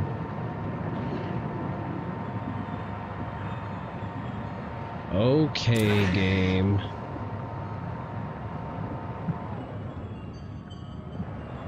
You've made your point. Oh, you're still full of parasite. Did I not finish cleaning you up? I probably didn't. I probably didn't.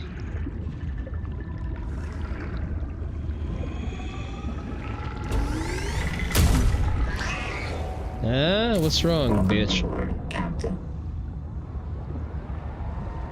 You like to be buzzed in the face? Now let's look for more nodules to break off. If it's still whispering and asking me to break them off.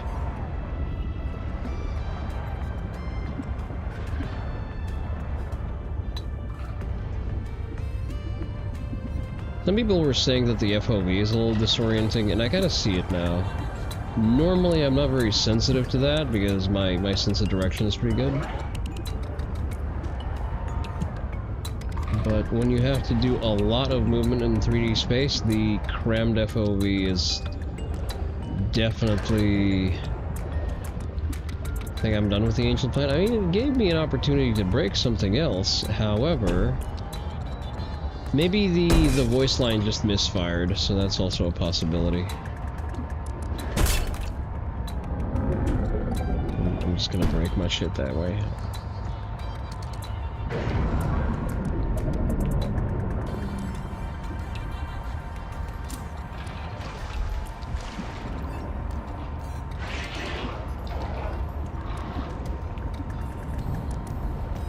It just talks when I'm near it?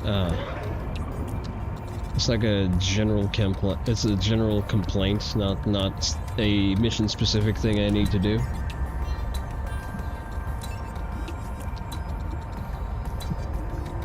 Let's stock up on water slugs and just so that we have enough resources on us when we go there. We're gonna make some final repairs, stock up on some resources, take out that ingot that's been melting. I think I ran into something. Is the planet makes you hear voices vibes? That seems to be a through line, yeah. There you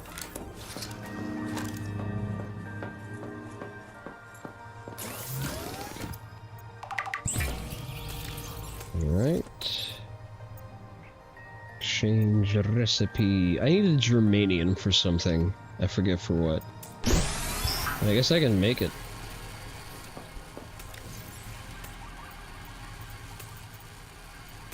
Oh, I have one more water slug just sitting in my inventory.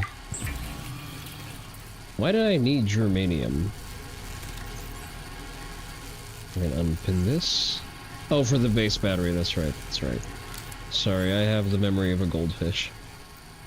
Power salt terminal... Oh, I don't have salt. I used to remember where salt is. It's probably all of the anomalies. Let's pick a distant anomaly, just for shits and giggles, to see if it can do anything with that.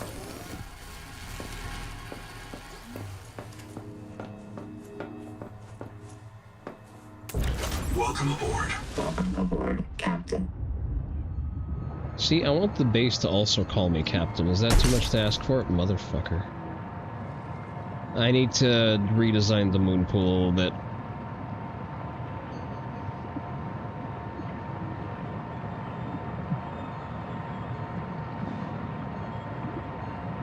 Anomaly. I don't believe I've touched this anomaly.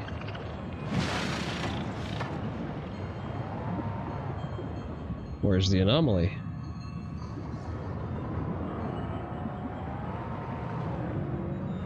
Where anomaly? The U anomaly? Am I supposed to scan you? Am I supposed to scan you? Habitat builder.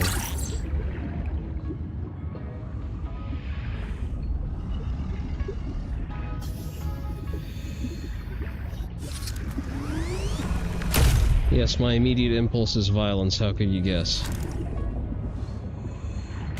Welcome aboard, Captain. Are just points of interest that they didn't know how to label? Ah, okay. Well, we found a thing. It seems interesting. Not kind of pointless in terms of, you know, having to drive all the way out here, but not too bad. Most effective way to deal with most problems? Violence? Absolutely. Right. Say gold is found in the hot regions, right?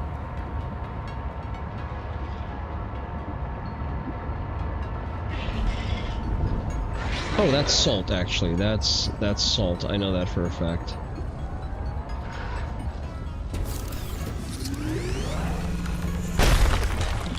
Alright, so I can make a base battery after all.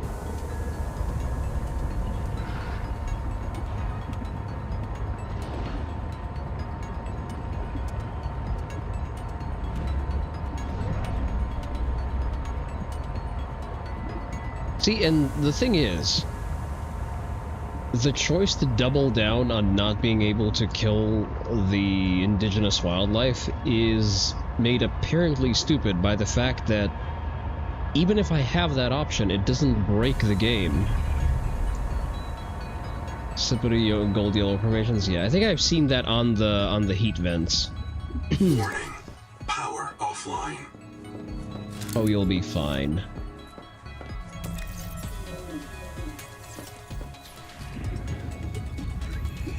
Seems to prefer fibrous power sources to everything else.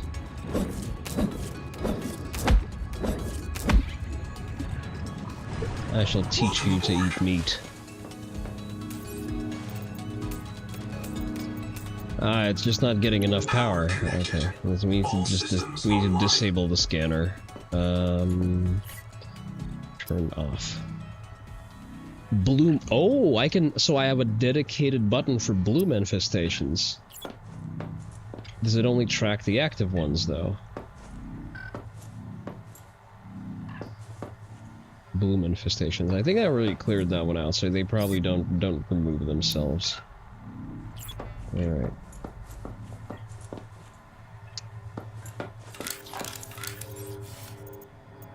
All right. I'm just gonna slap one over here by the... I could probably make another one. A whole 2 minutes. I'm not waiting around for that.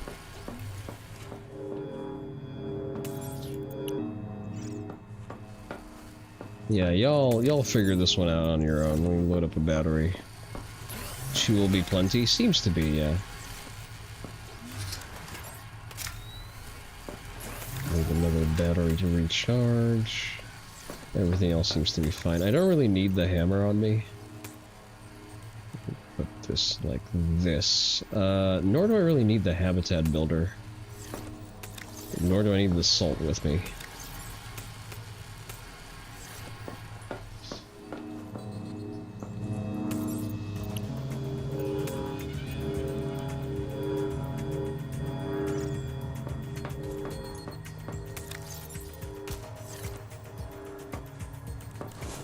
Whee! Welcome aboard, Captain. All right, now we go. I should really stop doing that. Where's my thing? There we go.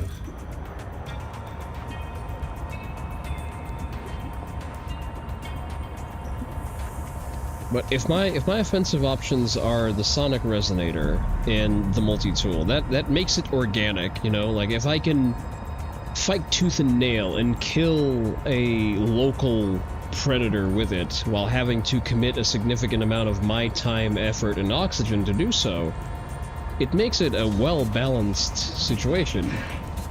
Because I need to make a committal choice, waste my time doing that.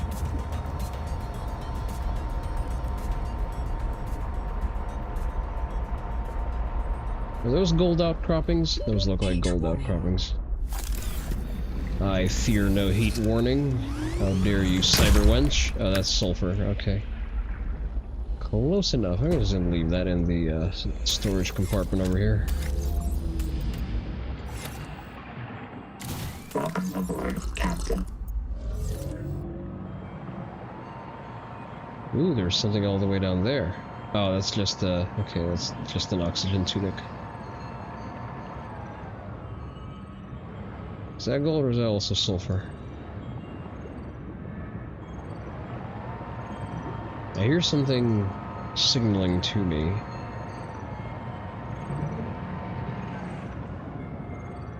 Salt.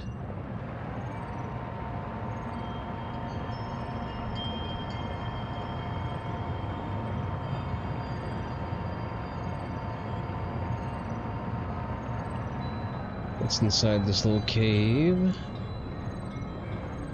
Nothing by the looks of it. It's just polyps and something that where I can't squeeze through.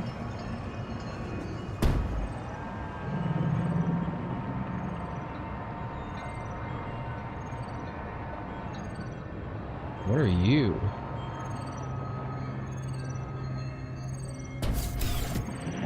These look like makeshift buildings. Oh, moonpool fragment. Great. I'm so glad I wasted my time on something I didn't need. Welcome aboard, Captain. Oh, it's you again.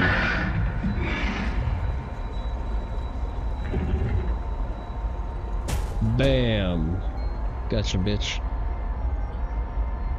Alright, investigate tadpole. Alright, down into the hole we go.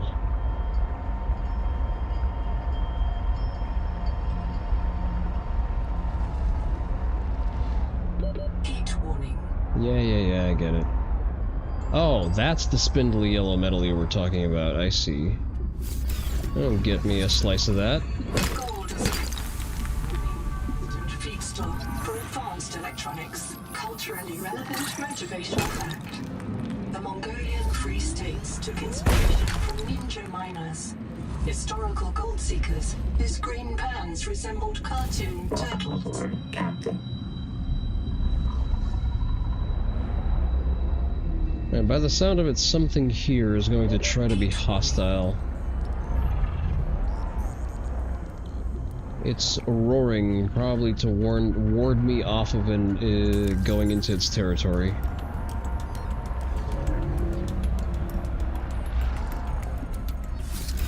See, that's another thing. Again, I understand story relevant, genetic assimilation and whatnot, but why do we have, like, safe shallows fodder fish just be able to survive in an underground, superheated cave that should otherwise just cook it alive? I'm sorry, that's just bad design. I think that's lithium, by the way. Yeah, that's lithium. Boom. Is that all I get? Really? One piece of lithium? There ain't no way. One piece of lithium per that gigantic chunk. Whatever you say. Something I'm gonna have to be mindful of my storage space, I guess. Ooh. You look funky. Can I scan you?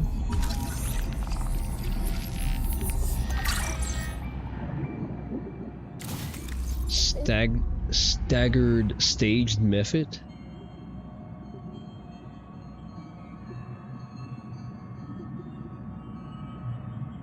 Okay, doesn't seem to be immediately useful. Leaking oxygen tank. It's pretty down here. Caution. Monitoring 10 colonist black boxes in the cave below. This is a high mortality work site. Okay. So I get hazard pay, right?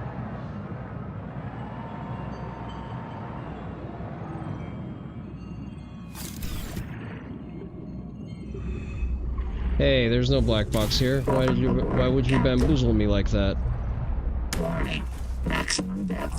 Oh, okay. I see. The roots are like hard lines. I have to fix the hard lines. Oh, it's so warm. Aha. We can explore a little bit.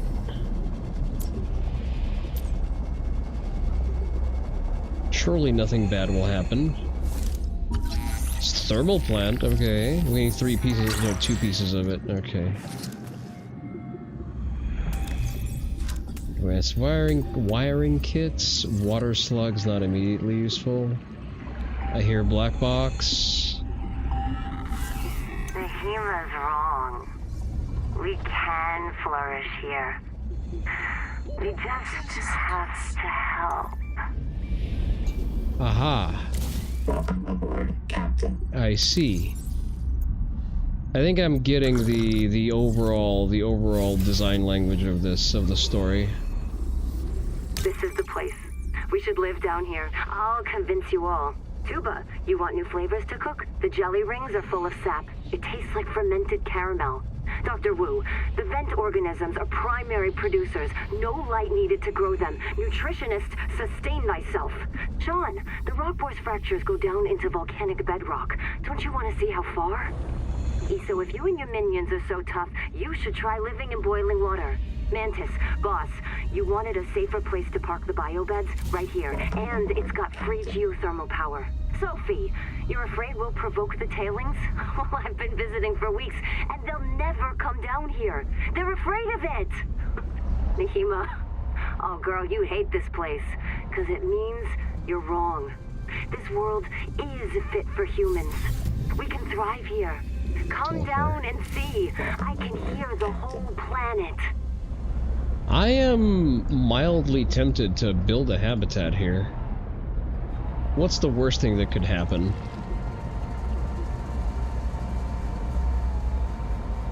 What could go wrong?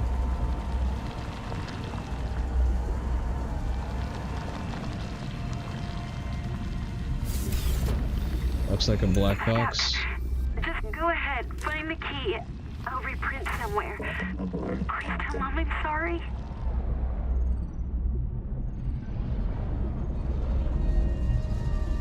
Alright, I'm not sure what I'm looking for anymore.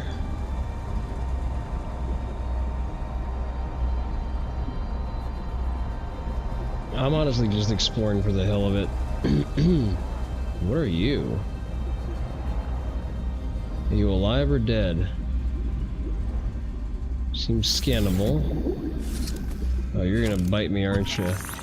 Dead coral crab. Ah, okay.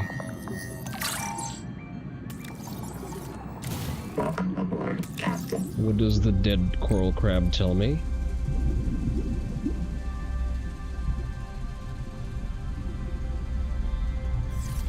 Mm-hmm.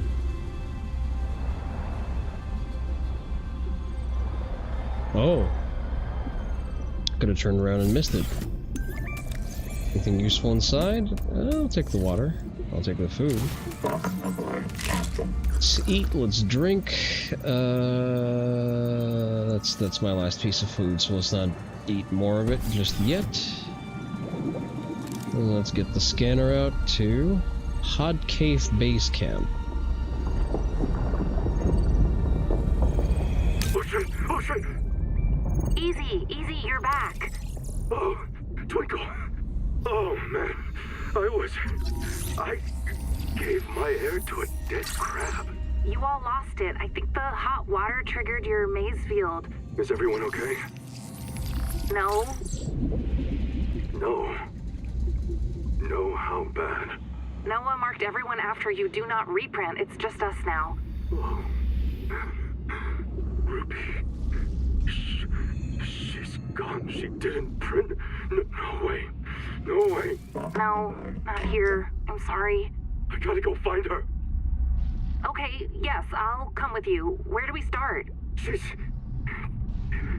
she resets, she'd print in Sleep Bay 3. But it takes days sometimes. I've never been outside before, Ganzo. I'm not adapted. I don't even have fins. We can't. I can't make you wait days. Not if I'm unreliable. We have to find the Jubilee. We'll come back for her, okay? Yeah. Yeah, we'll come back. I don't think they came back for her. Right, what do you tell me, Noah Node? They lost someone down here. Her name was Zip. She became irreversibly contaminated, and she had to be reset. Rolled back. Months of her life gone. I printed her fresh in Sleep Bay 3. I remember that. Where was Sleep Bay 3? After that, they built a camp here to monitor people coming out of the caves for viral infection. Around 235,000 hours ago, 9 colonists went down to look for Zip's old black box. They all died down there. Only 2 of them reprinted. Twinkle and Ganzo. I've retrieved the logs. I don't like what I hear. Oh, do tell. Twinkle, day 758. Everyone's gone. I told them it was a terrible idea. I told them. They wanted to look for Zip's old key down in the hot cave. They insisted. But as soon as we hit the hot water, people started to drift. They were in a trance. Like nitrogen narcosis, babbling about roots, trees, all swimming towards the bottom of the cave. Ganzo gave his oxygen mask to a dead crab. That is funny. I knew it was Maysfield syndrome. I didn't want to be infected, so I just dropped my air tanks, reprinted myself here, and I waited for the others, but they won't print. Noah says they're contaminated. Maybe I can help. Let's see. Ganzo's first in the queue. Noah, clear Ganzo to print. Noah, listen to me. Isn't it great to be disarmed and at the mercy of an AI curator who decides whether or not you're allowed to retain your memories and consciousness? Isn't that just fantastic? Give up your guns, citizen. Why do you need them? God, fucking insufferable. Oh, lithium, though. What are you? I'm telling you, like, the devs are barking up a different tree than they're imagining. Like, they're not making the points they think they are making. Am I full inventory? I am full inventory. Where did that piece of lithium go? Did I just waste lithium? Sure hope I didn't. There it is. Oh, there's more lithium. God fucking damn it. Eat, drink... capture that lithium, capture that lithium. No lithium goes to waste. I would rather throw out some sulfur or some titanium. Still don't have the key, so I probably still should go down there. I just can't take the submersible past the crush depth.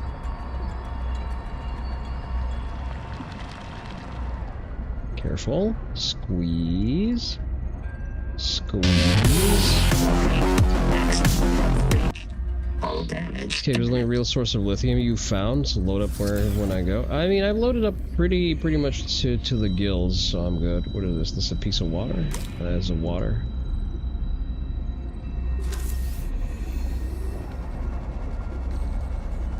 Am I gonna have to go pixel hunting in this fucking cave? Is that the expectation? Because I do not see a thing to follow to go any further.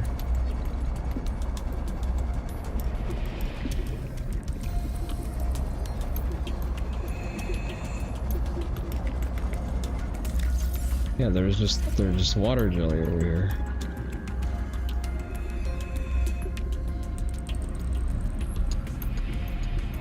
Titan backbone.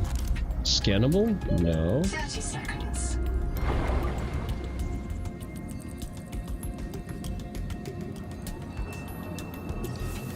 I'm not doing swimming manually. I can hear something. I can hear something. Let's drink the water to make a little space and move. Ah, we don't need flares. I am the apex predator now.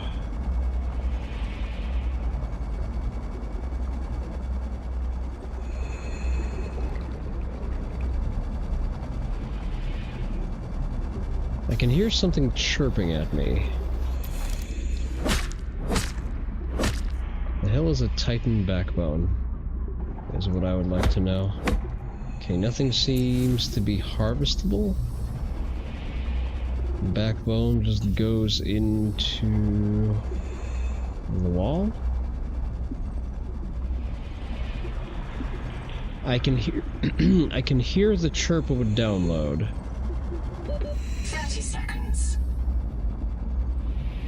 Welcome aboard, Captain. This is where a mobile oxygen source would be, right?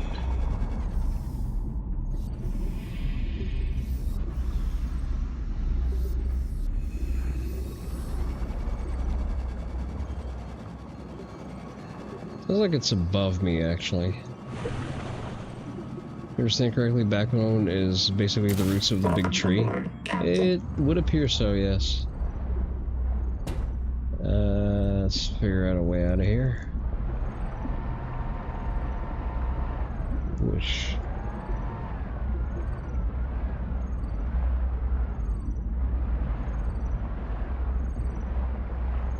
Oh, more lithium.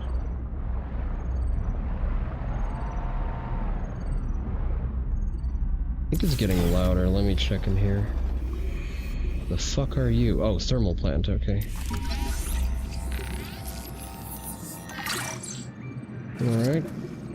Now we can build in less than hospitable environments. Another dead crab.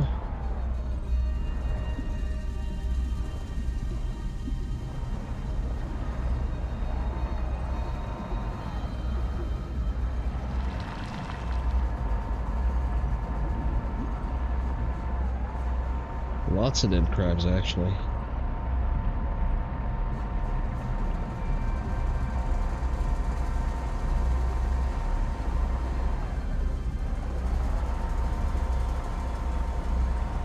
I hear the chirp of a download, but I can't tell where it's coming from.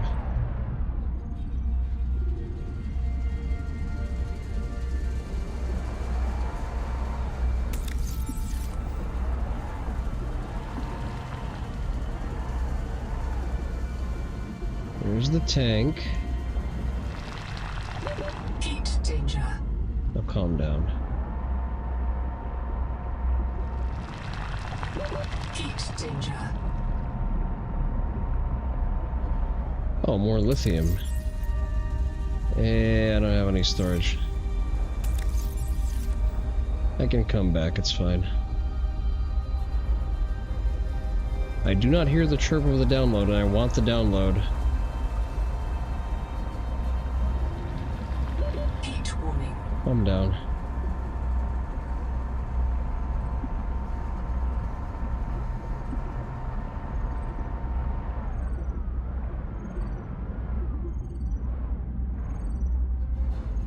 It's very faint.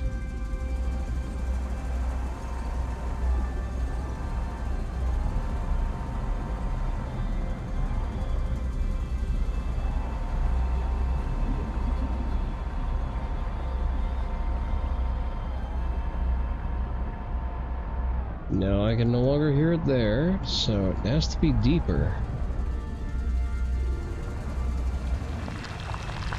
Heat danger.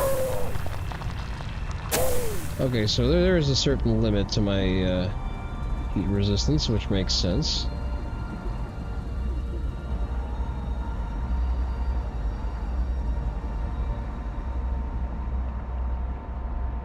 However...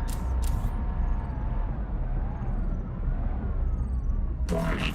Maximum depth reached. Hull damage imminent. No whining.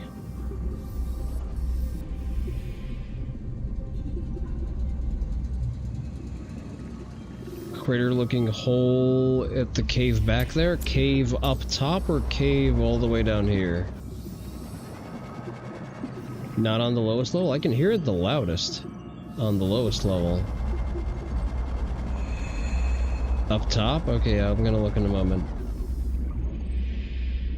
Yeah, it's not over here.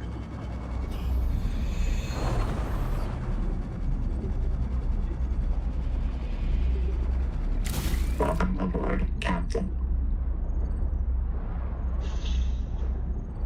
Certain crater-looking hole up here in this level, right?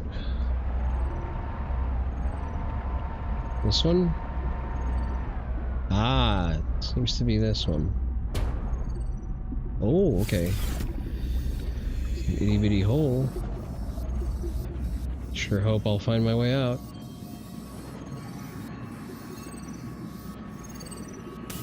Power cell. Roof pump. Carbonatite lava. You don't see that on the surface. Zip was holding out on me.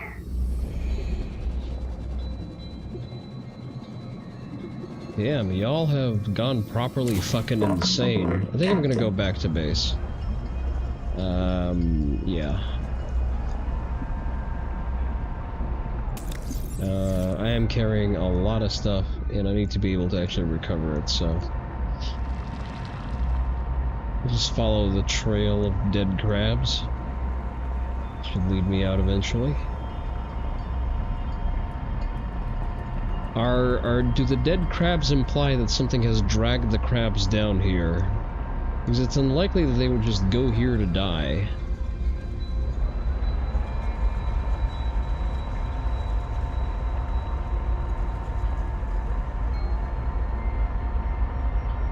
A lot of fucking dead crabs, too.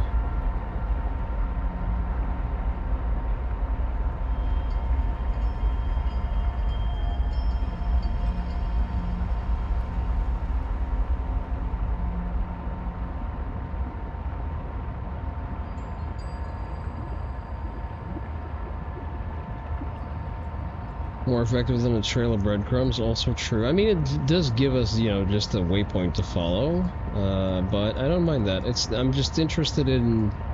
So when we had Reaper skeletons go down into the lava zone in Subnautica 1, the Reapers, who are usually adverse to hot temperatures, were dragged down there by the Sea Dragon, because that's what it feeds on. It feeds on Reapers. Sort of to give you, it was a narrative tool to explain how horrifying the Sea Dragon was supposed to be.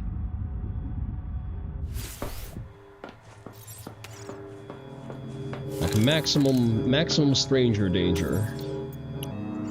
Send you back to normal priority. Do you even manage to store any fucking power?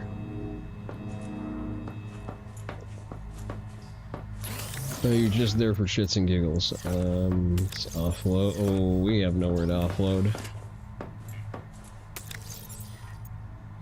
You didn't see anything capable of doing that in this area? Fair enough. Lots of stuff. Spare power cell, we like that. Got the wiring kit over here. Pick this up. Ballistic charge. Alright, blueprints. What did we want to build?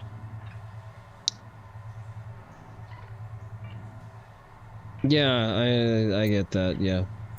It indicates that the base battery is full, I see. So it's currently working off of the battery instead of its primary source. Fabricator, processor, bio... Should probably build a biolab just to have one on demand. Another power storage would be nice, but I need the germanium for something else. Roof pump.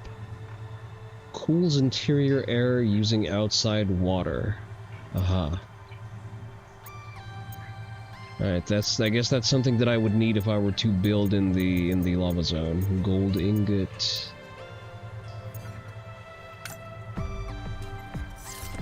Alright, I'll just build another plasteel ingot, I guess. Plasteel ingot, there we go. Load. What did I need gold for? I could swear I needed... Oh, I needed that for the advanced wiring kit, never mind. Actually suffering from success, SMH.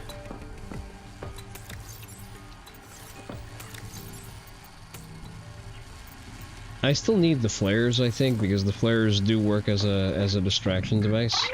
You there, asshole. I have a special request, investor. I still need to go down there. Wait, but I didn't get the key. So what do I do now? Or did I get the key by retrieving the thing? Do I just go to the tadpole pens now? I guess I do. Whenever this thing is done making whatever it's making. Actually, I need to go hunt. So we're going to... Half Moon Jerky, Freedom Tamaki. I'm gonna pin this as a thing that I want to make. And I need a half moon, a harvest moon, a blue moon, and some fibrous pulp. One of the black boxes is the key. Ah, okay. I figured as much. Right, so I need to find a shale of moonfish, and I need to find one of every type, excuse me. I'm kind of fiending for some tamaki now that I say that. Fortunately, it's a little too late to order takeout. I did try out a new takeout place recently, and so when I was looking at the reviews for it, you know, as you do before you order food, one of the reviews was, you know, Reddit. I know, yuck. So, you know, I was discussing this with Onii. She's like, well, the reviews I see online are bad. And I checked the reviews, and it's like some kind of inane shit, like, oh, you get very little for the price, they say, and the dessert that they serve is just a Costco tiramisu, and I'm like, is that a bad thing? Are you accepting are you expecting a sushi place to have their own dessert kitchen? Are you retarded? Oh, sorry about that. Not referring to Onii, of course, but referring to the people who left the reviews, because she just saw people complain and didn't read into it. You know, like, that's a very odd complaint to have, and I started, you know, reading deeper into it, and they're like, well, this other place is actually much better, and it's some shit-ass Hawaiian fusion sushi that doesn't even have an active working website at this point. And through experiencing that, I'm just like, wow, Redditors are actually just not people. And their opinion on anything doesn't matter, be it politics, guns, or food. I am once again vindicated. Welcome aboard. Alright, I can make my 3-moon tamaki. I'm gonna make 2 servings of it, just because I can.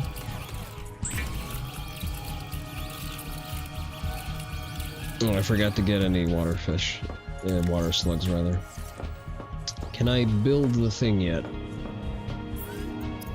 I can build the scout ray chassis, great. Enhanced agility and speed chassis dockable via tadpole.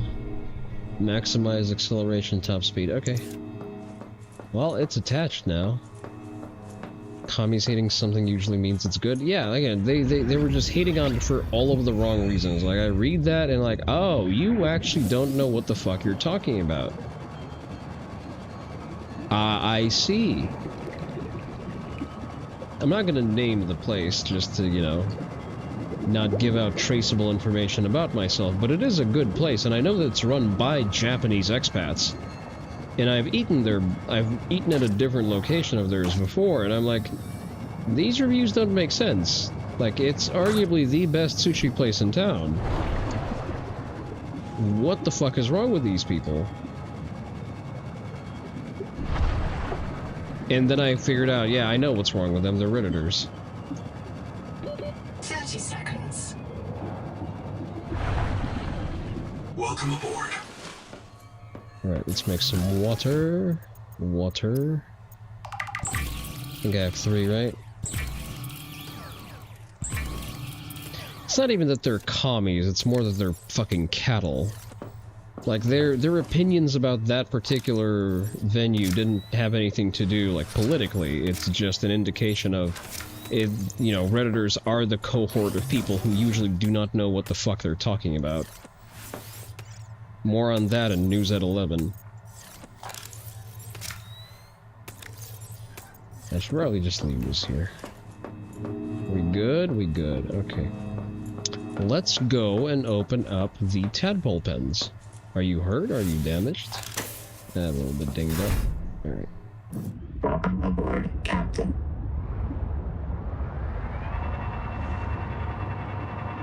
Detached chassis, but why would I do that?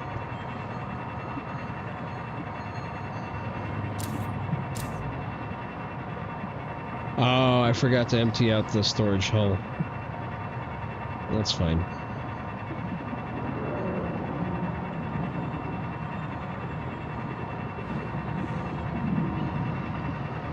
I like that some of the creatures now have interactions, like the hammerheads will butt heads with each other. The marrow breach is going to attack the nibblers. It's like it's going to drag one away. If there's one to be dragged. I scan everything over here. That looks like I did. Or at least I'm only seeing things I have.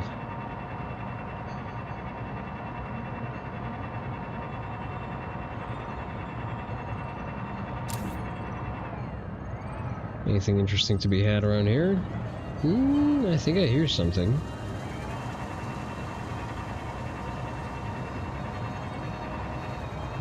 I haven't seen them yet, but the tongue thieves are hilarious. The name's great. I kind of like the naming convention already.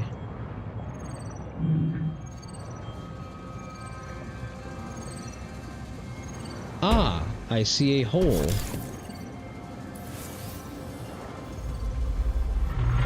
No, okay, the hole doesn't actually do anything for me. It's just a hole that goes nowhere. Fair enough. Just look for a different way inside, I guess.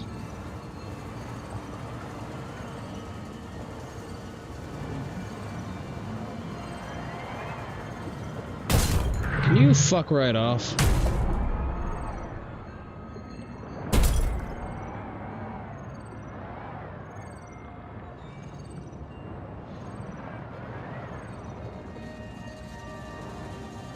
Is that door just open?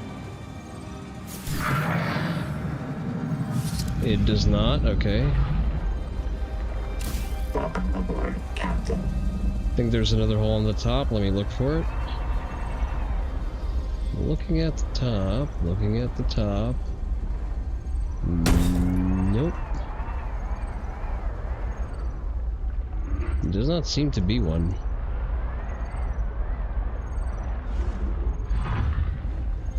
Mid-level top? That's not really explaining it. Ah, goddammit, I'm cracking into the fucking walls. So I see a door, but I'm not able to squeeze through that door. And the repair tool doesn't work on this. Unless I can... No, it doesn't let me squeeze through. And the repair tool is not reacting. So that's not where we go. Where the cargo was? I don't know where the cargo was. Where the cargo was, you say?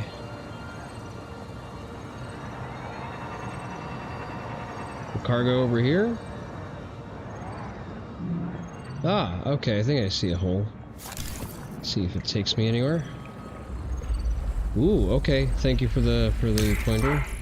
The HEMA journal, go. just dodged a marrow breach, and I feel like a god. Not a god, an animistic trickster. An ancestor of myself. This is what our bodies did before the first city. It felt like playing a game and winning.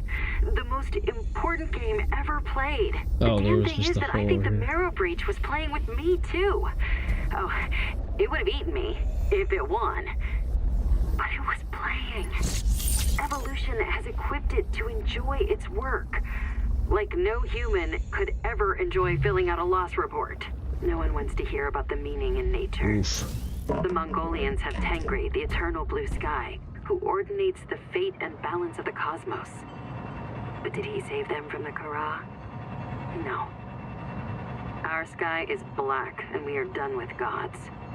Capital has taught everyone that nature is a marketplace of violence, that natural selection is the same as competition, and competition is the key driver of evolution. And if I tell them that no, it's not like that. Nature is not operated by the same logic as a publicly traded corporation. The cynicism You would be slams down like a surprised. hatch. Everything is a job. Fitness is profit. Profit is life. Oh, we're getting to the fucking commie proselytizing. Endurance upgraded. Inventory expanded. That's big talk for someone who ended up fucking dead.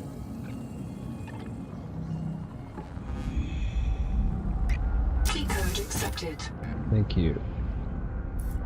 Again, I think the devs aren't telling the story they think they're telling, which is infinitely funny.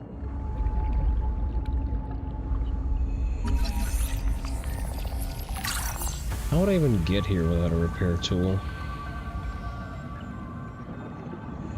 Alright, let me go take a deep breath.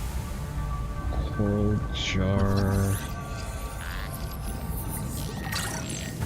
Tall oxen jar, small oxen jar. What the fuck am I scanning? Oxen jar.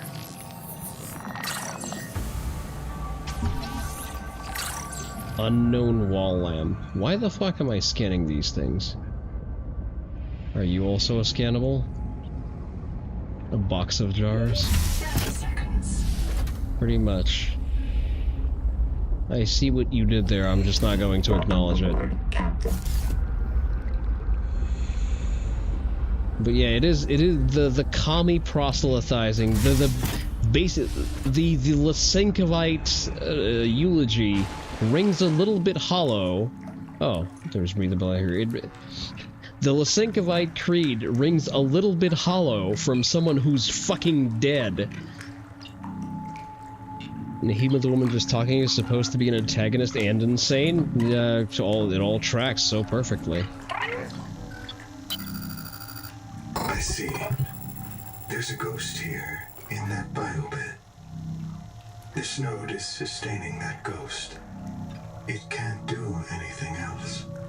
You can't get them out of the bed, understand? There's not enough to print. But you can talk to the ghost. Okay.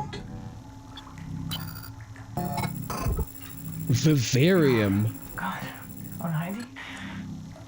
Wait a moment, don't go. I just have to find my... I've lost something. Oh no, she's Haitian, it's over.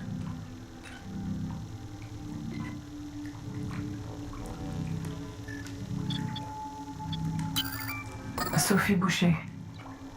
Who are you? I am the ultimate colonist. So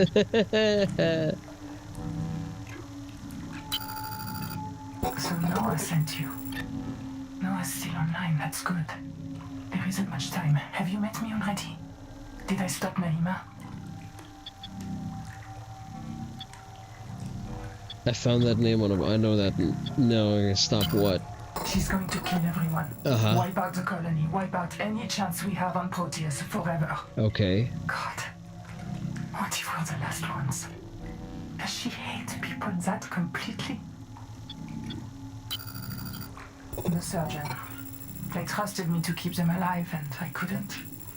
This planet. It poisons you. People couldn't take it. There was a riot. I knew Nahima planned it. I knew she had to be stopped, so I followed her. but I left an image of myself in a biobed to tell the others. Oh God. Is that me? I'm Sophie's ghost.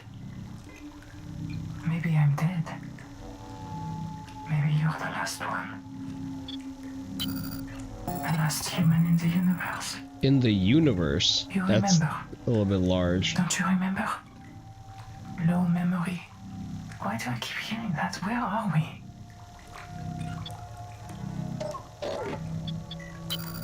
The last human in...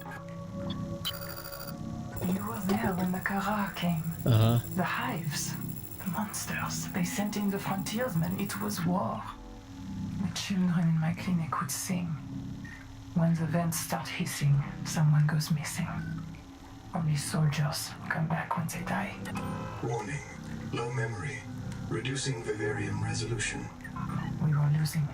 Altera sent out ships to make deep space colonies Mongolian style, in case the Kara broke through the cordon and ate everyone. We might be the last survivors of the human race. We might, but we don't know. Okay, sure. Wants to kill us.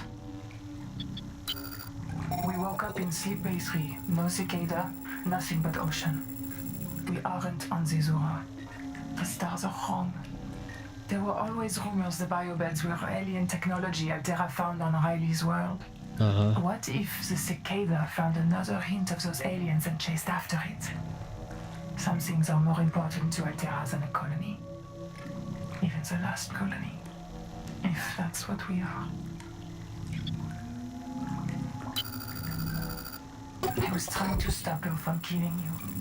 You and everyone else. She's obsessed with the tree. You've seen it sitting out there like a gigantic virus injecting itself into the world. Well, maybe I should just go kill the tree. Control of all other life. Forces it to serve. That's the Maysfield syndrome. A viral obsession with the tree and its organs. And the way Nahima serves it is by wiping us out. She's still out there, trying to extirpate humanity from this world and the universe.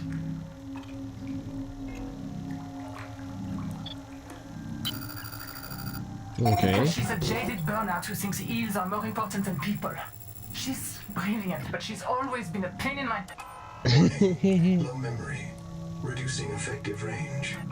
She would tell you that our only future on Proteus is an endless cycle of digital reincarnation and debt slavery. So she'd rather have no future at all. Wait, but if everyone is dead, who do we owe money to? With Maysfield. Alright, Oh, hey there, Mooney. It's the bald man, except the man is not bald. I've explained this yesterday. I have to shave to maintain this pristine, shiny dome. Warning. Critically low memory. Vivarium reset imminent. Yes, of course. The core of the running tide is How are you wide doing? and clear, and it may not be denied. I think the tree made the proteovirus, and proteovirus is in everything. Every living cell. You're infected the moment you touch the water. You're going to hear voices calling you to the tree's roots. Eventually you'll fall into a trance and drown. You'll be fertilizer. A quiet sleep and a sweet dream when the long trick's over. There's no human future here. You do not care. I have no hair. I am bald, but I have hair, but I shave it off. Like, on a cellular level, I still have hair because I have active follicles. I am definitionally not bald. Just having this conversation with your mother's boyfriend, as well, because he shaves his head. Again, if there are follicles that produce a coverage of hair that is not on the Norwood scale, that is by definition not bald. I have a full head of hair that I have to shave on the regular. Alright, where were we? I thought Maysfield would stop if we cleared the bloom from the tree's roots, but Nahima said that was a 4546B mindset. She said the problem was much bigger than one viral syndrome. I think she was right. The problem is bigger. Bigger than any living thing has any right to be. To end Maysfield, We have to destroy the tree. Hell yeah, let's go kill the fucking tree. No, I'm not even real. Just enough of my brain to predict what I'd say. That's what I'm missing. Everything. The whole rest of Sophie Boucher. If you find the real me, tell her I did my best to be her. I'm not going to last. So much longer. it's basically just an LLM taught off of a brain. Yes, but the maze field destroyed them too. That's what I believe, at least. Some of them survived. They guard the ruins to the east. Oh. We call the site Karakorum. Maybe you can learn something from them. Some trick or cure. What will you do? I guess I'm going home. No, I'm doing whatever the fuck I want. The tree will take you. It will make you want what it wants. Fatal error. Out of memory. Vivarium halted. Damn, you suck. Fatal error. Out of memory. Vivarium. Fatal error. Out of memory.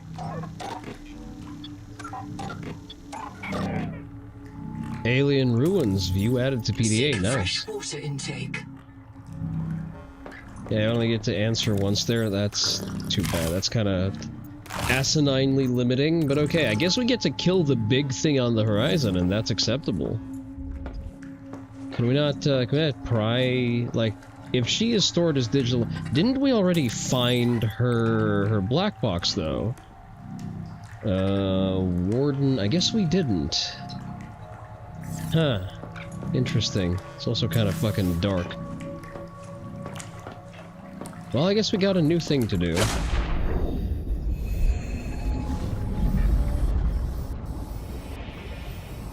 Save scummed. Did we see a few responses? Wasn't much to do. Crimes. Oh, I'm gonna do some fucking crimes. Morally, I am justified in the horrible things that I am about to do.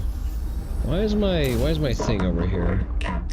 Why did you get, hey, that's fucking rude.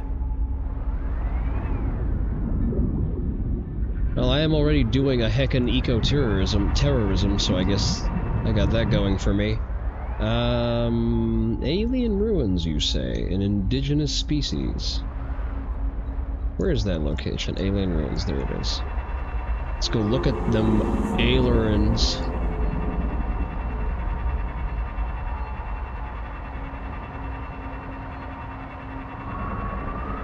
Oh. We are gonna max out our fucking crush depths this way. Shame it's dark, there are things to see on the way. I think I can hear the thing that I'm supposed to see on the way.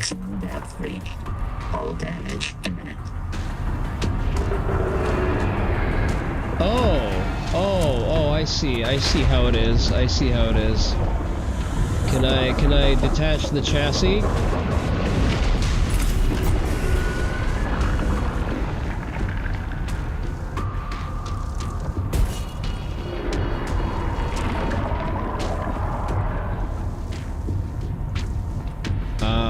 We're just gonna go to the surface. We're just gonna go to the fucking surface. We're just gonna go to the fucking surface because you can't go to the surface and I can. Fuck you. Is that the thing that I was supposed to see? That's very cute. That's how very quaint. I'm gonna have to build that new surface. He can go to the surface? Of course he can.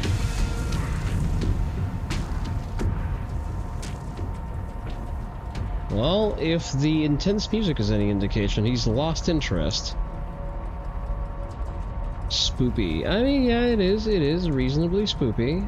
That's kind of the intent of the exercise.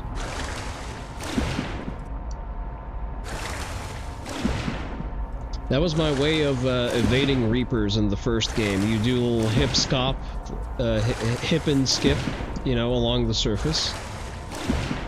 Rather play Repo, thank you very much. Understandable. My understanding is that Repo is reasonably spooky as well.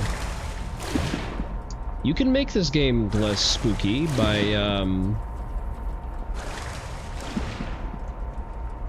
skimming the bottom and using complex terrain seems to be the way. It very much is. I'm a sucker for Subnautica. I've liked the original game. And this is a thing that's supposed to happen to you eventually. Problem is, how do I progress along the technological tiers to get around whatever the fuck just took half of my ship? I'm also gonna have to build a new chassis, which is mildly annoying, but not too bad. Actually, let's get out and do some repairs. Ah, good as new. You have Subnautica, but you haven't played it much, so you don't know a lot about it. Lots of water, shit tries to eat you, that's about it. You have Subnautica, the original Subnautica, or Subnautica 2? This is Subnautica 2. Mechanically more advanced, a lot more budget went into this one. Should still be there if he didn't go back for it. I'll just make a new one. I don't feel like trying to scout ray chassis. Yeah, nah. I'm sorry. You're getting left behind. Nah, I'm not doing that. It's a detachable chassis for a reason. Subnautica not too. It's a great game. The way I usually describe it to people is it's the best unintentional horror game of its age. So definitely worth a playthrough. And then you can just go straight into this one and just not play Below Zero rather, because Below Zero is just a bad game. We decided to play it for the first time at 2 AM. Fantastic. Excellent choice. Alright, what the hell am I even supposed to do now? I'm supposed to reach the alien colony somehow. I have a special request, investigator. I can't call it personal. But I already did that thing. Your fucking story didn't update. Piece of shit. Alright, let's unload. Let's get some water jellies in us, and I guess attempt to navigate to the goddamn ruins.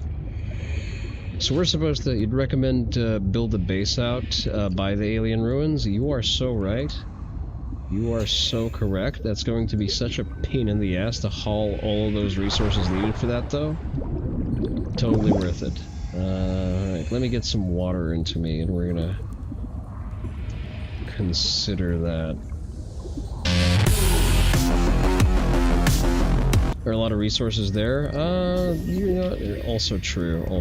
I kind of I like the way I did base moving and building back in 1, where I would build out a Cyclops as a mobile base with all of the resources that I would need internally.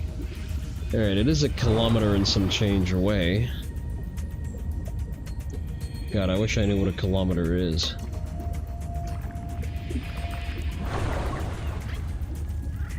You can cheese a bit with the menu options to refund bases. I don't want that. I'm gonna go for the honest intended playthrough. You need energy. Let's chop up some of this. The resource not there is lithium, but loss of the rest. Okay, that makes it a feasible lift.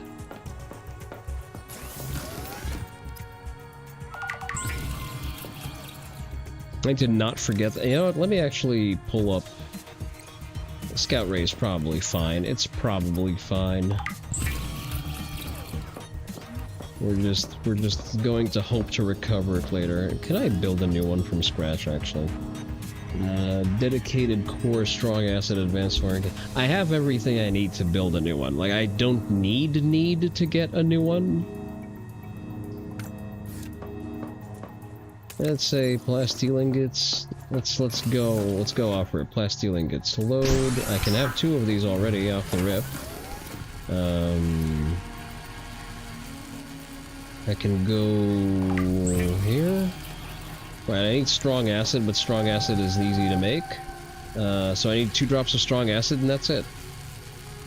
The Leviathan roams a bit. I could retrieve it, but it doesn't have anything. You'll miss it. Yeah, so I can just replace it.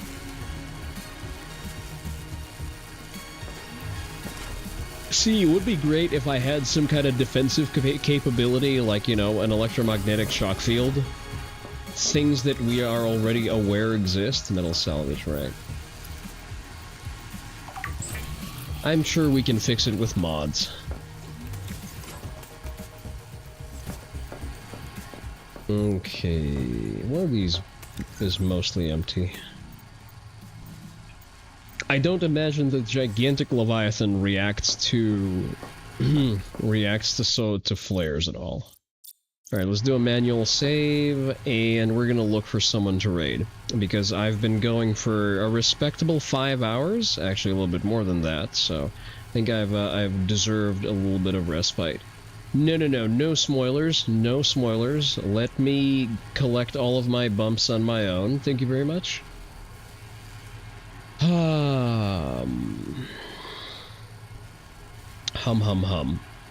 But yeah, Mooney, if you're still here, Subnautica 1 is a great experience. Even completely vanilla and unmodded, it's great. It's one of the better games of all times.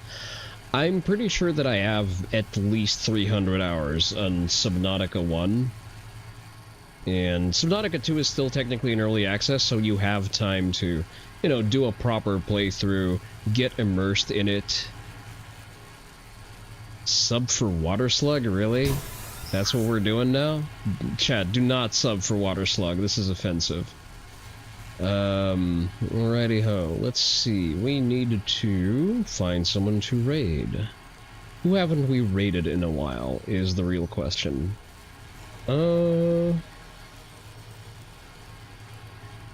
I'm looking. Umi seems to just be starting. Let's go raid Grizz, I think. Let's go say hi to the baby bear. It's interesting that you've decided. I don't know if this is just the most memorable thing about me, or if this is an attempt to cause distress, because it's really not working, I promise. You will need to find a new angle of attack in order to phase me, Mooney, but yeah, good luck with that.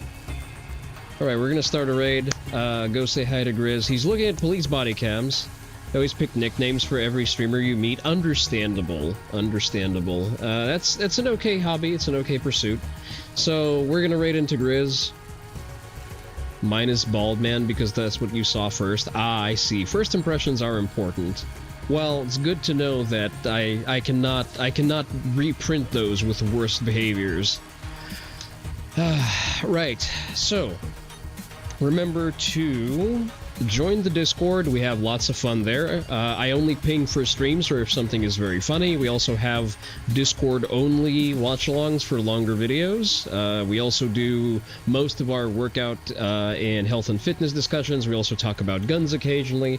If I see a deal on a cool gun, or I have an affiliate link for a good offer, that goes into the Discord first and foremost. Subscribe to the YouTube if you feel like it. Reminder that the Oni Dojo does have merch. We have our own dedicated patch. This has been Kuro Onii-san, reminding you to track the calories that you eat. Bye-bye.